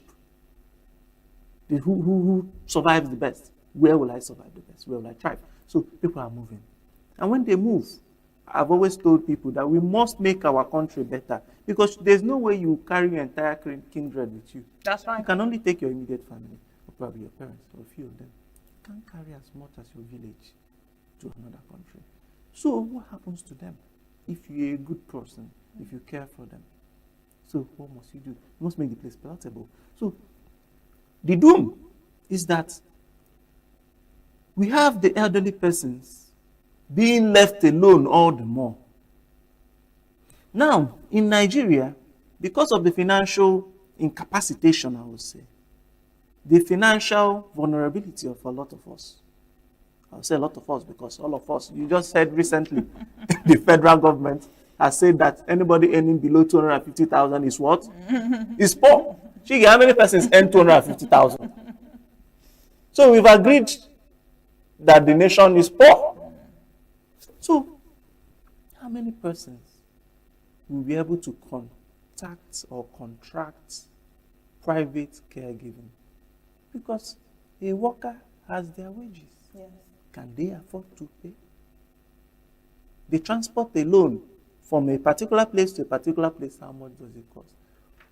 What will it now even cost to add bringing the person to stay domiciled in your residence and live there? Is that no more cost? They've forgone their home. What will it cost to feed your elderly and that person as well? These are costs mounting. So you see, the only time people request for caregivers, people don't even go for caregivers as such that are trained now. They just say, but I go do mumad. So some people looking around the villages, families looking for how to survive, that want to send off some of their wards. He's not trained in taking care of the elderly. How to clean, how of dental care, and all what forget not. training. Do they have the milk of human compassion? To even the patience. Exactly. The training tries to imbibe the patience and compassion in you. So imagine someone that has not even gone through any of the panel beating, the paneling. So the elderly, there's a whole lot. You know, is there any plan in the pipeline, maybe in conjunction, because you said a lot about collaborating with the ENUGU state government and the House of Assembly, you know, stakeholders. Is there any plan in the pipeline for establishing maybe a government-owned elderly people's home in ENUGU, where patients, not just the elderly, but the elderly with, you know, some kind of terminal illness like dementia, you know, Parkinson's, where they can be properly taken care of, and where the pricing or the cost will be subsidized? Is there any plan like that? Because it's difficult, no matter how you, of course, the love for your parent is there, but how do you take care of your parent when he or she has dementia? You're not trained for that. You're not ready for that. So what's the plan, even if it's a long-term plan, you know, for that arrangement in Enugu State? Good. Now, I'll thank His Excellency once more, because I know he's moving a step in the right direction. And we hope to see when we will be able to sit down, synergize, because we need that synergy with the state government. Recently, a board was set up for management of social homes, chaired by Her Excellency Mrs. Nkechi Nyiramba. That is co-chaired also by Professor Christian Aneke. Now, that shows that they have an interest in that direction. Yes. Now, we as an agency are also poking them to see that we also have like minds. So that we, because come whatever, you cannot be able to fund more than the government. Yes. So funding is key. And then law backing this up is key. So we believe by care of these social homes, new social homes will spring up.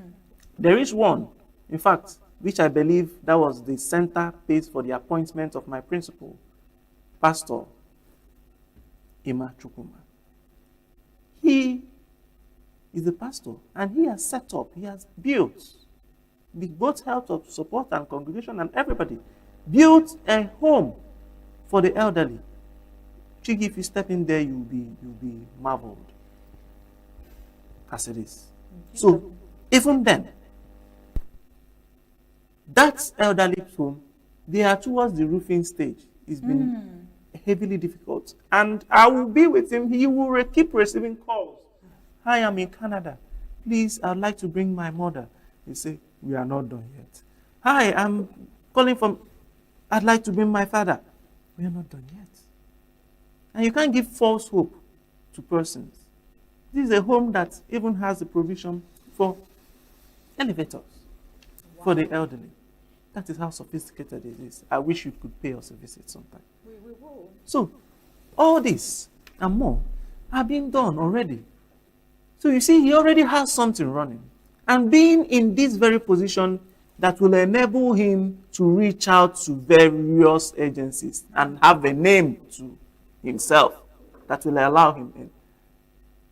We believe that that home will be completed, at least the one we are seeing, with the help of government and well-meaning persons. So we begin to house people. Because even when you go to the ones we have in ENUGU, St. Paul's home, run by missionaries and so on, it's filled up.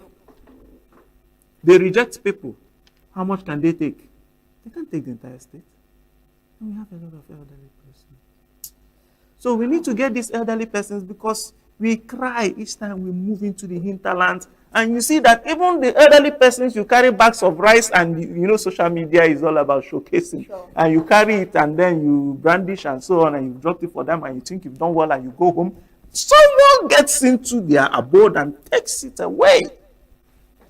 We've done nothing.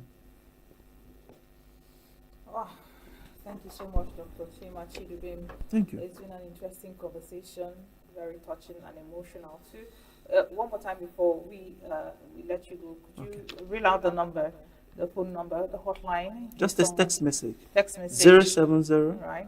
393 404 00. All right. And Thank we'll you. reach out to you. Thank you so much for your time. You're welcome. And thank you for still sticking with us. Don't go anywhere because we are bringing you a live.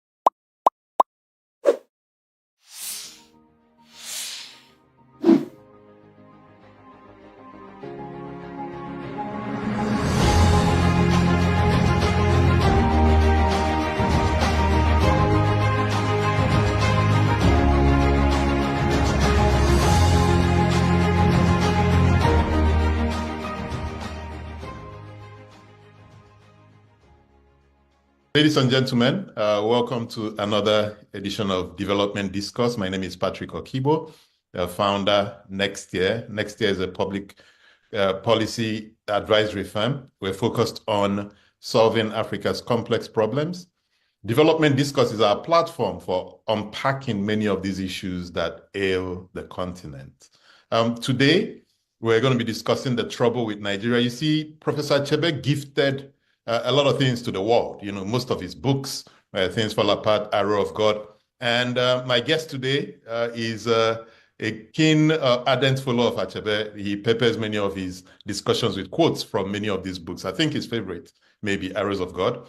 But today, the book we're discussing, or we're going to use as our jump-off point, is a small pamphlet, The Trouble with Nigeria, where Achebe really gifts to Nigeria an analysis of what is at the root of our challenges. And that will be our jump-off point. But just to a quick introduction of my guest, he was a Minister of Aviation under President Jonathan. He was Corps Marshal of the Federal Road Safety Corps under President Obasanjo. He holds several degrees, a master's from George Mason, another certificate in marine and port administration from a university in Singapore. He has a certificate as well from Oxford University, a bachelor's from my alma mater, University of Nigeria and Soka, ENUGU campus.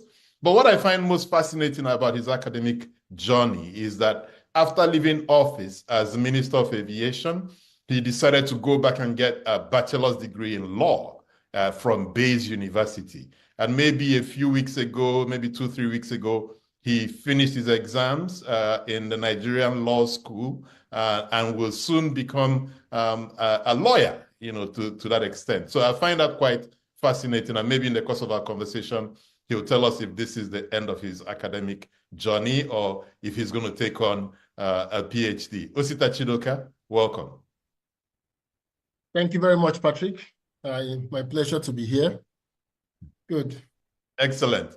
And so let's go back to the trouble with Nigeria. I mean, it was published by Fourth Dimension Publishers. I know your relationship with Ato Nwankwo, who I had the pleasure of meeting once in your company. I wonder if you ever met Achebe in your dealings, especially as an Enugu boy. Did you ever run into Achebe? Oh, yes. I went with Ato Nwankwo to Onitsha Bridge to wait for Chinua the first time he came to Nigeria after many years of sojourn in the US after his accident. And we met him at the Niger Bridge with Ato Nwankwo, escorted him to Ogidi, and then went back to Enugu. Second time was his 70th birthday with Chief Ojo Madekwe. We went for his 70th birthday at Bard College, where he was teaching at that time. The Iroko on the Eagle was the theme. Yes. And I had the rare pleasure of meeting him more closely, and also meeting the world's greatest writers. Nadine Godima was there, Ngugi wa Thiong'o, Wole Soyinka, name them, all the Africans of the African Writers series, and then American writers, what's her name, the Black woman who wrote Sula. Yes. So, yes, Sula, I've forgotten her name now, but she was there. And we had an interesting 2 days at the Bard College, just going through Chinua's literature and all of that. Interestingly, Ato Nwankwo made me buy a land in Emene, Enugu. The land was allocated to Chinua Achebe, and he felt I would like to have that land since it was up for sale. So that's my interactions with Chinua in person and over time. I was so happy I met him before he eventually passed on. And I was one of those, him and the family gave the right to bring Arrow of God and Things Fall Apart on stage without paying anything to the company in London who has the rights. So they granted me free rights to displaying Arrow of God and Things Fall Apart. This is totally out of context of what we want to discuss, but since I have you, what do you find most amazing about Arrow of God? Because you keep going back to it. Yes, it tells the story of leadership, of hubris, and of something, I won't reveal that now, but something I'm writing about when to stop, how people have to learn when to stop. I'm sure that, using a more contemporary example, if Nasrallah of Hezbollah and Sinwar of Hamas had known that this war with Israel will go this way, I'm sure they wouldn't have done October 7. October 7 was an example of when they thought that 2006 would be replicated with Hezbollah and Israel in a war that Israel couldn't win, and Israel backed out. But since 2006, Israel had retooled, penetrated the organizations, had information, had even bombed, planted bombs in their pagers and walkie-talkies. That's how far they had penetrated the organization. If the organization had known that, I'm sure they wouldn't have done October 7. So sometimes in life, we need to know when to stop. So Arrow of God tells the story of Ezolo not knowing when to stop. Even though he was angry with his people, even though he was a wise man, but he didn't know when to stop. And that again is the trouble with Nigeria. When leaders don't know when to stop, when to say pull back and review the strategy and think about the wider goal and the bigger picture. But hubris is something that always plagues us. And this is probably a good place to segue into, the main core of our conversation today, which is the trouble with Nigeria and what we can do about it. In that small pamphlet by the same title, The Trouble with Nigeria, Achebe starts with that opening sentence that the trouble with Nigeria is, simply and squarely a failure of leadership. I like how he encapsulates it in one sentence, but you and I know that life does not come fully packaged that way. Yes. Is that a good summation of our problem? And if yes, how? If no, what are the other ramifications that simple, clean, beautiful sentence may have missed out? So it's I think it was a strong simplification of the problem. But Chinua arguments are quite valid if you read through the book. Yeah. He questions many things about us as a nation. So for instance, yesterday I used it at a conference where I spoke. I said, people say we should talk about reorientation of our national values. I said, we can't have national values if we don't define what is the meaning and purpose of Nigeria. So we have a nation, a multi-ethnic nation, a multi-religious nation. To what end? To share revenue allocation every month? To zone offices and distribute it so that my people, your people can get? That in itself is a recipe for failure. A good friend of mine told me what a Lebanese told him, that Nigeria is where Lebanon was when they were trying all this quota system. One Christian, one Muslim, one Shia, one Sunni, one Maronite Christian, one this. And today, Lebanon is ungovernable. It's an ungoverned space because it was a gradual deterioration. So a nation must have purpose. And Chinua said, why did we choose unity and faith as our national motto? Because unity is not a good in itself. You can be united to rob a bank, which is a bad thing. And you can be united to build a hospital, which is a good thing. Why can't we have concepts that are not available for dual purposes? Because when we talk about justice, there is no other way to use justice.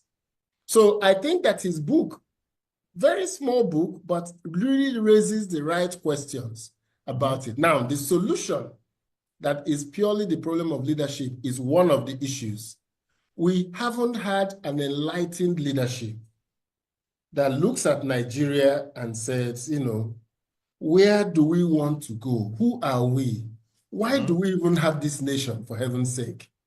What is our story? Because the Americans founded their story: life, liberty, and the pursuit of happiness. The French said fraternité, égalité, you know, brotherhood. They said it. The South Africans talk about Ubuntu. So what is the idea of Nigeria? It can be for unity and progress. United for what purpose? Progress to where? It can be for faith, unity and faith. Faith in what? Because you can have faith in God, which can be a good thing if you are religious. You can also have faith in your juju, which is in your room. And if you are not a juju maker, then that's not a good faith. You can even have faith in things that are inanimate or animate. So what is the faith for? So it goes back that the trouble with Nigeria is the lack of that thinking, which you may ascribe to leadership. Okay. It's a critical part. How is it that even after 60 odd years, we're not able to really come up with this unifying ethos as a nation? How is it that if Chinua told us decades ago that our problem is leadership, how is it that we haven't been able to attack and deal with that problem? Indeed, how did this failure of leadership become a thing in the first place? So again, I come back to the concept of what is the purpose of a nation? Because you see, if you do not define the purpose and mission of a nation, then anybody can be a leader. But if you define the purpose and meaning, then certain kinds of people will become leaders.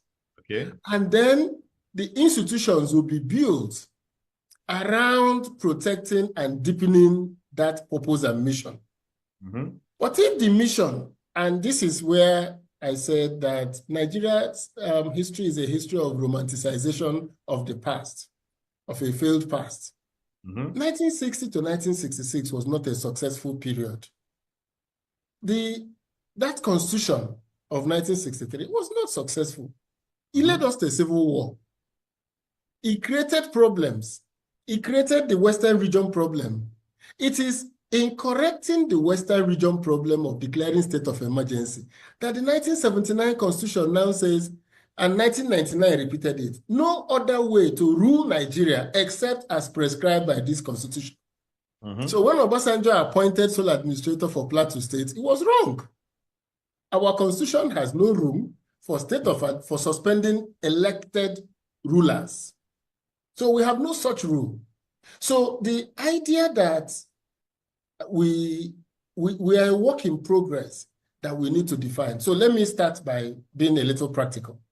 In 1960 to 64, we created one region, Midwestern region. So the people in the Western region, those of them senior officers, they are left to the Midwest. Midwest had a lot of human capital. So they moved to Benin to start a government. And we had Osadebe as premier. But by fast track to 1967, Gowon moved us to 12 states. So Biafra was at war, but meanwhile, the 12 states took hold in the other places. So people that were not yet trained in the bureaucracy, that didn't yet quite have no reason, went home to their states to become permanent secretaries, directors, when they should have been assistant directors in Kaduna or in Enugu or in Ibadan. So now we dissembled to 12. And then the military after the war decided to bring this revenue allocation system that funneled cash to these 12 states without a concomitant need for revenue from the states. So the capacity to develop revenue, the institutions were now built around distribution.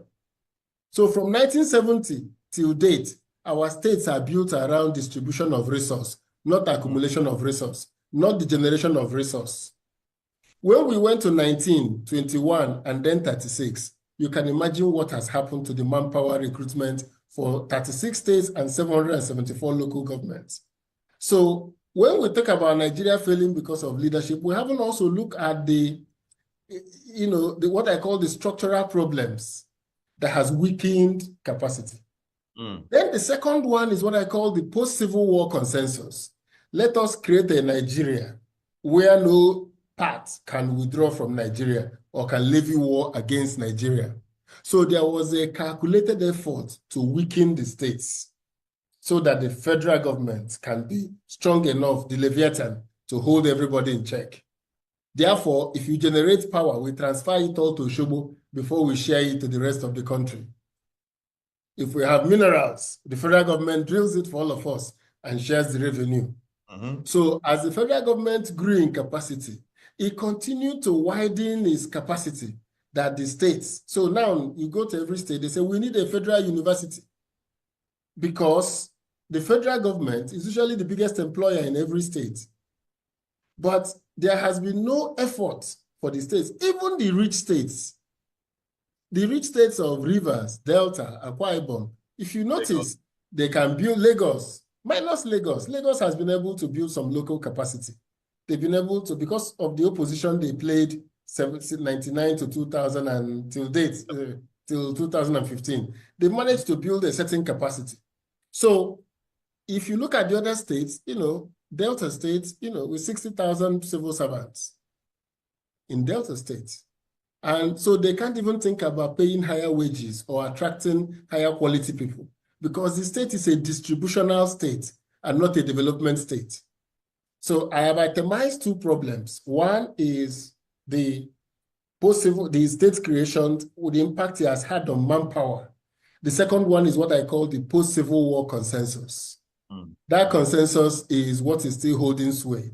So now that we have found ourselves in this bind, and I will go on with others as we progress in the conversation, what I think are the structural problems that has made Nigeria the way it is today. Okay, so let's dig a bit deeper, right? I understand at the independence, we had a finite pool of talented people. Then we start the state creation journey and we keep, breaking apart that unit and sending them to the smaller states and regions that we've created. And it could have affected the skill level and competence, etc.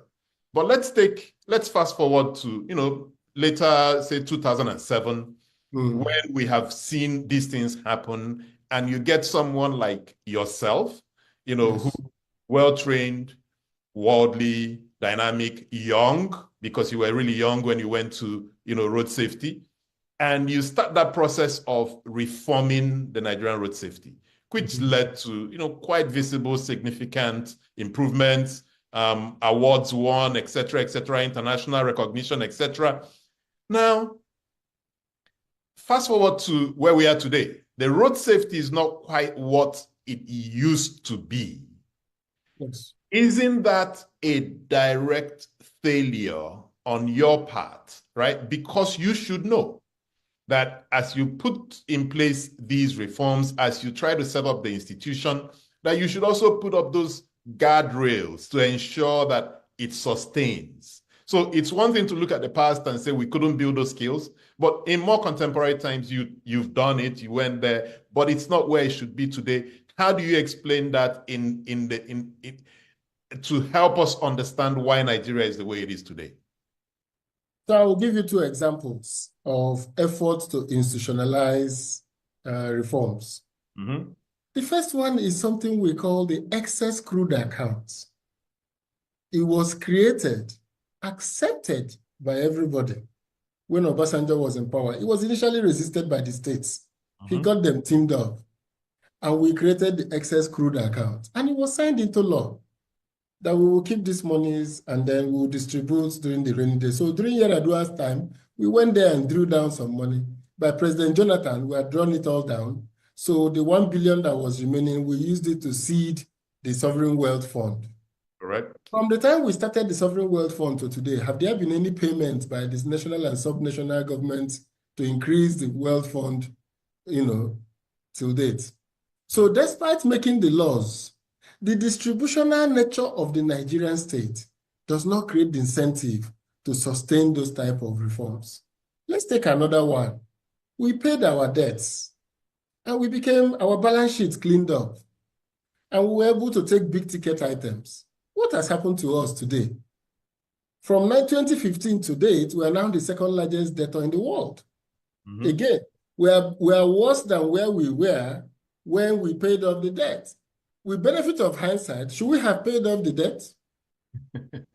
The answer is possibly no. We should have spent the $18 billion building power stations, infrastructure, and still be owing if we knew that this was going to be the case. So Obasanjo was an example of a successful leader who engineered growth and changes, but didn't have the sufficient time to talk about national culture and vision. So 8 years does not quite allow. Many people in their 4 years are struggling for visible, tangible effects to get re-elected. And then after that, you are almost battling to wind down. So you keep doing projects to have your name all over the plot. So thinking about the more fundamental issues about the nature and character of the Nigerian state. The third one I like to give is an example that I don't know what informed it, but that example is the example of a subnational sovereign fund called the Cross River State Savings Fund or something. I can't remember the name. Donald Duke started it, and it was agreed that every month they will put 50 million into this fund. They will use it to buy stock, treasury bills, and invest and grow. It was even so made that traditional rulers were required to sign off if you want to change the law. The State House of Assembly, you need 2/3 majority. This, that. After all that was done, the next government came and just stopped paying any money, spent the one in that one, and moved on. Nobody in Nigeria has remembered that there was a state who had a plan for a wealth fund. So what could have been done differently? What could Donald have done differently? What could you have done differently, mindful of the way our political economy is set up, right? Mindful of all these issues that, benefit of hindsight, how could you have ensured that bureaucracy that started evolving, at the road safety, that it could have sustained, 10, 20 years later, so we become a very efficient, well-run bureaucracy? In the case of federal road safety, I think we have even had more successes with it. In terms of that, most of the things I put in place are still there. In terms of people still do computer-based testing for promotion. there's proper promotion examinations. I wrote the story about 5 of my different staffs emerging as deputy corps marshals, because in a competitive situation, they will win. So in that competitive situation, they won, one from every zone. They were all 5 people who have worked with me. So no matter, unless you jettison that process, because we altered the DNA of FRSC by bringing in ISO 9001 and making it part of the civil service rules. So we put it in the conditions of service. So now FRSC officers can actually challenge any process that is put in place that doesn't go well with them. But beyond processes and things is a far more serious issue about vision, about what is the purpose of this organization and how do we continue to achieve its goals. So my goal was that it was going to transition to a regulatory organization, working with state motor vehicle departments to handle, the states will handle enforcement on their state roads, driver's license, number plates, and the centralized data is together with FRSC. So there will be Last Mile Lagos, Trace in ENUGU, Anambra State Traffic Service, ENUGU, and all of the 36 states with their motor vehicle administration, and FRSC managing the federal highways and regulating these other bodies under a single policy. Doing that will require substantial political capacity to get and I got it approved by the National Economic Council, the state governors and the vice president as chairman. I got it through to National Assembly, even the plan to amend FRSC law to give us that regulatory power and to unbundle what was coupled in FRSC, because Nigerian lawmaking is always about establishment without purpose. So I tried to reframe the law to set our national goals for road safety, and then have an agency called the Federal Road Safety Commission, and then compel it and now give it the role to manage states, to coordinate states in providing, because there is no way a central agency in Abuja can man the roads in Obosi, in Umpo, in Ikotepene, in Yangoji, it was going to continue to grow into a humongous bureaucracy. Like the Nigerian police, it has continued to grow without end. So we needed to rethink that image. Now, again, it brings us back to the fundamental issue. We need to rethink our distributional state into a development state. We need to walk away from the 1970 post-Civil War consensus. And we need to rethink and reimagine the idea of Nigeria so that our institutions will be incentivized. We'll come to that point. We'll come to that point because I think there's something ongoing in Nigeria today that could, provide us an opportunity to explore those issues. But I want to stay on politics for a little bit. Yes. You were, this last week, you've kind of trended that you officially left the PDP. And in the announcement I saw, you mentioned there that you were one of the youngest people involved at the formation of that party and that you decided to leave. Isn't that an acknowledgement of failure in some sense? The PDP was said to be the party that would rule for 100 years, and it lost, in 2015 and completely decimated, that it couldn't even muster an effective opposition. What is it about the formation and management of that political organization that made it difficult for it to come up with some of these ethos that you've talked about? Why the organization? What does it stand for? What does it mean for Nigeria? And why is it that just losing one election got it to disintegrate? If you could shed some light on that. So the first light I will shed on it is that the formation of PDP was it wasn't a movement that evolved from an ideological struggle. But even that, I'm looking at the ANC and I can't recognize the ANC anymore in South Africa. It has got stopped from ruling. So PDP as a ruling party, as a party that is now in office, that was in office at the time, did not seem to have in itself, was not a party that had any history anyway of existing pre-government. So it was formed and it went into government. and then there was a president, and there were directives from the head. So the sub-units of the party did not develop. They were just waiting for Abuja to say what is to be done, and they do it. So now, when we lost power in 2015, it then happened that a committee of governors now had to run a party. So with no charismatic figure on top and nobody with a clear view of the party, we now found a situation where each governor was now, what do you call them now, fighting for their own fiefdom. So there was no central idea. Everybody was contributing their own to make sure that the party protects them in their state. So by the end of 2019, end of 2023, PDP had become an unrecognized entity.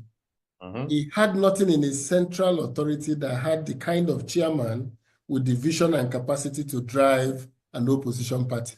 It couldn't metamorphose into an opposition party. It continued to live in a delusional state of grandeur that it was just waiting to take power. So doing the work of opposition, providing the human capital, the type of people that will lead the party for opposition, the governors were incapable of that. The governors all thought about bringing people that will help to sustain their powers in the state.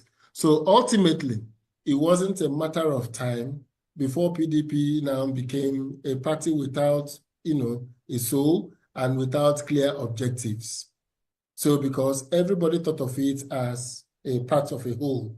And I think that's where the party is now. So because of that, and I think it will also happen to the APC because it was formed and it went into government by 2015. So it's going to, anytime they lose power, they will have this crisis of sub-units that have no strength, that have no capacity on their own to go and look for members, that have waiting for Abuja to send money for election. So they will just sit down and wait. And once there is no charismatic figure who takes it over and tries to run it, support, it will go into the kind of moral and visionless crisis that PDP is in now. So the problem of Nigeria is now deepened by the absence of political parties to drive the changes. Yes. So that is a major challenge for Nigeria today. No political party to drive that future we're looking for. Exactly. And it appears to me, reading your resignation letter from the PDP, that is kind of what you're looking to address with the Athena Center. And because I don't see how we build this Nigeria or solve the problem with Nigeria or solve the leadership problem without dealing with the hardcore political issue. And I can see that some of the work the Athena Center is doing, especially around elections, and integrity of elections, is beginning to address those issues. If you could speak a little bit to how the work of the Athena Center is looking to address this trouble with Nigeria. How do you understand the trouble, and what are you doing with the center to address it? So, at the root of democracy is elections. Yeah. And at the root of elections is the integrity of that process. So once that process does not have integrity, then we will be electing leaders who have no incentive to deliver public goods because they don't need the people to win an election. They need elite consensus and ability to alter the results to remain in office. So there is a major challenge facing Nigeria today. And that challenge is that for us to say that liberal democracy has not done well in Africa, in Nigeria, we must first of all practice liberal democracy, which presupposes, proper elections. So if you look at an institution like INEC, it has become a very shameless organization. Shameless in its outcomes and even in its process. Nothing bothers INEC that there are 500 cases after an election that went to court. INEC does not even set for itself a goal that says, every election we will want to see less number of people going to court by virtue of the integrity of the election. 2015, by President Jonathan not challenging that election in court, the number of cases that went to court that year went down, plummeted in Nigeria. So everybody in Nigeria realized and said, well, the election was fairly well done. But 2019 was less than 2015, and 2023 is worse than 2019. And now we're getting to the state elections that are growing progressively worse, the last being Edo. So it is because of the distributional nature of our state character. If we were a development state, INEC should be the institution that will be saying what I'm saying.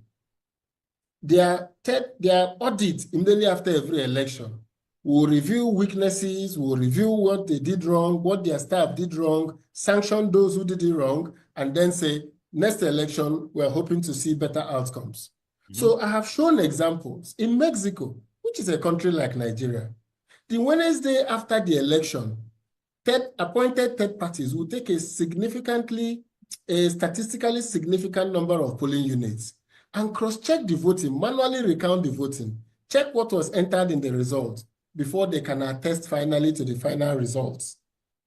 So it is not a matter of go to court. There is no court. Court is when there are legal issues, not when there is election issues. So when an election is over, the opponent says, no, they didn't count my votes well, they didn't do this. INEC should be able to say, we have 7 days of an administrative process. So all the EC8A, all the EC8B, we're uploading it online. If you have any issues with them, bring it out.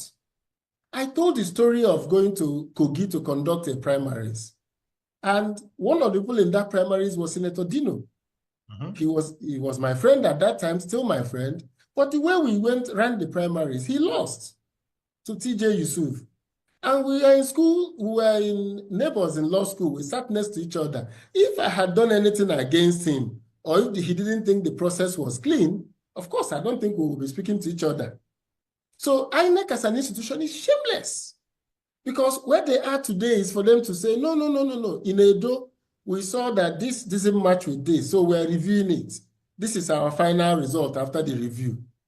They shouldn't say, oh, the law stops us from going to where it's now the court to decide. The court has no such time to determine those issues.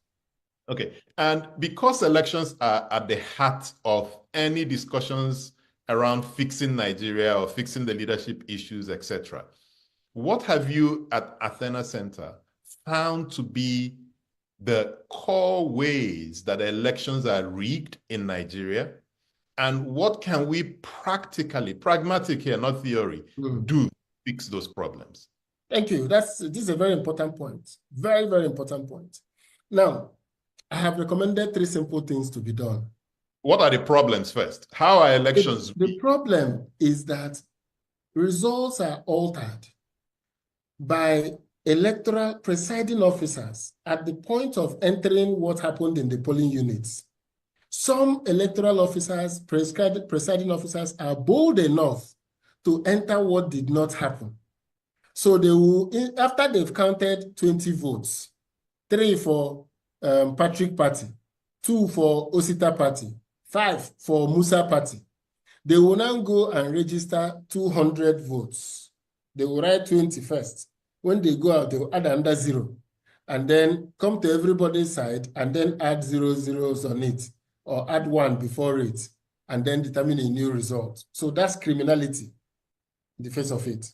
But INEC's process of snapping the result and uploading has helped tremendously. If you go to any election, 70% of the electoral officers upload the correct results. Only about 25% to 30, 22% in some places, 23% that alter the result. Unfortunately, those 23%, their altering normally damages the whole result.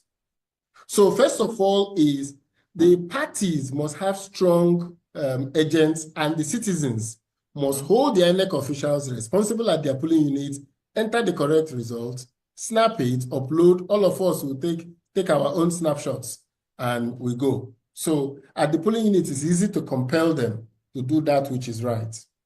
Now, what we also is that because governors or people come from a particular area, people in their area are willing to allow the results to be changed to favor their own. So that can be an issue.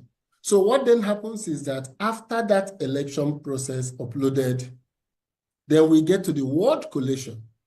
At the ward collation, the officers there again alter the results to favor the candidates that INEC is working for. So it is at the ward collation that the more egregious acts of subversion happens. So sometimes results are fully rewritten. Some are cancelled to reduce the opponent's vote. Some votes of the opponents are reduced, and one of the favored candidate votes are added to him. So the reason is that INEC does not upload the EC8B. So nobody has visibility. From that point on, we enter a dark hole. We don't have visibility again on what happens at the ward, the local government, until we hear the final results. So we think that the people at the ward, that is the place that we should do what we have been canvassing for, which is an audit. The electoral officer comes back with the votes, he comes back with the papers, used, unused ballots, EC8A field, and the beavers. So the electoral officer, the collation officer, is required to look at the beavers and confirm the number of people that were accredited. He is required to look at the EC8A and then enter the results in the EC8B. If he sees any anomalies, he's also empowered to cancel that result and say, this result has been altered. The accredited is more than what is on the beavers. So it is at that point I am saying that we should buy 8,800 scanning machines so that when the results are brought there, the ballot papers are scanned.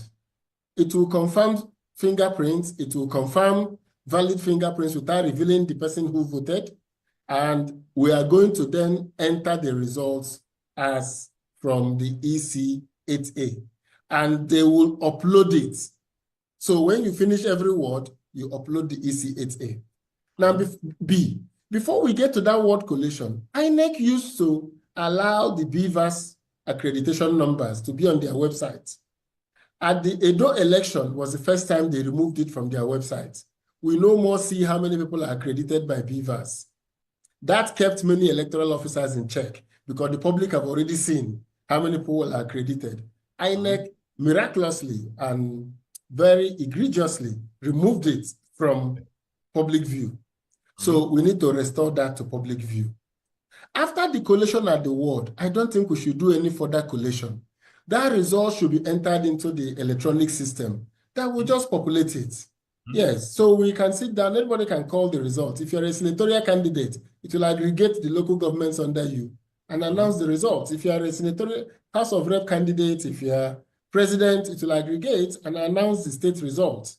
So we will remove 2 levels of collation and go straight that the polling unit result is only thing that matters.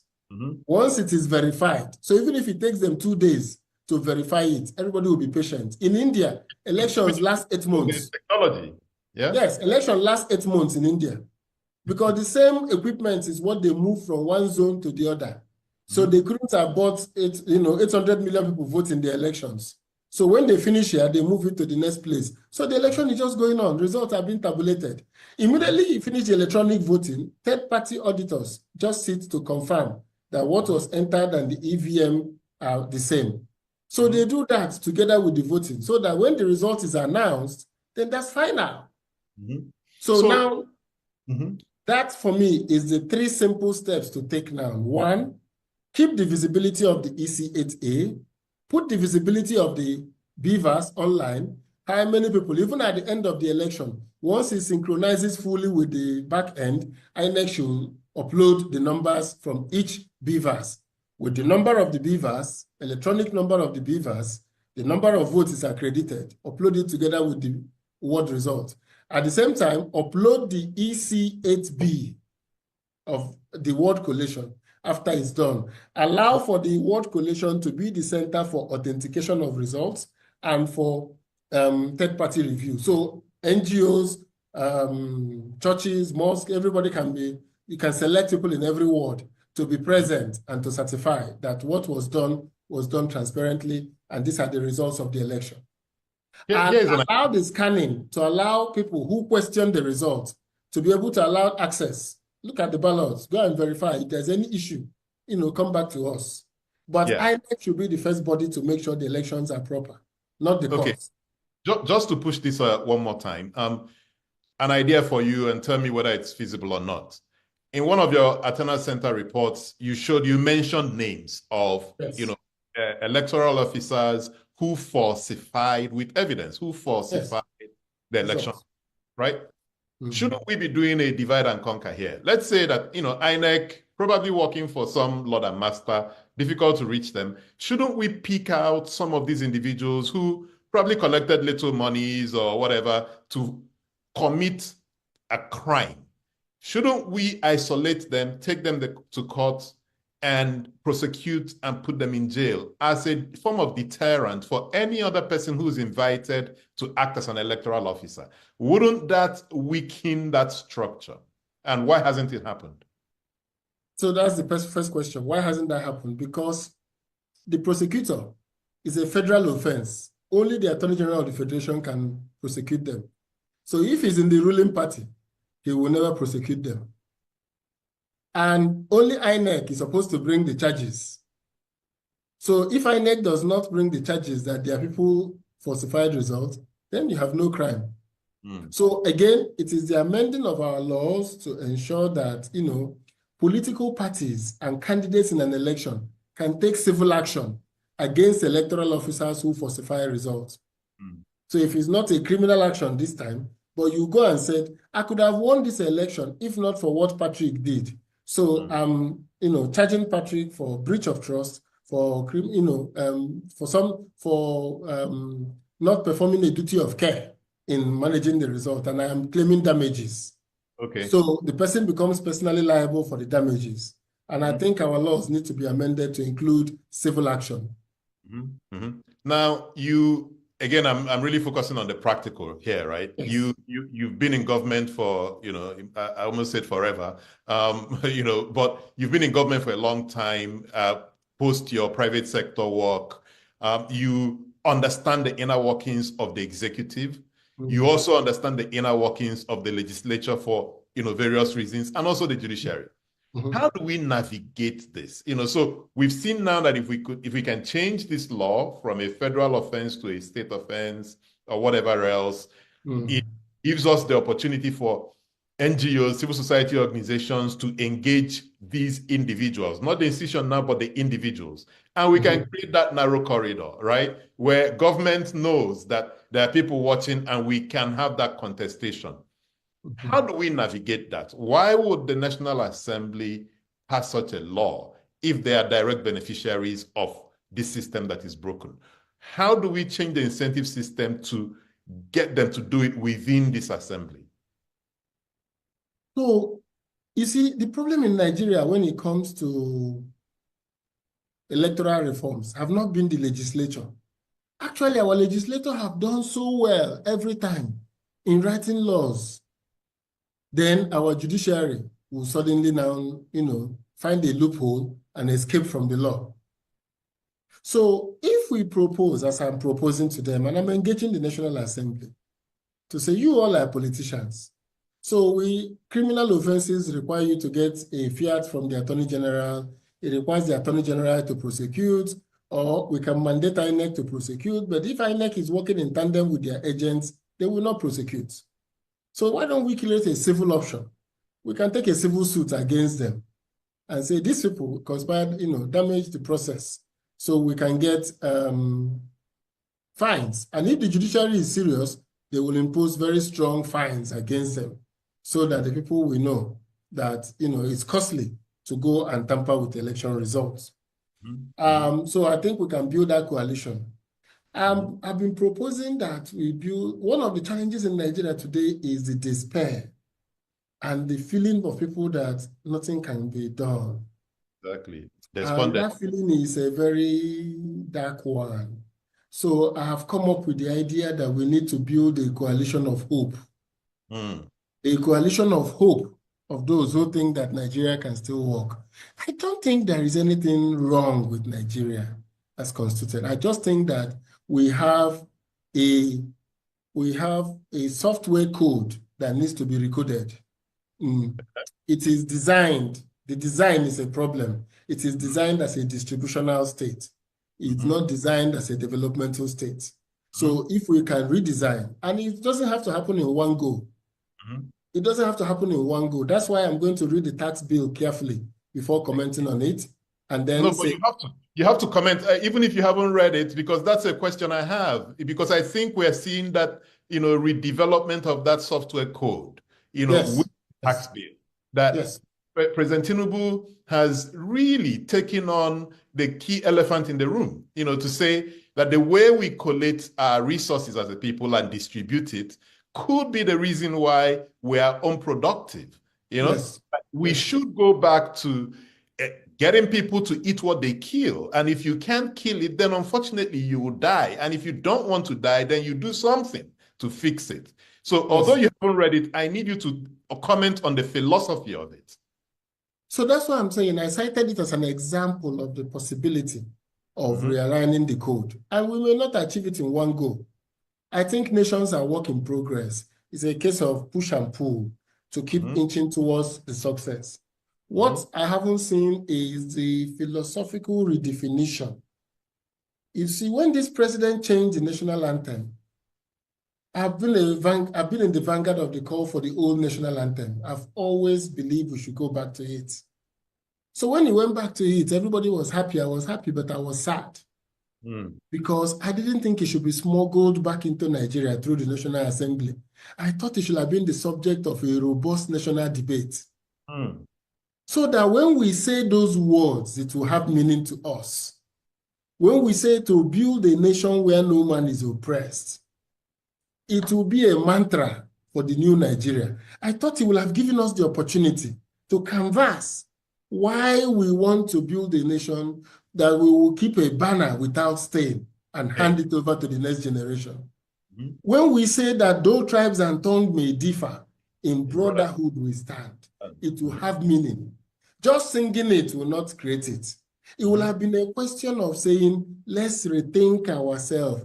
This is a diverse Black nation, a home for all, a nation where we give opportunities for everybody to grow. That is why I have cited the example somewhere that a governor can go and pay $700,000 to an American international school for his children to go to the school over the next 10 years. And didn't see that the joke was on him, that you finished running a state and you couldn't build a school that your children could go to.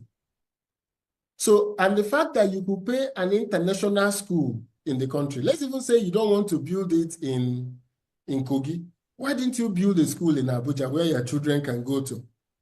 So, and I just opposed him as a governor, Governor Yahaya Bello of Kogi, with a businessman in Anambra called Ernest Azudialo, who is the founder of Next Oil, who went to Okija, his village, and built a Jesuit Loyola college called Gonzaga. This is his private money. But he thought that the children of Okija needed to be given an opportunity to get to where he is. He decided that of all the efforts he has made, one of the things that can uplift the people of Okija is to give them quality education. And this has not only given Okija, it has now attracted children from a diverse background from around the country to come to Gonzaga in Okija. He didn't stop there. He built a pediatric hospital built by Julius Berger in Okija.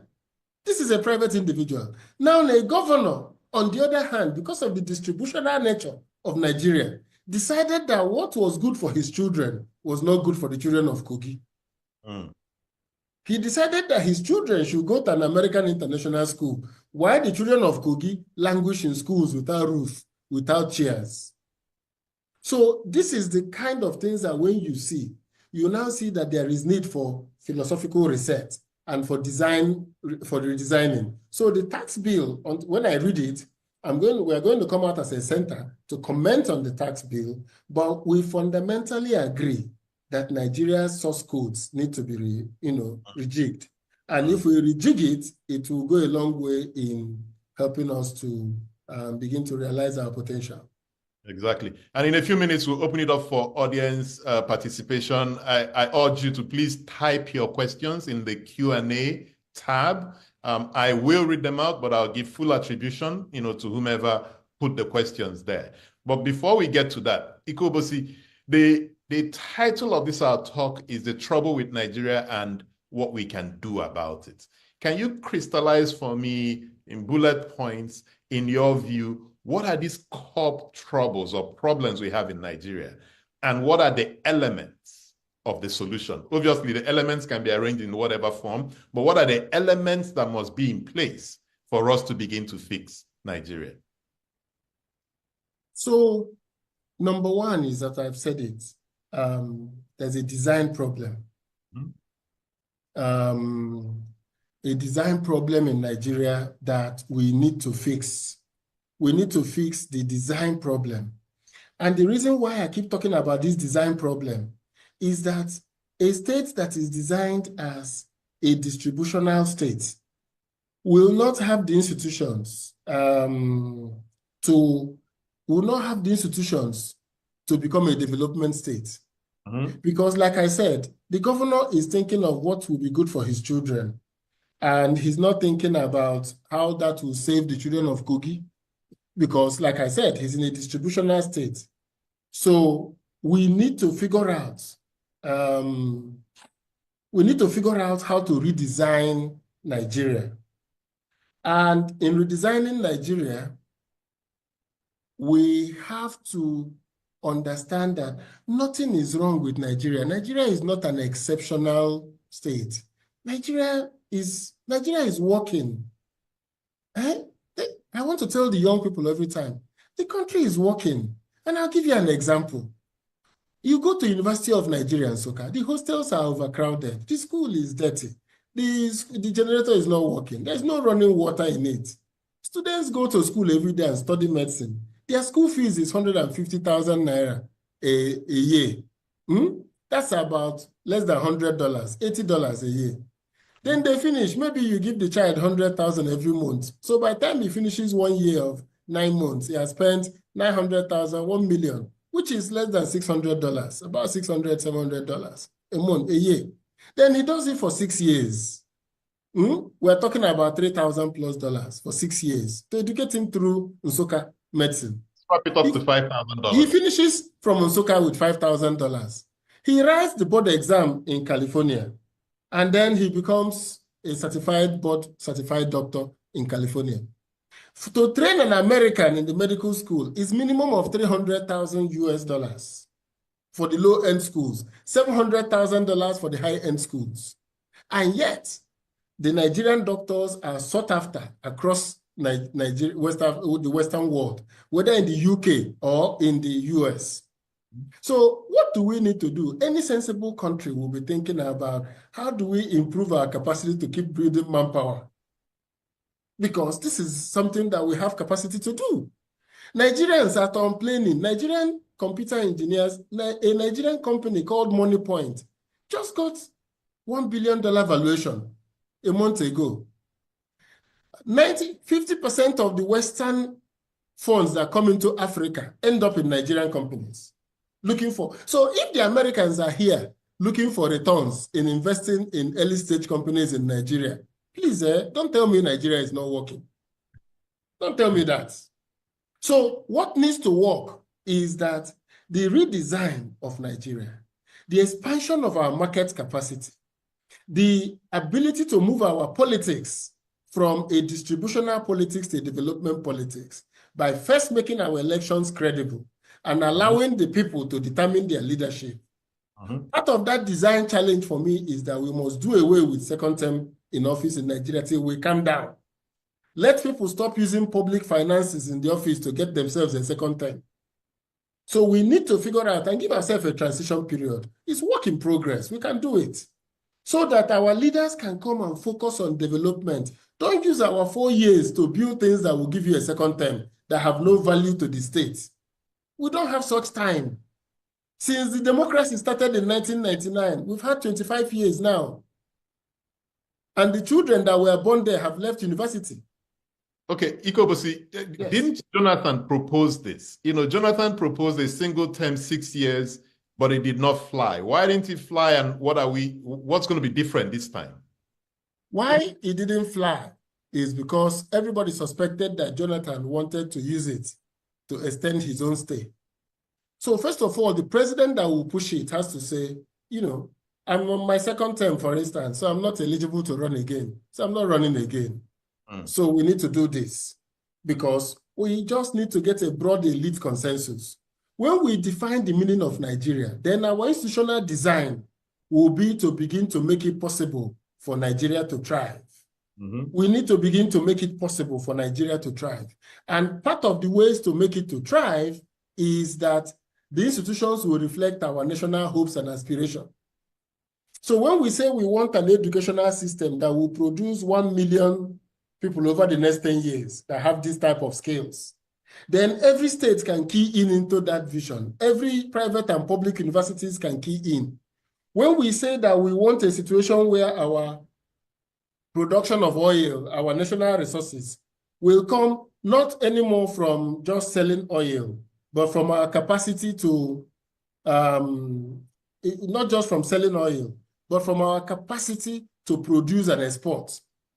Let me ask you, if you think about cocoa now, we're exporting cocoa in Nigeria, and part of what we export in that cocoa is the fact that our export of cocoa is done by people selling at the farm gate to people who buy the beans and export. Now, if you go beyond those, think about a state now deciding, I'm going to pay the price of the beans at the gate. I'm going to find myself $1 million every year, buy up all the beans that is coming from Ondo, and process it and build a processing factory, or find 3 or 4 private sector processors and said, we will process this and we're going to let it to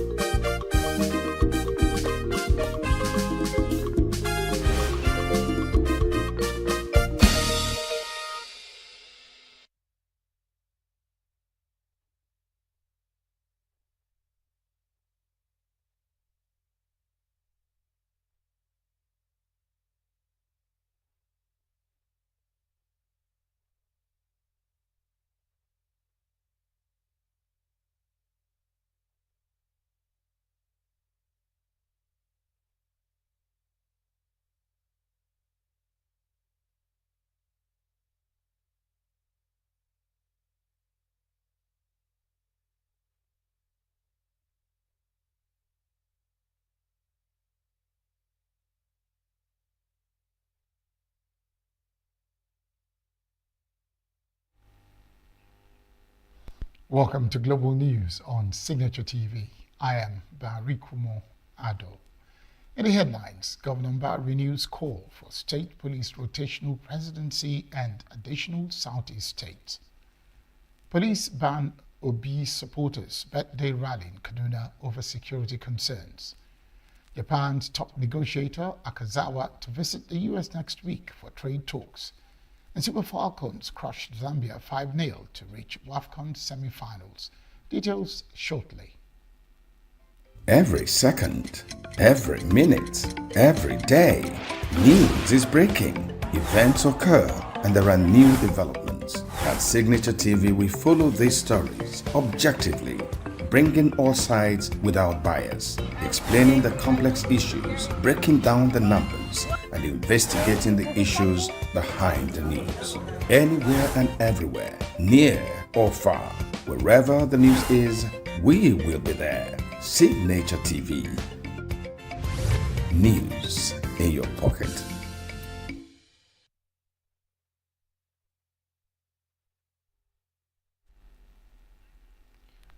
The governor of ENUGU State, Peter Mbah, wants the National Assembly to use the opportunity of the ongoing constitutional amendment process to address long-standing demands for equity and inclusion for the Southeast region.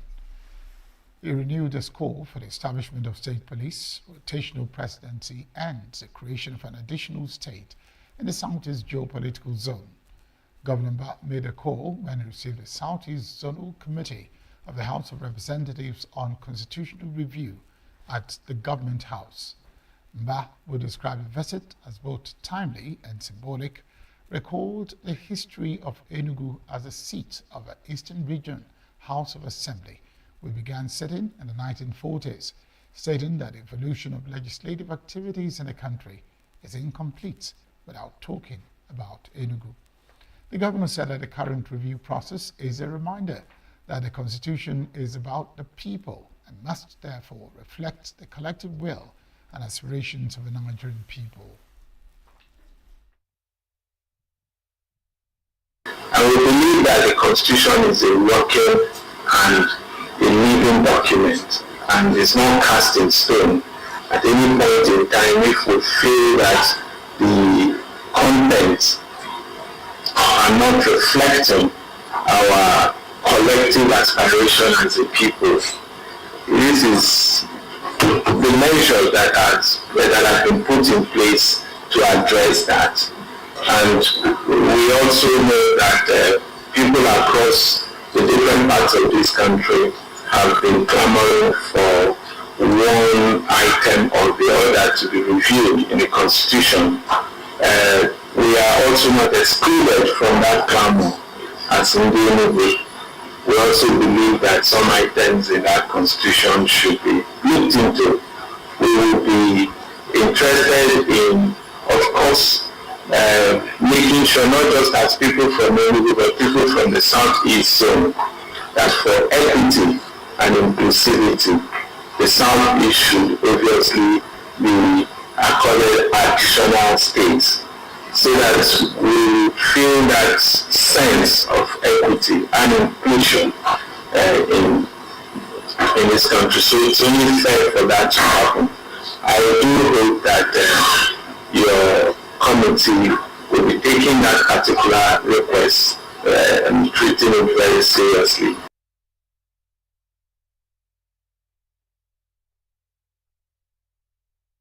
The leader of the delegation and chairman of the committee, George Ozodinobi, assured of the commitment of the Constitution Review Committee to capturing genuine yearnings of the Nigerians across regions. We are here in the States. Is the political capital of Southeast. And Mr. Speaker, who directed that the Enugu State would be the zone for the zonal, Southeast zonal public hearing that comprises of Enugu State, Anambra State, and Enugu State. And our brother, who said I should extend his warm greetings to you, who is the chairman of this, national chairman of this constitutional review, Right Honorable Benjamin Okezieka, CON.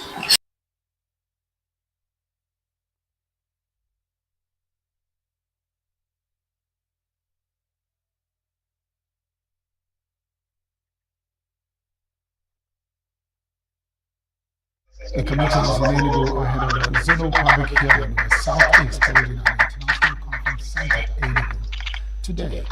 And our reporter, Chinemerem Ikebunan, is standing by. Chinemerem, good afternoon. Good afternoon. Chinemerem, how are you?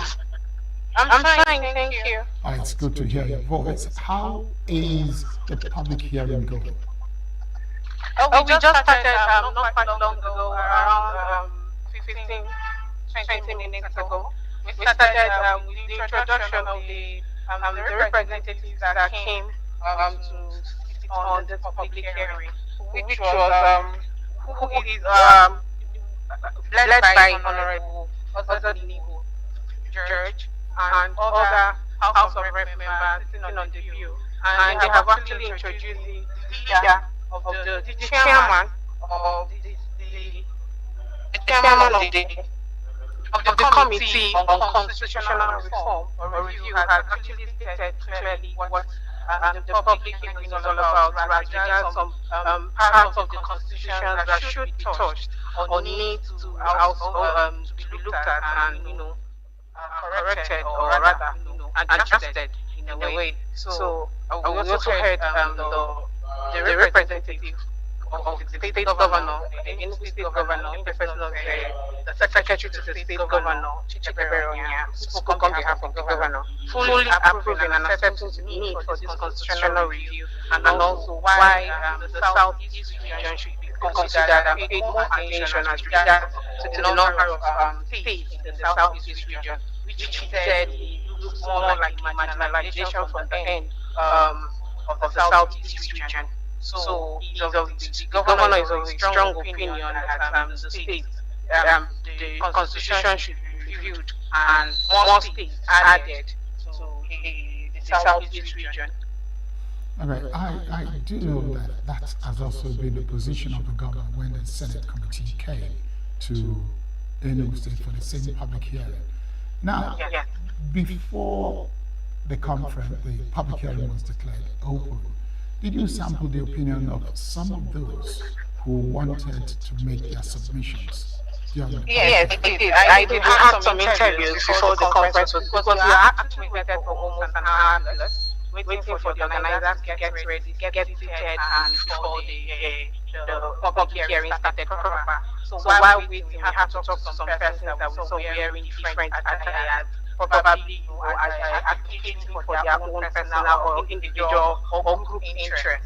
We saw other proposed new states for Enugu State on their attire, and they are also of the opinion that the other state is a long overdue review kind of that has been on the constitutional review for a while now, and they are looking out for a new state that the other state.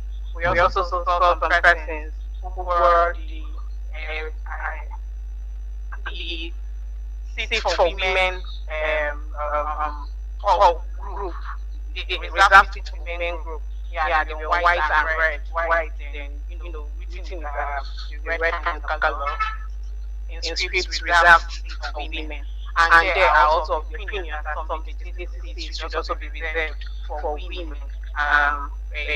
The National Assembly and also the State Assembly. I spoke to their leader, the South Enugu State leader or chairman of that group, and she is of the opinion. I was asking her why the reserved seat for women is looking at only the legislative angle, and she gave me, she said that it was because they want to start from one. Start counting from one before they get to two.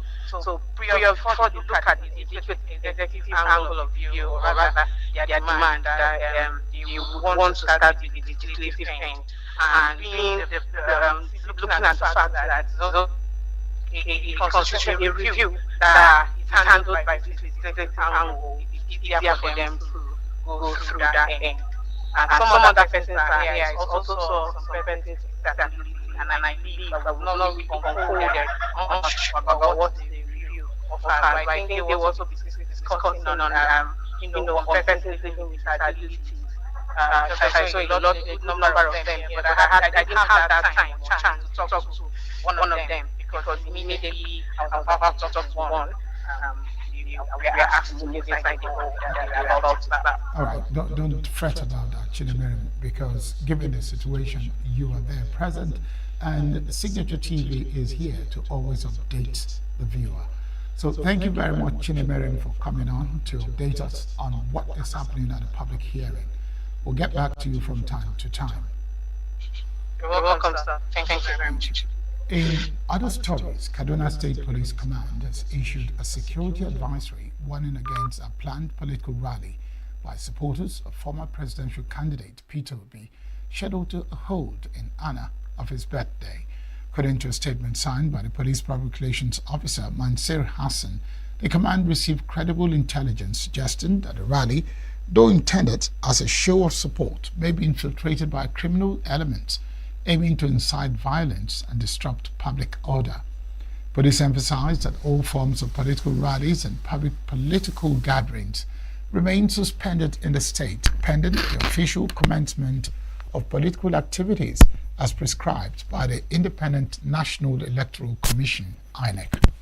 The command also noted that several political parties in the state are scheduled to conduct their primaries on the same day as the proposed rally, with proper notifications already submitted to the police in line with established protocols.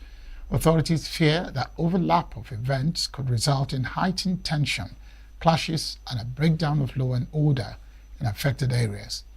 Police warned that will not hesitate to take legal action against any individual or group found flouting the directive. The command reaffirmed its commitment to maintaining law and order and urged the public to continue cooperating with security agencies to preserve peace in the state. The youth wing of Ohanaeze Ndigbo Worldwide has condemned the ban issued by Edo State Governor Monday Okpebholo against P2B, describing it as shocking and unacceptable. The governor's warning issued on Friday barred Obi from entering Edo State without his approval, threatening consequences for non-compliance. The statement sparked widespread outrage across Nigeria, with many viewing it as a direct attack on democratic principles. The statement, titled An Urgent Call for Action, Oku Nabike, National President of Ohanaeze Ndigbo Youth Council Worldwide, labeled the governor's remarks as an assassination threat against Obi. Oku emphasized that such language from a sitting governor and former parliamentarian is unbecoming and undermines Nigeria's democracy. He stressed that the threat is not only against Obi, but an affront to the entire Igbo race, questioned why Obi is repeatedly targeted among opposition figures. The Ohanaeze youths warned that if any harm comes to P2B, the governor will be held responsible, urging the Nigerian government led by President Bola Tinubu to intervene. Ohanaeze youths also called on Nigeria Police and Department of State Services (DSS) to ensure the safety of P2B and all Nigerians across the country. A senator representing Osun East Senatorial District, Francis Fadaunsi, has resigned from the People's Democratic Party (PDP). Fadaunsi is a second-time senator and one of the strong supporters of Governor Ademola Adeleke. Senator, in a letter of resignation dated July 12, 2025, to the party chairman of Ward 4 of Bokun local government area of Osun State, hinged his decision on the irreconcilable differences and legal battles the PDP is facing at a national level after the 2023 general elections. Reactions have continued to trail the unveiling of opposition coalition party African Democratic Congress (ADC). The platform has brought together several political heavyweights ahead of the 2027 general elections. Christopher Lele, who sampled the opinions of Nigerians, said reactions are varied. Some political analysts have often faulted the amount of time spent by successive governments in the country on politicking and party activities, leaving actual governance to take the back seat. This worrying development appears to have even gotten worse in the new dispensation, where barely 2 years to the life of the administration, the ruling party, the All Progressives Congress, has announced the incumbent president as its sole candidate ahead of the 2027 election. There has also been increasing defections into the party in power from the opposition politicians who apparently want to position themselves ahead of the elections or even for immediate appointments. And bent on ousting the present administration, some heavyweights in the opposition camps, after several months of deliberations, appear to have found a common ground in the African Democratic Congress as a platform to do the battle. But the big question is whether the ADC has what it takes to unseat President Tinubu, who many believe is a veteran in the game of politics and political maneuvering. As a Nigerian and as a political follower of what has been happening so far, my candid opinion is that the coalition is a good thing if everybody has sincerity of purpose. But the only thing that would affect that coalition would be